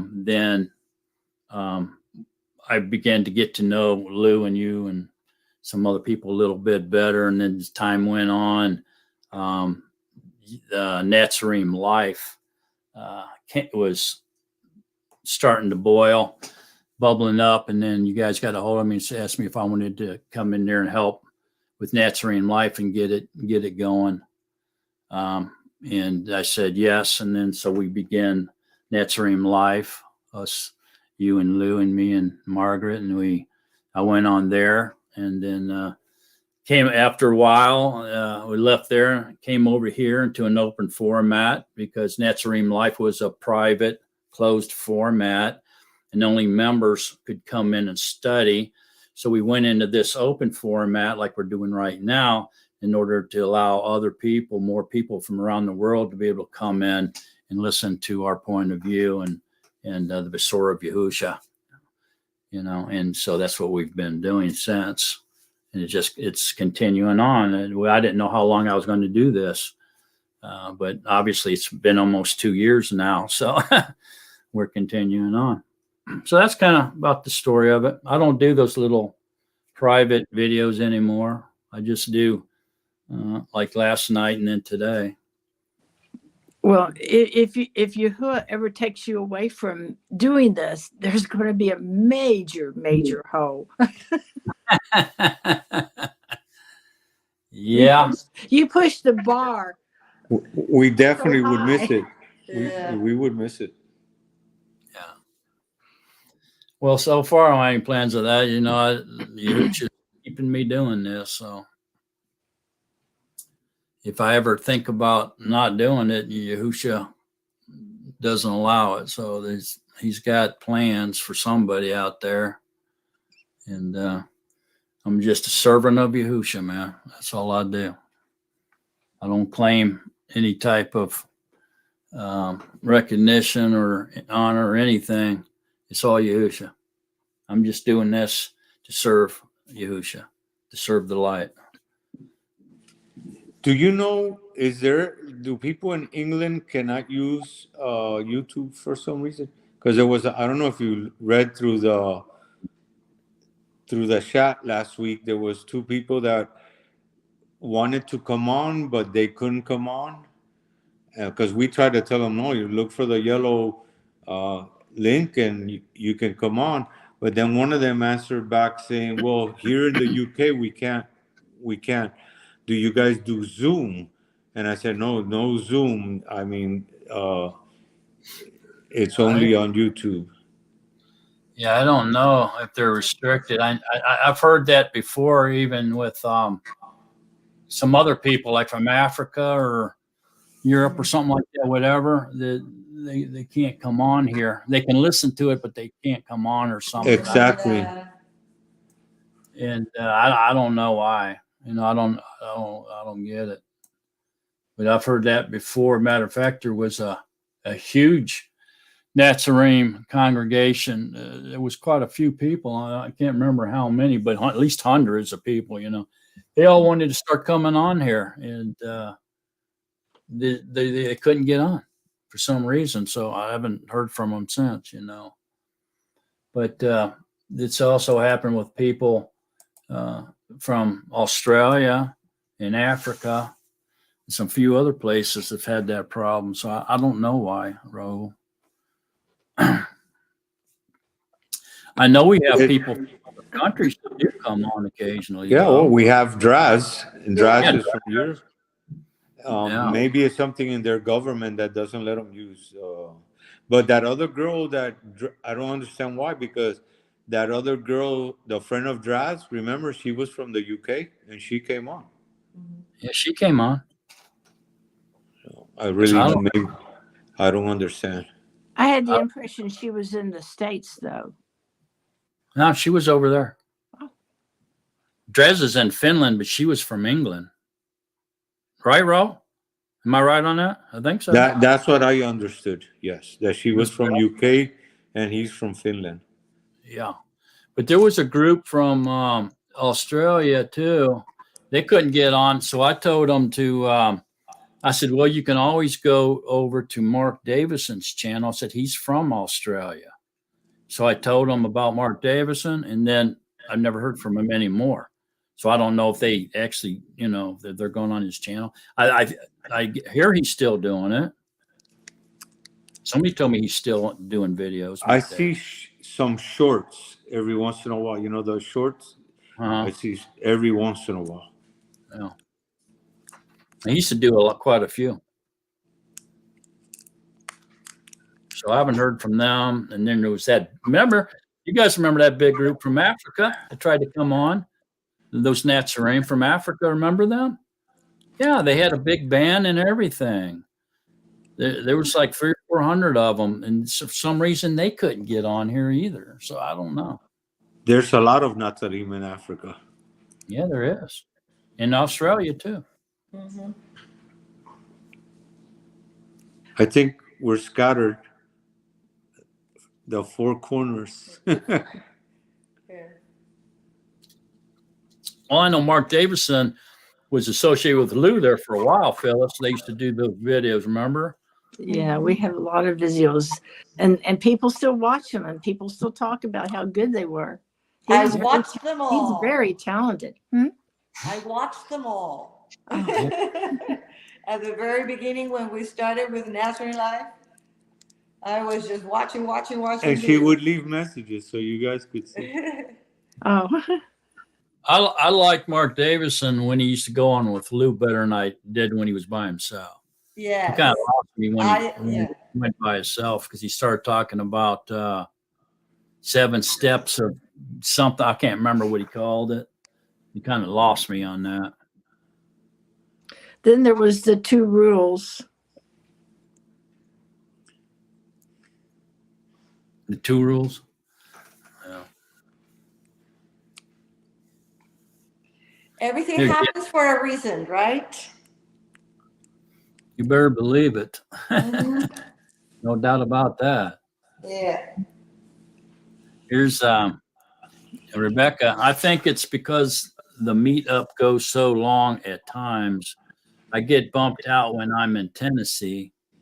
I have to refresh internet. It's possible that other countries have the same problem. That could be. Oh, Yeah. But they get, they have to refresh how it buffers and stuff. They can't keep. But that happens to us every yes. once in a while. Yes. Yeah, if it happens here, it probably definitely happened overseas. Start rebuffing. They can't keep up. Their internet's slower.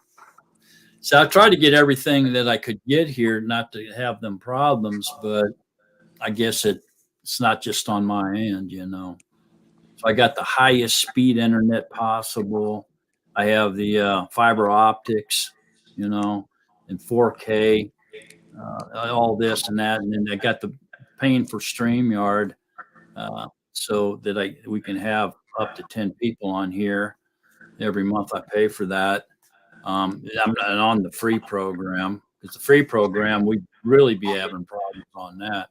But even with all that, we still have problems, especially with StreamYard when we get that gurgly thing going on. We might have more. I don't know if you heard that the government is trying to control the internet, the FCC. They're trying to pass a law that the FCC. There's Toria. Toria, where you been, girl? She's in the chat room finally.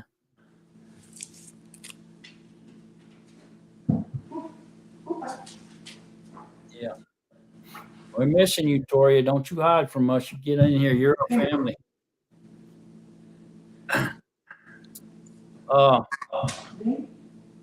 Yeah, I don't know. It definitely has to do with different speeds. Like if somebody's on satellite, they have a lot of problems. You know what I mean?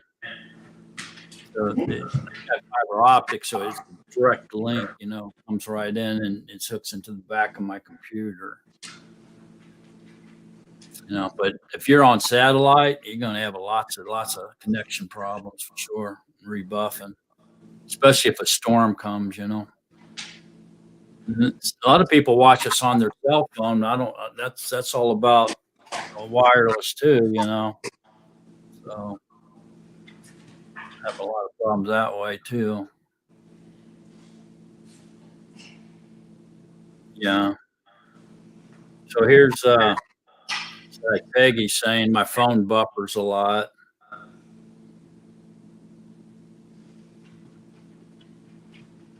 Rebecca says also when there's a solar flare that can affect streaming.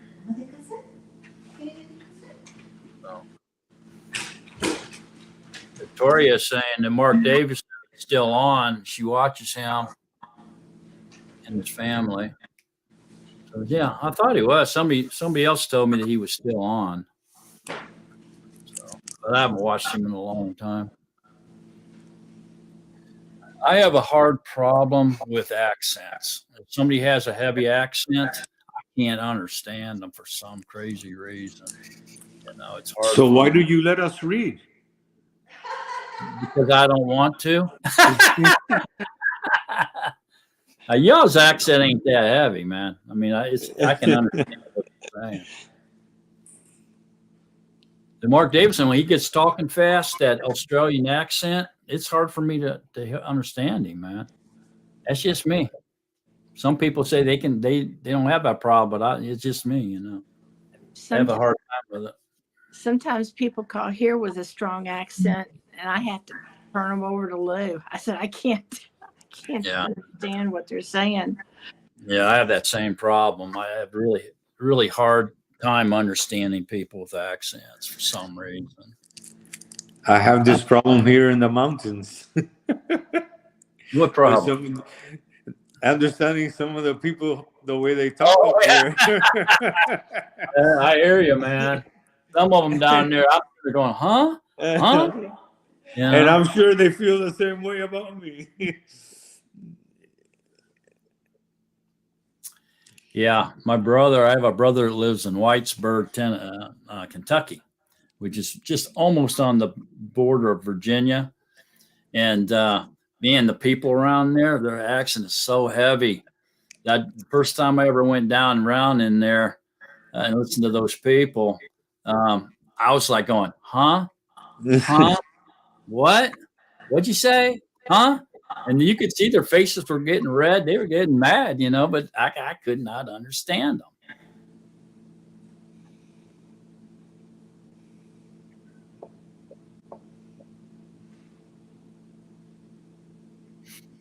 Very heavy Southern accent right in that area.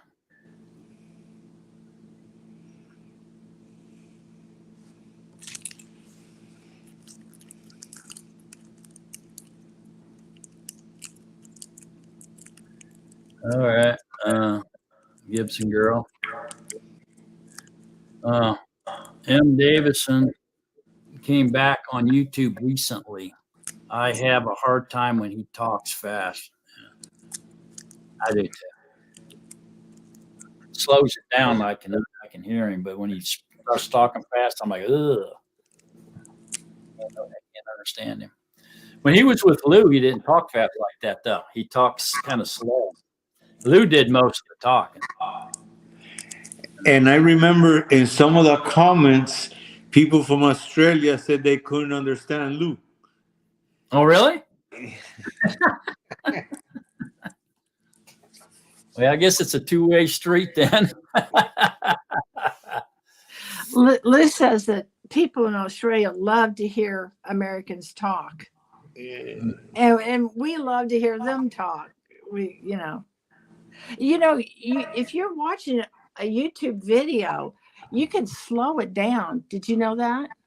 Yeah, I didn't know that. Oh yeah, I found out the other day. I found it's been about a year, but when I'm watching sewing tutorials, there's 3 dots. No, there's. Let me tell you what it looks like on my iPhone. It's just a little bitty symbol right up here in the corner, and you touch it, and you get a down, and one of them is playback speed, and you can choose from half speed or no 0.25 all the way up to 2 times the speed if you're not fast enough. And when I'm trying to learn how to sew something, the first time I watch it, I'll watch it through as fast as I can and just see what all is involved. And then I start over and watch it at halftime so I can get all the points. I didn't know that. Yeah, you can. Interesting. Like Pamela, my wife Pamela, she likes to watch these movies that has to do with England, these English movies. And she'll sit there and she can watch it and understand every word that they're saying. And I'll sit there, I don't understand half of what they're saying. I just hate even watching it. I just cannot. I don't know what it is. I agree with you. I enjoy the listening, but I can't understand them. And so if you can't understand them, what's the point?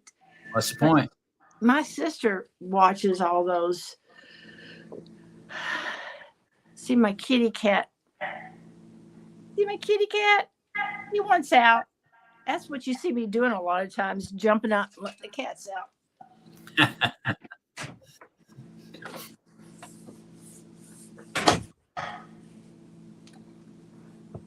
Yeah, man. But that's about it for me, you know. So I mean, I read a lot of stuff before I ever read Fossilized Customs. It was the first book of blues I ever come across, but I had read a lot of different books. Other than that, I read all the different translations of the Bible, and I did run across Stephen Pidgeon and got his cipher before I knew anything about Lou. And so I had read that entire cipher, and if you know anything about it, it's about that thick. It took me a while to read through that, but I did. And then I don't know, just on and on and on. But what really upset me was once I got a hold of Fossilized Customs, I said, oh man, I could have saved all this time and trouble, all this research, all this reading if I just found this book first. You know, because everything that I had discovered was in it. But would you believe it if you hadn't done all the research yourself? I don't know. And I kind of look back at it and I think Yahuwah did it to punish me. He said, oh, you want to know if I'm real or not? Have at it, boy. Go ahead and read all that stuff. You know what I mean? But yeah, that's why I recommend to people. It's just coming in to the way of truth. Is get your hands on Fossilized Customs and the BYNV and have at it, man. Save yourself a lot of money, time, and effort. You know what I mean? Because I surely did it the hard way. But I think Liz read the Book of Mormon and Joseph White's whatever. No, Joseph wrote the Smith. And he's done a lot of research, you know, just so that he can understand where these pagan customs came from. Yeah, I read a lot of that stuff too about Joseph Smith's prophecy about the white, I think the white horse and the Indians. I can't remember everything about that now, but the United States gets split into 5 countries or something like that. You know, and gets invaded. I can't remember his prophecy, but I read all that kind of stuff. I was trying to figure it out, man. You know, so I was kind of looking at it at all different types of angles and stuff like that. I guess it's kind of natural when you're researching stuff, you know, to kind of do that. And then into the Apocrypha. I got into that, into Enoch and all that kind of stuff. I wanted to find out what that was all about as well. So I read all into that, and then I was talking to people through this whole journey, and I started discovering that some of these people, when they went off into these outsourced books, got trapped out there, and they never came back. You know, and then they would claim that, well, that's above your pay grade. You know, Yahuwah took me to a whole new level of understanding, and now I know that Yahuwah is a female, and all this and that, you know. And I'm like, okay, you can go ahead, you can have that. I'll stay stupid, stay back here, and on where I'm at, you know. So at least I understood that if I did go out there somewhere on one of those little adventures, I would always come back to the solid foundation, you know, of Yahuwah. You know what I mean? I never stayed out there, but I've seen a lot of people stay out there. I mean, got really weirded out, man. The weirder it was, the better they liked it. You know, I could name a few names, but I don't want to. But there's some people that, man, they start even, they would later on come back and tell me that they were so far out there, you know, believing in the blue blood and the red blood, you know, the the micro error, the serpent seed theory, flat Earth, just on and on and on, right? Well, one of these guys came back and contacted me. So I got to tell you this. He said, I have to tell you this for your own good. And I said, what? Don't use the name Yahuwah anymore. And I said, huh? What do you mean? He said, well, that's not the name of our creator. Yahuwah is the name of the demon that created everything for the creator. And I said, I'm done listening to that. I mean, I let him speak and try to understand what he was saying, but he is so far out there. I just, man, you're way, you're so far out there that the weirder it is, the more that you like it, And he said, no, it ain't that I like weird stuff. It's just, I just like the truth, And then he even told me that only the firstborn was belonged to Yahuwah, and everybody else was going to be thrown in the lake of fire. And I said, that's not what that means. Okay, I said, once you are engrafted into Israel, you become Israel, you become you are the firstborn. You become first fruits to Yahuwah. That's what that's talking about. He didn't believe that. And I mean, just on and on and on and on. Way out there stuff. So I quit talking to him. I haven't talked to him in probably 3 years now. But a lot of people, not just him, a lot of people, they go way out on the limb and they don't make their way back home, man. It's like some people just have to have something else. Like, this can't be all. I want more. And I don't know what more they're looking for. Yeah, that's right. They're not happy with what Yahuwah has provided. They want more and more. It's sad because they're pursuing truth. They're truth seekers, but they take it way out there somewhere where they lose the truth. They get lost. And before you know it, they're believing all this weird stuff and they think it's truth, but it's not. It's like, come back home, try to pull them back, but they won't come back. Some people do, but a lot of them just stay out there in limbo somewhere. It's kind of sad. But it's a real thing that can happen. And that's why I always recommend to people, don't even go out and start reading all this other stuff until you have a strong foundation, man. And then don't stay out there, come back,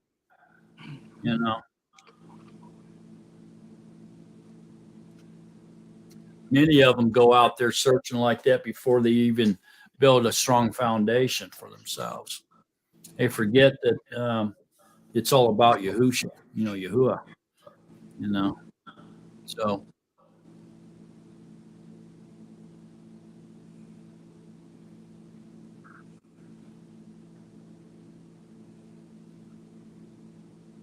I don't see a lot of those people anymore. You used to run into them all the time. The serpent seed people and the flat earthers and all that. They used to be around a lot more. You don't see them much anymore. We get calls from them from time to time. From time to time. The thing that jumps out at me is that they tell you all this stuff. Then when you show them in scripture that that can't be true, you're over exaggerating that, or you're not quite understanding what that's saying, and you help them in scripture, then all of a sudden they get mad at you and they take off. You never see them again. So it's, to me, their unwillingness to communicate and to listen and to at least try to understand why what they're saying is not true shows me that they're really not seeking truth, man. They're on this weird journey to find a different religion or something, something else beyond, the foundation of the scripture. I don't know. I don't know how to explain it.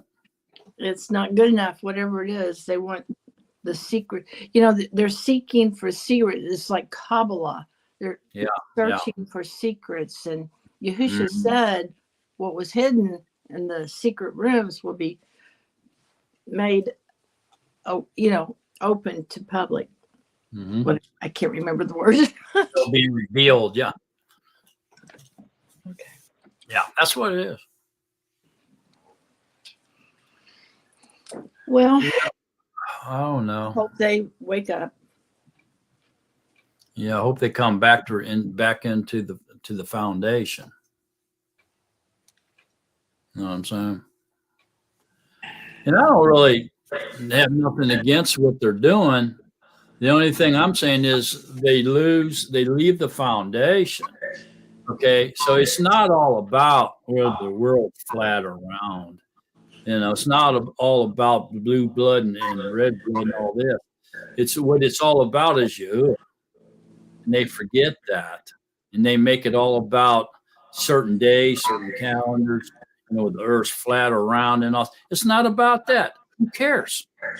So what? If you're right, if the world's flat and you're right, so what? Where's that leave us? With nothing but some weird knowledge, it's not going to deliver you. That knowledge ain't going to deliver you. Only the knowledge of you is what's going to get you delivered. See what I'm saying? It doesn't really matter. But in their mind, it matters because they lose track of deliverance of what's really important. And that's deliverance, your eternal destination. Your obedience, your service to Yahuwah. That's what's important. The Basora of Yahusha, your obedience. And that's what they lose track of that. And all of a sudden, this weird knowledge becomes their number one thing in their important list. So what if you're right? Where does that leave you? The lake of fire? You're going to take that knowledge to the lake of fire with you without Yahusha. See what I'm saying? So they lose their priority and the importance of what's really important, what's needed, and that's the Basora of Yahusha. They forget about that. It's more important to them if to argue and be right and try to win an argument whether the earth's flat or round. It don't matter. It's not going to get there. I think it's okay to search, but as long as you know that, like the Ten Commandments, and and the basic foundation, because I'm not gonna, let's say that I would not agree with something with Mark. I'm not gonna stop learning from Mark just because I don't agree with him on one thing. And this is not personal. It's just like an example. Or I'm gonna stop listening to Phyllis's shorts because she doesn't make the biscuits like I make my biscuits. You understand that it's. But Raul, if you're following somebody that's teaching you scripture, and if you don't have a solid foundation, you might believe something he says is right because you don't know for sure, and he might be wrong, and you might be accepting it. But what I say is that I won't stop listening to the other person. You understand? But how will you know how will you know if they slip something in on you that isn't right? Well, I would search the scripture to see if it's what they're saying is found anywhere in there. That's what I would do. You understand? But what I'm saying is that some people, like the little, let's say what happened in where some people didn't agree that Mark had seen a white leaf or not a white leaf, and then totally discarded Mark for that. That's I think that was very unreasonable because they weren't there. They don't really know what Mark felt. You understand? That's what I'm trying to say is that sometimes you might not agree 100% on one thing, but you don't, like they say, don't throw out the bath water with the kid with a sink, or however they say that, just because of one little thing. I think later on, maybe you understand more what Mark was saying, and you understand. It's just that you shouldn't just stop and leave. You know.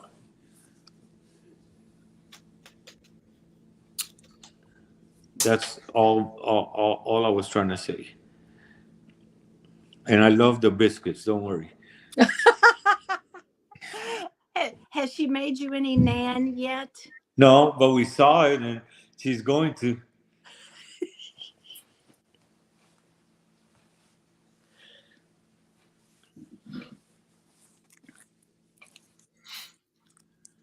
Yeah.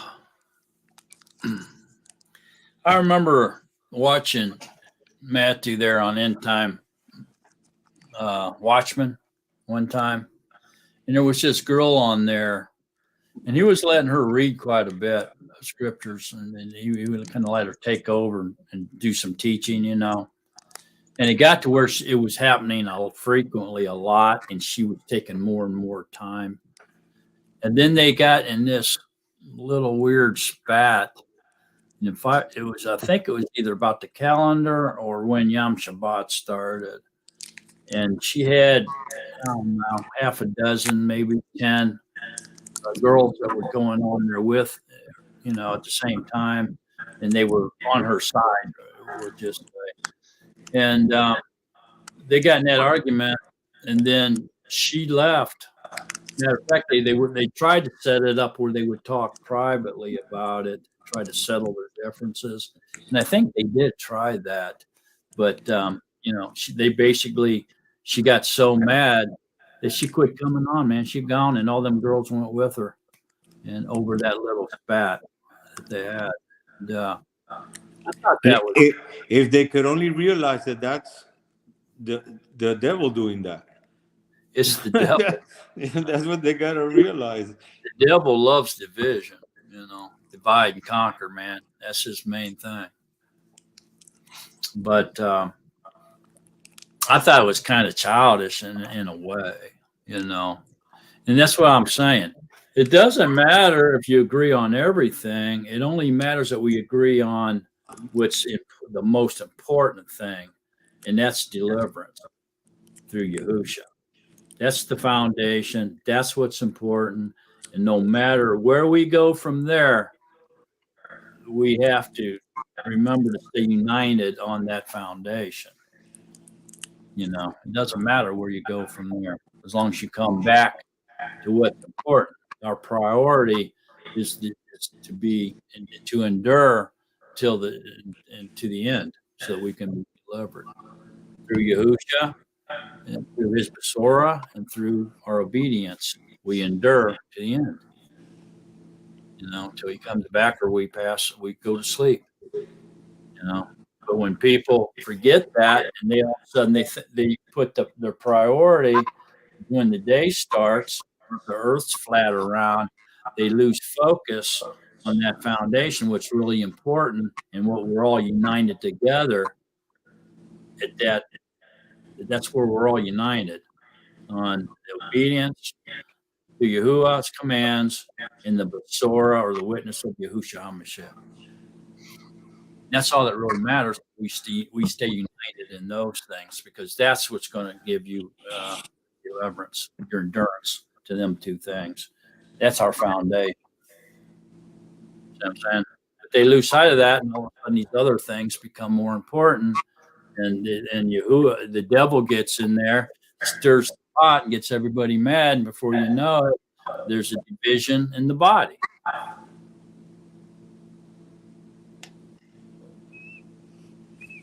The body can't be united on everything that's out there. It's impossible. So what can unite us? Our obedience, knowledge of Yahuwah, so of Yahushua. That's what unites us. That's what holds us together. Gibson girl put a couple of good little things in the chat there. Gibson girl, Dan? Yeah. You talking about this? Yeah. I agree with you, brother. No, Rob. no, the other one. No, the one that he says, truly, brother Mark. I'm just teasing you. Yahuwah hates division, And truly, Brother Mark, staying humble, and if each esteems the other better than himself, there's no problem among us. There you go. That's true. Yeah, put your brother and sister above yourself. Love them the same as yourself or above yourself. Put them first, and then there won't be any problem. So when we put ourselves first, and our pride and our ego gets in the way of love, then there's a division and there's quarrel. It's okay to be wrong. It's okay to be right. Like I said, I've seen it many, many, many times in life, man. The two people begin to quarrel, argue, or strife over a subject. It's not always that one person's right and one person's wrong. It's not always that way.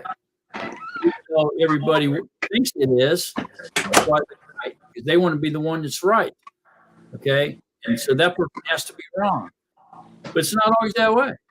As a matter of fact, I would say in most cases that I've experienced, both people were correct. Both were right. They were just saying it a different way.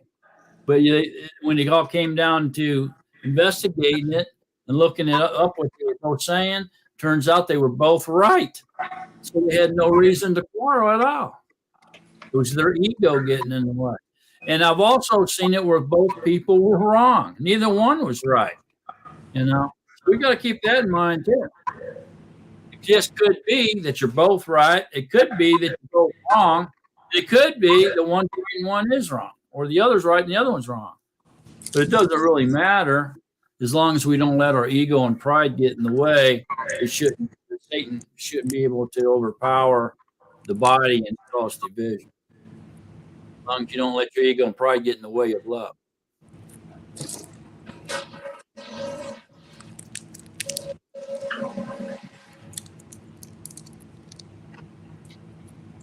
So I don't know. There for a long time, man, I was really trying to help with unity.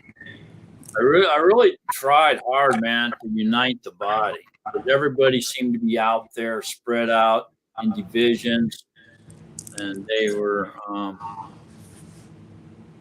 this little group was over here, this little group was over there. And the things that were keeping everybody apart was Mox Nix. It didn't even really matter, And because it didn't matter whether you're right or wrong, it wasn't going to deliver you anyway.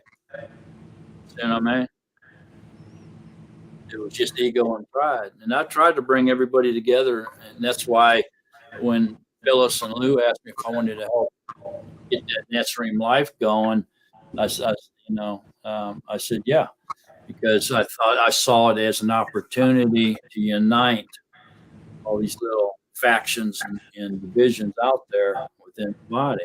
And it did to a certain point, To an extent. And they're dividing themselves up again. That's pretty much why Lou and I don't get involved, because we can't support, some of the things that they're trying to promote on Netstream Life now. I know. Can't support it. Yeah, you're right. You can see the division coming back. Do you see that, Raul? You're involved with them. Yeah, I'm involved because I really enjoy some of the people that are there. I do too. I really enjoy some of the people, but I'm not wanted. So. Well, because maybe by the administration.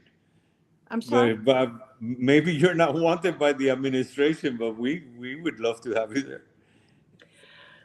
I don't put up with that's okay. When the girls wanted to have prayer circles, I said no, that's not, and they started doing this and then this, and I'd go, that's not in scripture. And I was pushed out because I stood up for the truth. They didn't want somebody standing up for the truth. So I just said, okay. And we definitely don't want to become like the circus that they just let any they accept now gays and they do this and they do that just to have more people. You understand that? I don't think that's correct either. I mean, you have to keep some type of, since I don't know much, I try to stay neutral because I like you would know that a prayer circle is bad. I didn't know that. So I try to stay neutral as much as I can, Yami and I. Maybe 5 years from now, or 10 years from now, when we have the knowledge that most of the other ones that are there that have a lot more knowledge, then I can say more. You understand? But since we're newer, we try to stay very neutral in everything. We don't like, Yami and I hate arguments. We hate arguments between us. I don't think in the 30 years that we've been together, or 31 years that we've been together, if Yami and I have argued one or twice, it's too many times. We don't like to argue. But I just remember the warning to the assembly that said, because you are neither hot nor cold, I spew you out. I've decided that I don't want to be spewed out, so I will stand up for the truth, and I'll put my foot down. And when I feel that I know the truth, I would stand up for it also. Yes. Yeah. Factions and visions and denominations are illegal. There's only one body. You can't isolate yourself and say, we believe in this. You don't believe like we do, so go over to find somebody that thinks like you do. That's illegal. So am I wrong for not participating, other than the fact that I don't have time? But that's one problem why I don't participate. The meetings are at I don't think so, because Yahuwah is the one that decides where he puts you, where he wants you to be. And if you're within his core body, within the true body, there's only one body. Okay. But that Mark, that could be said for the whole world, right? There's only one creator. one body. There's only one creator, but yet you have 33 different type of worshiping. So even in the whole world, it's wrong. But just like we read, he knows who his people are. Oh no, I understand. Yeah, the denominations are all these divisions. That if they're in a religion, they're all wrong. It doesn't matter what the name of the religion is or the denomination is. It doesn't matter. They're wrong. Okay, so there should be one relationship direct. Your walk with him. Everybody. It's not about this group, this faction of 10 people. Okay, it's not about them. They're making it about them. They should break apart and concentrate on Yahuwah and unite in Yahuwah, not in themselves. See what I'm saying? So that's illegal. That's called a faction. And I wouldn't be involved in that either. If you want to unite around Yahuwah, I'm ready to do it. But to unite with other people, especially against other people, that's not scriptural. It's actually against scripture. See what I'm saying? You know, Raul, Lou is really the one that was ostracized the most. And basically, I said, well, if my husband's not accepted, I'm not going to be either. That was that, plus that I won't stand up for anything that's not true. My opinion on anyone, if they're wrong, Yahuwah will judge them. I'm not the one to judge him. Right.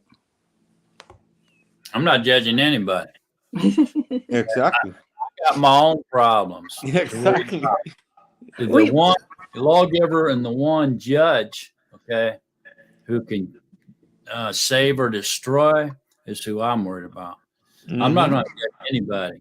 I got my own problems. You know what I mean? So to judge someone and say, because they doing this or they're doing that, you're judging Torah. You're a judge of Torah. And I would disassociate with those people. I'd say, and who do you think you are? Okay. I bet you got a list of sins a mile long, as long as your leg. Don't be judging other people. Okay, that's Yahuwah's business. Yahuwah gets to decide who he forgives and who he condemns. Okay, and nobody's without sin. We've all fallen short of the esteem of Yahuwah. We've all sinned. Okay, some sin more than others. But guess what? If you're forgiven for much, okay, then you love much. So you love Yahuwah more than the person that was just forgiven for a little bit. Okay, and that's who Yahuwah wants. Yahuwah scrapes the bottom of the barrel. You better believe it. Yeah, Better, deal with Gibson girl says, deal with the plank in your eye. that's right. That's exactly right. So I'm not judging anybody. The scripture says how you judge someone is how you're going to be judged. So you judge someone, or you think that you can throw them out of the body or out of a organization or anything at all. Okay, that's how you're going to be judged. So your chances of making it into the reign of Yahuwah are slim because you judged that person that way. You ain't gonna see me doing it. I'll admit I'm the worst, center of everybody. You don't like me? Too bad. Yahuwah does. See what I'm saying? I think the Not Dream Life is still a good group, and I still send people there. I don't have anything against it or the people in it. I miss it, but I love everybody in the Not Dream Life. I don't know anybody in there. The only anybody I know in there is Dougie. No, Rolly you and Yummy. know William, you know Yami, you know Yeah. Tad, you know Tad's mom. I mean, from the first people that we were all there, there's a few that are gone. A lot of them that are gone. Really? You know, or that, yeah, from the when we were there with Zoom and Noon and stuff. There's a lot of them that are gone, but Yeah. there's still Douglas, Daoud, David Messenger. Oh yeah, David Dave Messi. Messenger is still there. Um, These are all people I love. I love hearing their names because you know what, Mark? I love hearing when you call out everybody's names. I love hearing the names of people. Who else is there, Raul? oh wow, yeah. I mean, did I miss somebody? Is Toria still come and Rebecca? No, Toria doesn't go there. Toria doesn't go there. I haven't seen Rebecca there in a while. Okay, Larry goes. Larry Wayne, I think is his name, right? Larry Wayne. Oh, I He's still. remember him. Yeah. Larry Wayne goes. There's a guy by the name of Alvin. I don't know him. I don't remember Alvin's last name. What about Mark Wyatt? Anybody No, ever hear from him? no, no. That group that left at that time, nobody's ever been back that I know of. They weren't a part of the group anyway. Let's see. There's a little. Really, there's a core group that we're always together, and those are the people that I care for a lot. It's William. Yeah. Shelly. Those are all the people I know. It's Tad. It's his mom. It's Joseph. Oh yes, Joseph. Joseph Henson. Dave Messenger. We're the ones that get together all the time. We're the ones that get together. I was explaining to Mark, we get together third days, we get together fourth days, and every other fifth day we get together. Right. And then we would see most of them on 6 days in the chat, listening to Mark, and then we would see most of them here too on Shabbat day.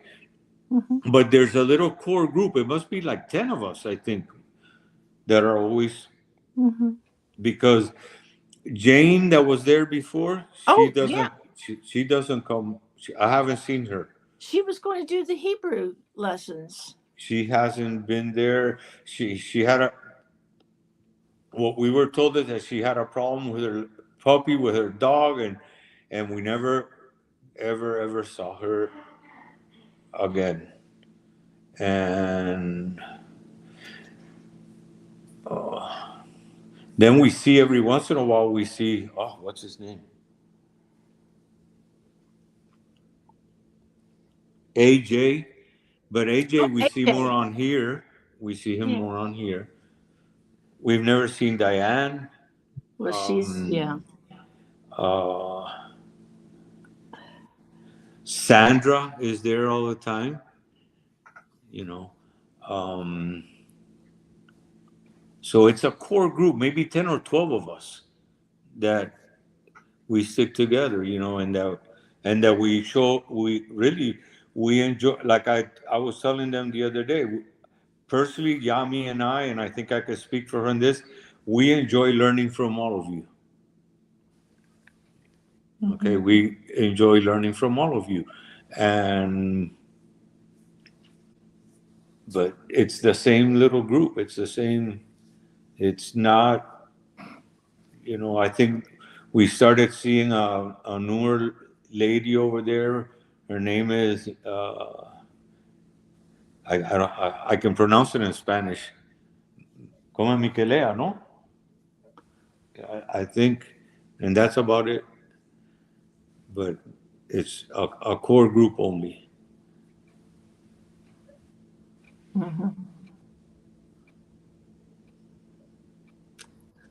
Well, And Margaret's there. does she show up? I thought she was like distancing herself too. No, she still shows up. Good. She shows up. Good. I would tell you the truth, I would hate to see it go away, but if it goes away, you know, like I said before, we love the fellowshipping, but if we have to go on our own, we will find a way of going on our own. Well, she's hoping that somebody will step up to the plate and start running Nazarene Life.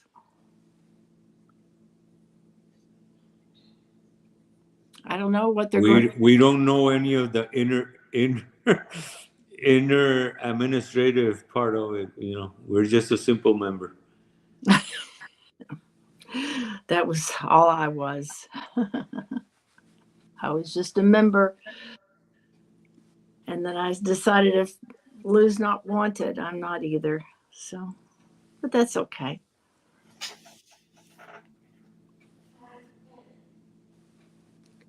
I thought Yahushua said I came for the lost. Didn't he say that? I thought so too. I For remember that. The lost. Something like that. Well, I just, like I said, man, I don't judge anybody. That's not my job, you know. So I'm not going to look at anybody else and say, I'm not going to hang out with you. You're a worse sinner than me. That's ridiculous.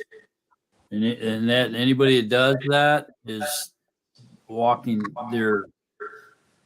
very close to the fire. Let's put it that way. I would be scared to death to do that to anybody. Me too. If it is the leader of the Hell's Angels, I'd be scared to death to tell him, you're going to go to the fire. I'm not hanging out with you. I'm serious, dude. Yahuwah can set favor on whoever he favors, compassion on whoever he has compassion. That means that deliverance is strictly Yahuwah's business. Nobody else. Exactly. We're all sinners. So none of us deserve to be delivered. None of us. We all deserve to be executed. We've all been judged sinners, right? And criminals. We all deserve death. It's because of Yahushua's, his mercy, his kindness is why we can be pardoned of our sins. I'd be scared to death. You know why? Because I would be scared that since I told that person that I don't want you around me because you're a sinner or you're worse than me, I'd be scared Yahuwah would flip us and say, okay, you're going to the lake of fire and I'm bringing him into my reign because you judged him that way. How you judge is how you're going to be judged. Mhm. I don't play them games, man. I know I was a great sinner. Okay, I love Yahuwah a lot for what he did for me, man. You know what I'm saying? I appreciate what he did for me. He gave me life. He gave me a pardon, and I ain't gonna waste that on judging anyone. If he could, Hallelujah. if he could save me, deliver me from the lake of fire, he can deliver anybody from the lake of fire. So I'm not gonna judge anybody. I'd like to change the subject just for a minute, and we can go back to this. But something that's on my heart is that people still call us. Well, still, why wouldn't they still call us? People call us or write to us and say, "We want to be immersed. Is there anybody that you know of in my neighborhood, or is there a ministry that we can join up with, or can we come see you all and let Lou?" And when I tell them they don't need anybody to be there with them, that they can approach Yahusha, you know, how is that? What is the right word, Mark? We don't need not an adversary. We don't need a Witness? Witness? Mediator. Intermediary. Mediator? We don't need an mediator, because we can go straight to Yahusha himself. And people, when we tell people that, they're just so amazed and they're scared because they've been brainwashed from birth that, that other people are in charge of your religion, of your salvation. You're not in charge of your salvation. You've got to find an organization to be in charge of your salvation. And they're just so relieved, like, what? I don't have to have anybody with me. And that's a great part of my job there. Because that's how they grew up, always thinking there's somebody that will help them be saved. Yeah, and people even take credit for that. I mean, how many people have you seen in the circus say, "Yeah, I saved so and so last week," or Really? The reason we celebrate Easter is because more people come into the circus on Easter, and a lot of people get saved. So There's someone on here that wants the link. Where's the link for what? Is he talking about Nazarene.com or? No, I guess it's for to come on. Oh, to get in here? Yeah. There you go. There's the link. Just click on that yellow link right there and come on in. Follow the directions. Yeah, Phyllis, that's a great point. That people need to understand that they're responsible for their own salvation, their own relationship with Yahuwah. They don't have to go through a preacher or a priest or anybody else in order to get to Yahuwah. He's listening to you, and there's a legion of messengers that is standing there with him, witnessing your acts of obedience and your repentance. So you can go immerse yourself. Hey, Joshua, it's saying device is not connected. That usually means your camera is off or your mic is off. Usually it's your camera. There you go. You're in now. How you doing? It's always something. Hey, bro. What's going on, guys?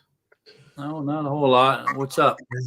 Well, I've been just watching you all day long today. So from my own little corner.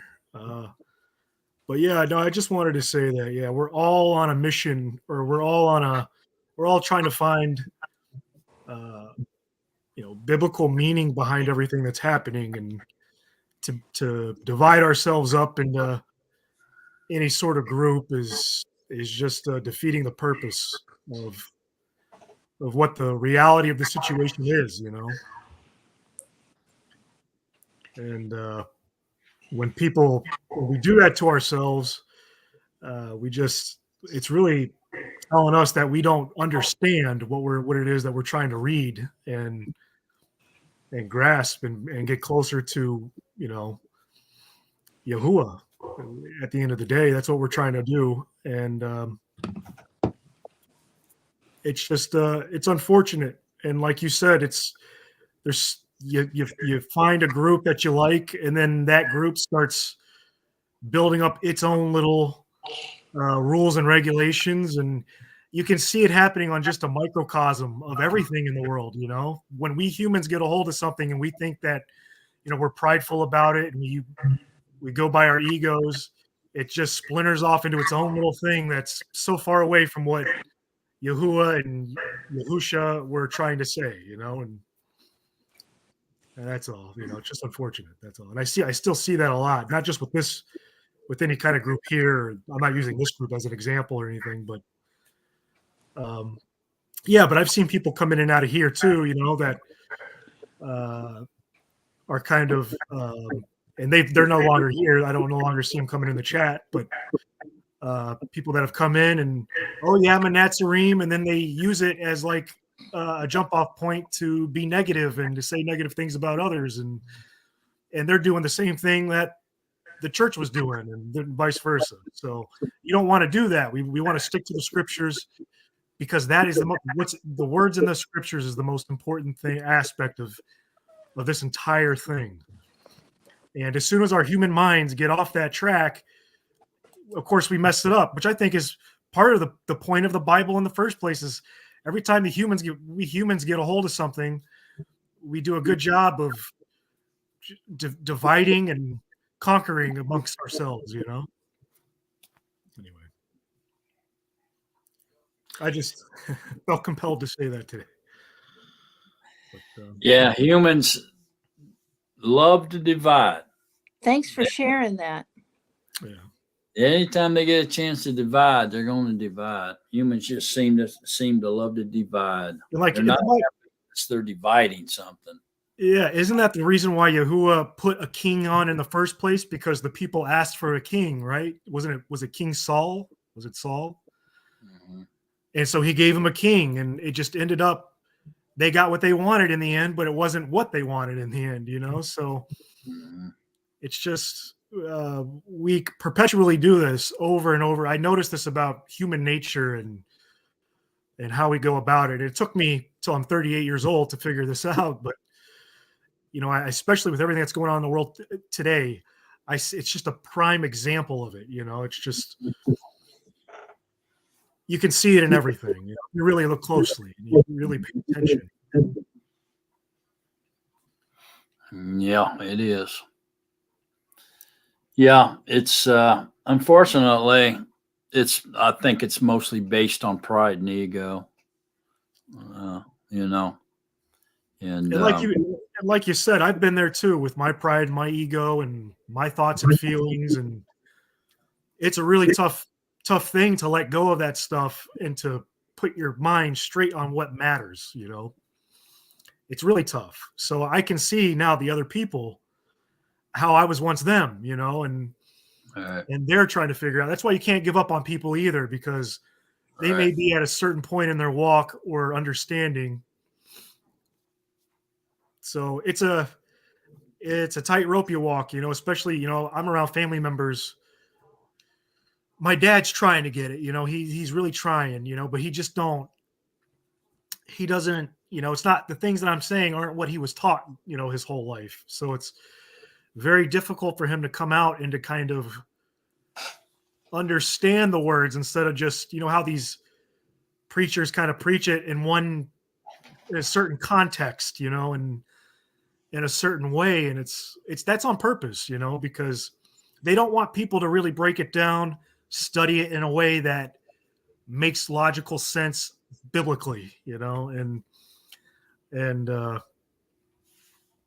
there's a lot of ear tickling going on, and that's what my dad got used to over, he's 66 years old. That's very difficult to come out of, but they say that about us baby boomers, that it's hard to teach us new tricks.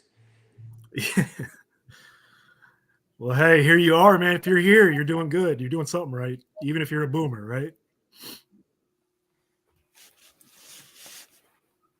But yeah, it's just Oh yeah. Also, have you ever seen Tom Bradford, his Torah class online? Mm-mm. There's a Mark, if you ever get a chance to watch just a couple of his episodes, but he is a great, there's only a couple people that I really watch. And although he doesn't use the name Yahuwah, he uses Yehovah. I mean, he breaks down he spends an hour on each chapter of the book. So he really breaks it down and he goes into the Hebrew, the Hebrew meanings of the words and what they actually meant, and the context around Hebrew language, because I'll tell you what, that's one thing that I've noticed is that the Hebrew is really important because the Hebrew culture and language was much different than our culture and language and has different meanings for different things, that our words can't really explain, so it's he goes through all that, but anyway, he's a phenomenal. Check him out, Mark. Check out one or two of his episodes and see if you like him. But I think you will because he's a lot on your level. But it's just a fantastic. It's called the Torah class on YouTube. Okay. But I've been going through it. He goes through every book too, so he spent a lot of time. We're talking hundreds and hundreds of hours worth of content of breaking down each verse, each chapter, one by one. What's his name again? It's Tom Bradford. I've heard of him. Yeah, he's great. He's really good as far as, and he sticks to biblical scripture, and so that's kind of what I do. Is I get Mark on Fridays and Saturdays, and the rest of the week I'm going to his Torah class, and it's like just really in depth. Shows the history, shows the different various artifacts that have been found that back up biblical scripture. That no one ever talks about, but it exists and things of that nature. And it's really well done. I think you guys should check it out if you get the chance. But so I've been learning a lot, these last 6 months or so. I've learned a ton. I've got 140 pages of notes front to back just from taking these classes online. So it's crazy, but I'm glad I'm doing it. I found that it's the only way to really learn is to study the scriptures, learn the scriptures, learn how they're read, learn how they're supposed to be read. And, this is something that you just no one else really teaches, so it's nice to see.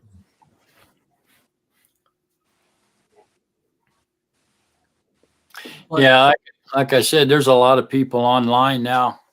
You can go on and listen to them, which is good. You know what I'm saying? But I can remember when there was hardly anyone, only a handful. So now it's Lou and I started 30 years ago when there was no internet either.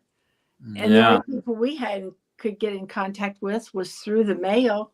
And yet somehow we had people ordering fossilized customs, no internet. I don't know how they found us. Were you guys running around passing out pamphlets? And no. No. Oh, I think he was sending mailing books out to people, mostly trying to convert pastors of churches. That's where he sent a lot of books, was to pastors of all these different circuses. Yeah, it's just kind of interesting. Like, the older I get, the more I look at the internet as a bad thing in a lot of ways. I don't think it's been a great benefit to humanity. I mean, in the way that the general population uses it. But you can also see the work of Yahuwah behind it, because there's a lot of information that we wouldn't be able to have access to without it. So it's kind of like it's the perfect place for his people, his chosen people, to find that information, those who seek it. It's almost like his own little sifting process using, I just kind of like that. I think the internet is used for a lot of bad in the world, but also there is some good behind it, some sort of divine goodness behind it as well. You know, it's not all bad, but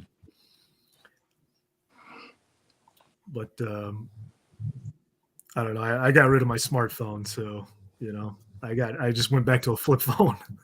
Oh, really? Yeah, it's been awesome, to be honest with you, because so many times I would get sidetracked on my smartphone, you know, and waste the day away doing something frivolous or getting involved in something frivolous or something like that. But None of us have ever done anything like that. yeah, well, you guys are good with it then. I wasn't good like that. I always was. I had to be on my phone looking at something, and I see everybody else doing the same thing, you know. But I know. I tell you what, I'm going to tell my dirty little secret. I get stuck on these shorts. I get on my phone on YouTube, and Yeah. I'm planning on doing something like posting something, and I'll see these little shorts, and I'll just go. I can't. Yeah, that was my problem. I just get too involved in it, you know, instead of. So I got rid of my smartphone, but I got a smart TV, so that's how I watch Mark through there. I do my classes on the television, and it's a healthy relationship rather than taking up my time, you know, with needless things, you know. But it was difficult to do. And I look at my nephew, and I couldn't even you take the video games out of his hands, man. He don't know what to do with himself, you know. So it's these kids who are growing up with this stuff that I'm really worried about.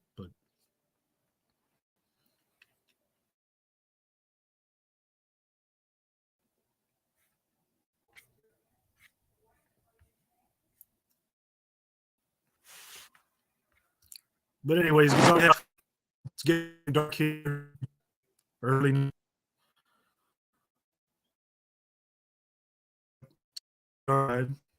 Just kind of depressed. But Sounds like somebody's echoing.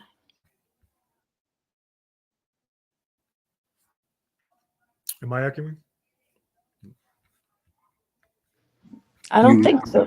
I You thought were you before, were not now. Oh. Yeah, well, I'm getting spotty internet as it is.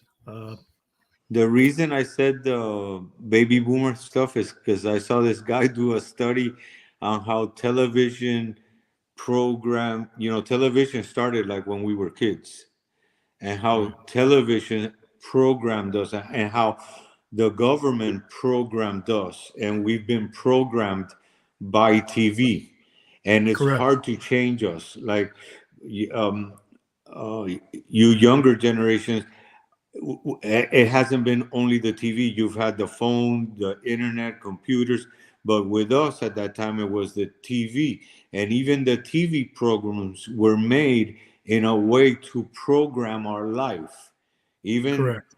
Even like the example he used, it was even to get the woman out of the house or bring the woman back into the house, or the way they shaped families, even sorcery, because we have programs like Bewitched. Then we had the program, the I Dream of Jeannie. They started introducing programs for us to get us accustomed to that. You understand? And even with cartoons for kids, we literally, it started with the radio, but TV is what has made my generation be programmed to certain things, and and they were explaining how hard it is to get us to deprogram us from what they taught us via TV. Yeah, I mean, I totally agree with that. Television, especially for me. I mean, I was a kid too. You know, and even when I was a kid, the internet wasn't big yet. So I grew up. There was a period of the '90s where the late '80s and '90s, where I grew up, and that was all I had was television. You know, so yeah, I mean, and you're right. Shows like The Munsters, Bewitched, even you know what I saw for whatever reason on YouTube, it recommended an I Love Lucy episode, and the episode was about how she got into numerology or something, and Yeah. I ended That up was watching. one of the programs that he showed that they used to program. That's why it's called a TV program. Right, They were programming us. and that's why I think reading the Old Testament, specifically the Torah, is like its own little deprogramming device, because it talks about idolatry, idol worship, getting mixed up with sorcerers, and the sun and the moon worship, and all that stuff that TV programs us to do. So it's kind There of used coming to be in. one called The Mistress of the Night. I don't, and then they would show horror movies and all kind of weird stuff. Yeah. Another one was The Twilight Zone. Oh I yeah. mean, there was some really, that at that time you would look, oh, it's just a TV program, but really they were putting things in your mind to get you accustomed to certain things. But Exactly. Raul, when we were kids, most of the programming was teaching you the good side. They would show like the mask. What was that? The Lone Ranger. The Lone Ranger. Yeah. Remember how goody two shoes he was? I mean, I learned good. It taught you racism, Tonto. Well, yeah. That's You know true. what the thing about that is, but see, I think like they had to start somewhere, right? Because back in those days, you couldn't just put these programs and watch today on television, because people would have an uproar over it, And nowadays, since it's accepted behavior, they've got, it's progressively gotten to the point where it is now. But They blame a lot of the breakup of the family to it, because in order to make it normal, there was a program called That Girl. That was the first program of a woman living alone and working on her own. Okay, so they and like they were explaining, like right after during the war, a lot of women had to go out to work to produce the tanks. Because men were out, so women took over a lot of the factory work. But right after the war, then they made it back to getting the woman back into the house in the 50s.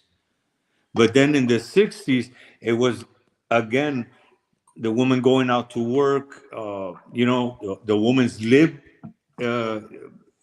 liberation movement, and all that kind of stuff was really introduced through news and through TV programs, until the person got accustomed to it. It was normal, because normally you want to be like the person on TV. I mean, the kids at young time, they want to look like the actor, or they want to dress like them. You understand? So it was a way of programming the public.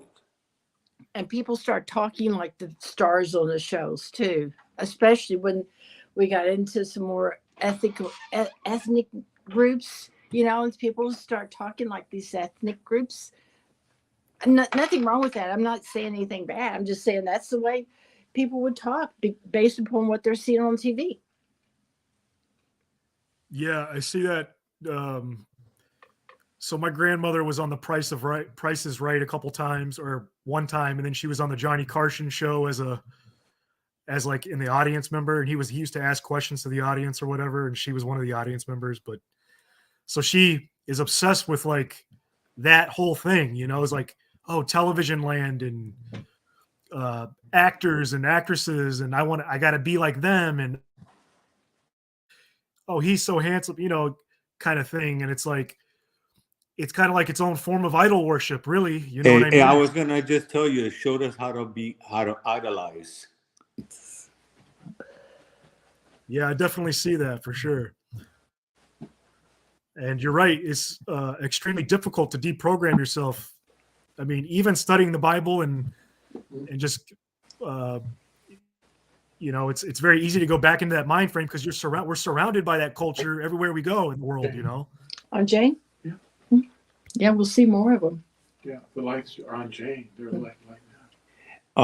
Another other thing that was showed in this kind of video that I watched was because it was a few parts, but it showed how it started via the radio, and that there was like three main companies, but yet all three companies were owned by the same investors, so they controlled what you heard.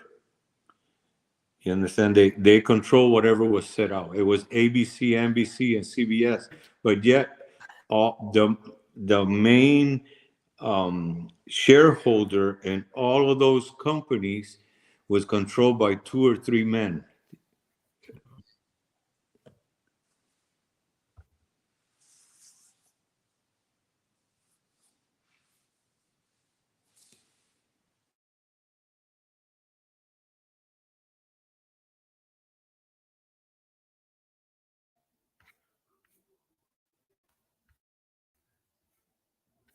Can you guys hear me? No, I didn't hear anything. Yeah, we hear you. Oh, Yeah, my internet was I getting was spotty talking. there for a second.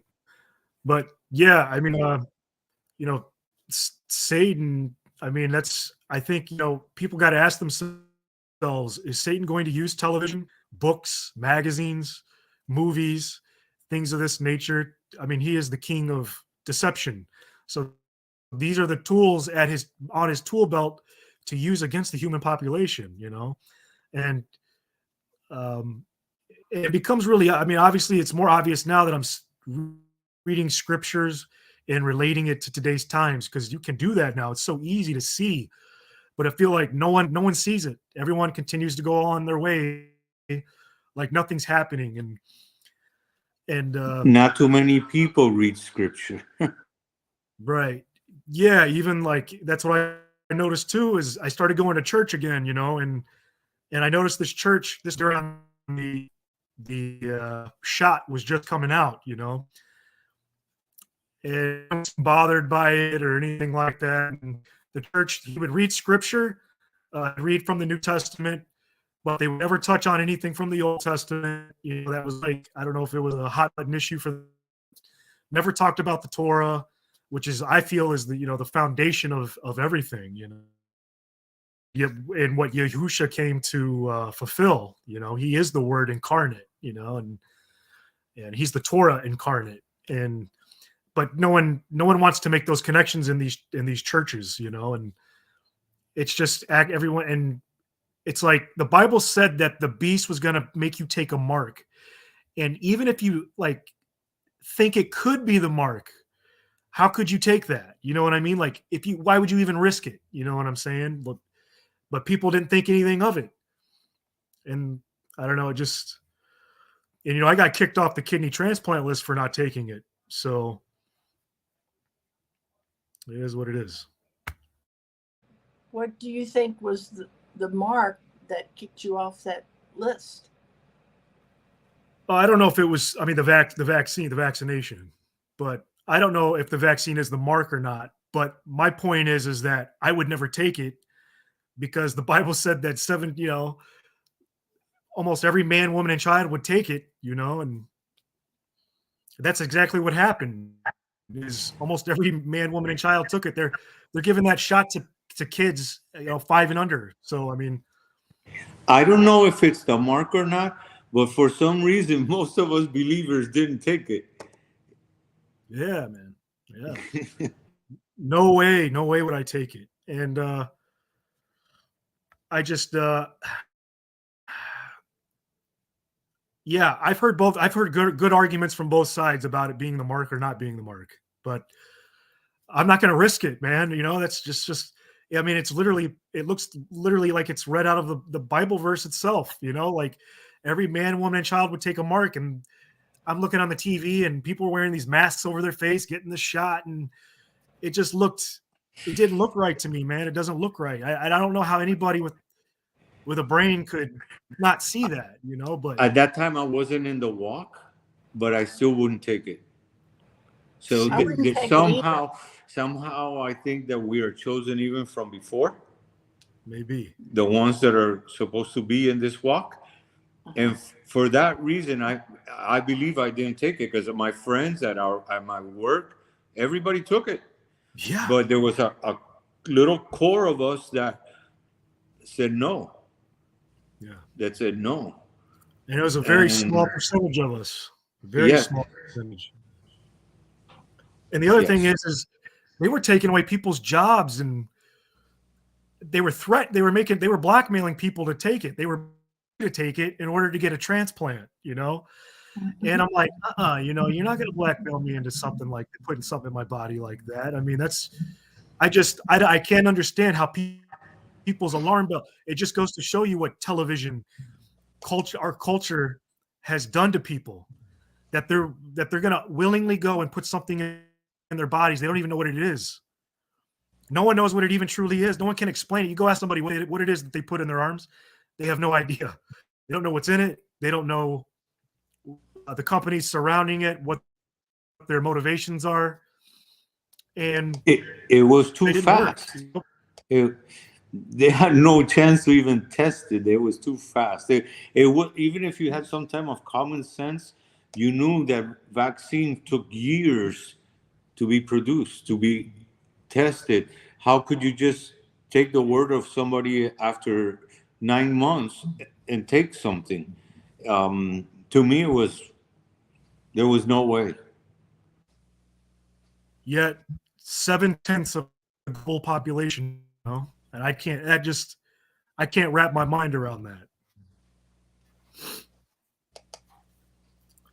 If Clinton called me back recently last week, they said they're getting rid of the man, you know, because I was at the top of the list, and I was getting calls as a backup recipient. So they called me and say, okay, well, here's the original donors getting the kidney. If it doesn't work out or they don't want it, then you get it. So be prepared, you know, to go to hospital and get prepped and for surgery and whatnot. This was being waiting. I had to do all kinds of tests. I mean, it was just the testing, you know. So it took up a lot of my life. You know, I waited a long time, and then one day I just got a call. They said,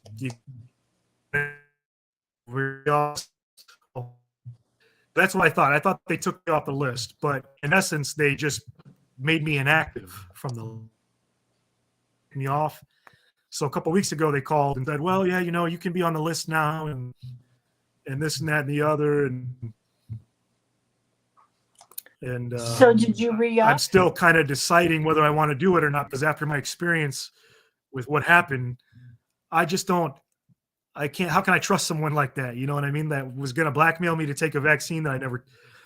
And by extreme reactions to vaccines in 2018, I took a pneumonia vaccine and had a grand mal seizure right there in front of the nurse. So that was another reason why I didn't want it. They said that there was no medical exemptions, that everyone had to take it. So there was something wrong behind the thing. None of it made any sense. There was no science. You can't blame the people because they're just following rules. Go ahead. And I'm now sorry. they don't have to follow that rule.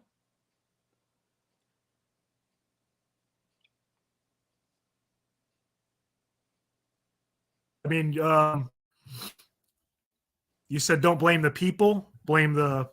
Yeah, it was the Cleveland Clinic that put that in. But I just look, to me, in my view, that there is no coincidences in this world, you know. And like for me to be at the top of the list and to get those calls, and then all of a sudden to have to make a tough decision to go off, I think that was Yahuwah stepping in and saying, "Hey, man, now's not the time for this." You know. So I'm gonna take it. I did it. I'm gonna take that as a doing what I'm doing and eat healthy, exercise, and I see doing pretty good.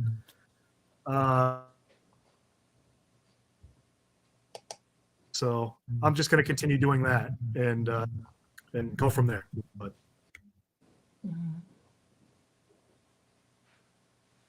We should mix some of that apple juice with a little nutmeg and cinnamon sprinkle on top. No, thank you. That doesn't sound good. It's But I delicious. appreciate It's it. delicious. Okay. I even put it on my video. I'm still editing it. Oh, okay. At the front. I said, have you ever seen these people on these YouTube advertisements?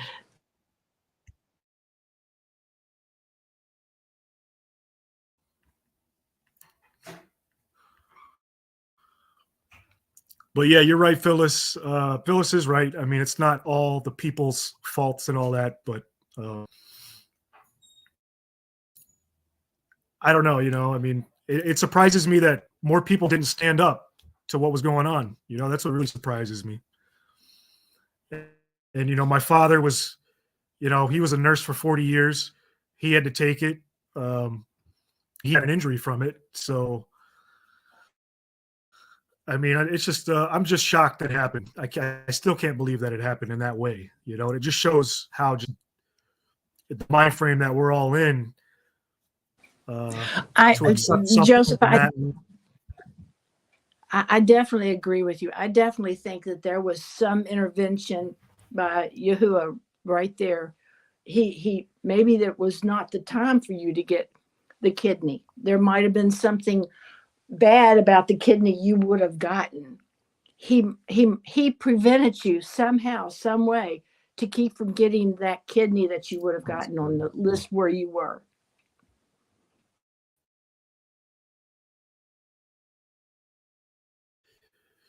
Yeah, I don't know, but I will say since that happened, that it really got my butt in gear to start exercising and eating properly and doing what I had to do to survive all this.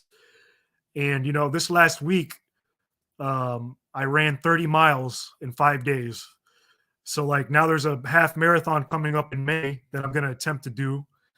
So I'm excited about that. But yeah, to go to your point, I think I learned lessons from that, but I also learned lessons from standing up for my God and saying, no, I'm not doing this, So honestly, I'm not one of these types of people who I don't really fear, I've had to kind of like come face death and face my mortality in a lot of different ways. And I'm not really fearful of dying, especially now that I'm walking the walk, and I've done really well, and I continue to do well. I enjoy walking this walk. It's not a chore for me anymore. It used to be like, oh my gosh, it used to be so overwhelming for me. But as for Yahusha and Yahuwah to impact my life and to guide me, and I've been guided, and the doors have been me. And I've been in my whole, so it's on pretty amazing. And, my nurses are always on me. Oh, no, well, did you call Cleveland to get said, hold on. I like where I'm at, and I'm just going to continue doing what I'm doing. And, leave it at that, especially with everything going on in the world. You never know what's around the corner. So I think now's the time to be obedient to God, give him my obedience every step away, and just walk the walk as best as I can, and I have been a better person for it to this point. So I'm going to continue doing it.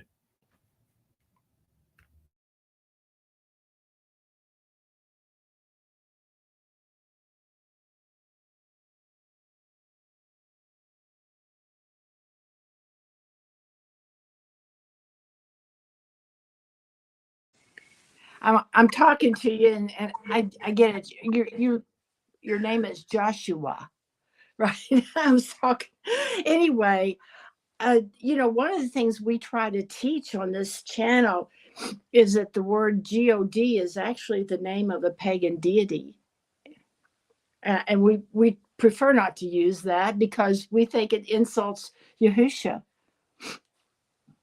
Yes, you're right. It's a title, but you'll have to forgive me because I'm talking to my grandma and my dad, and I have to use these terms because No, you don't. Well, I mean, I know I do in front of them because they're like, "Why are you saying that? That's not right." This and that and the other. So I say it not. and I get it. I understand that the names are important, but at the same time, when you're trying to connect with people who don't understand, who aren't at that point in their walk, I think sometimes you have to use those terms because I've heard that excuse so many times. That doesn't hold water with me, because you're supposed to be a teacher. You're supposed to be on a different level. You're supposed to be overcome. We're overcomers, is what we are. yeah, I'm not picking on unfortunately, you. no, I know. I haven't found a way to relay that without teeing off people. So if without them getting immediately defensive and writing me off as crazy. So I Pray think you're about it. right. You're absolutely right about that. But I'm still struggling to teach others in that way because there are certain things you have to learn before you come to that point. At least that's how it was for me. But yes, you're right. The God The name is of a Yahuwah is title, and it doesn't not wisdom. necessarily the title. Right. I agree. Then I said that to my grandma, and she just laughed at me. So she said, and then I heard her on the phone the next day, and she was saying, "Oh, and he said his name was Yahuwah." She's like, "I never heard this." And, she was just basically talking down about it, So I didn't like that, and I know. I know. if they don't want Lou's to, if they want to listen to what, if they want to listen to what I have to say, I can't use. Sometimes you have to, you don't want to, or maybe I should just say it in a different, not people at all. But I haven't figured out a way of, just You'll figure it out. You'll figure it out. But Yahushua will me. teach you.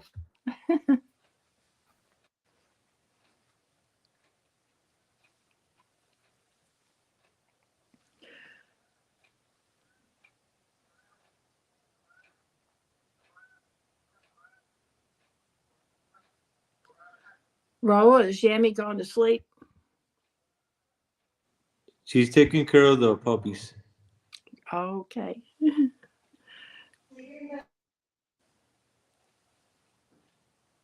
I think she's also practicing a song she wants to learn. Oh boy, I'd love to hear it. She has a voice of an angel. What psalm is it, Yami? Psalms 95. Psalm 95. Excuse me, Yeah, I've heard her 91. sing. Psalm 91. Oh. I've heard her sing, Raul. She's very talented. Did she sing when she was younger, professionally or anything like that, or just? Her whole family sings. And they were, I think, 5 girls and 1 boy. And she's from Venezuela, and they would get together to sing folklore music and stuff like that. So she's always loved to sing. So now she sings to Yahuwah. Yeah, she's awesome. I was pretty impressed. All right. Okay, well, I'm heading off. I'm gonna close out Shabbat here for myself, and then I got to run to the store and get a couple things. And but thanks for listening to me, and you guys have a good night. Mark, you did a great job last night, tonight. And I appreciate you, bud. You've really brought me a long way, so I appreciate that. All esteemed Yahusha, thanks for coming on, Josh. Yeah, thank you. Nice seeing you. Love you, man.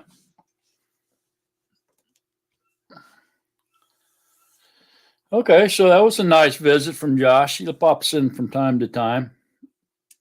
Nice man.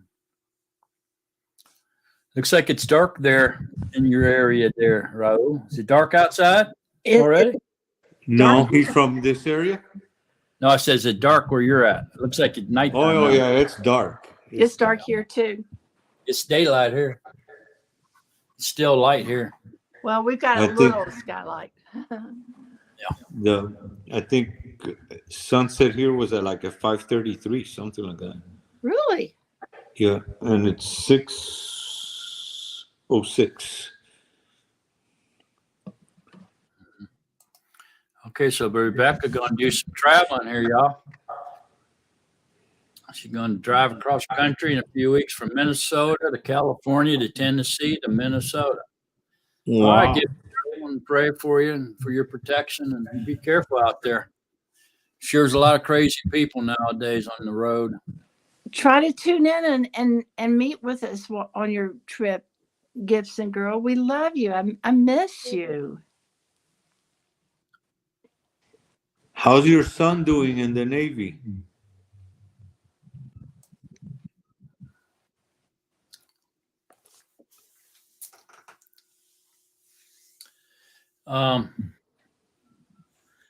Y'all been teasing us there, Raul. You and Yami teasing us there with the song. That ain't right, man. She needs to come and sing a song to Yahuwah. She's getting one ready for you guys, but it takes her a little time to practice. Okay. Maybe she can sing one of her older songs to Yahuwah for us. Is she You up hear to that, it? Captain? Well, she's. I don't think she's ready today. It's okay then. But she will. She'll get ready for you guys. Okay. Here's Gibson girl. Benjamin is now in a school in Pensacola, Florida. Keep him in your prayers too. He is in the Word.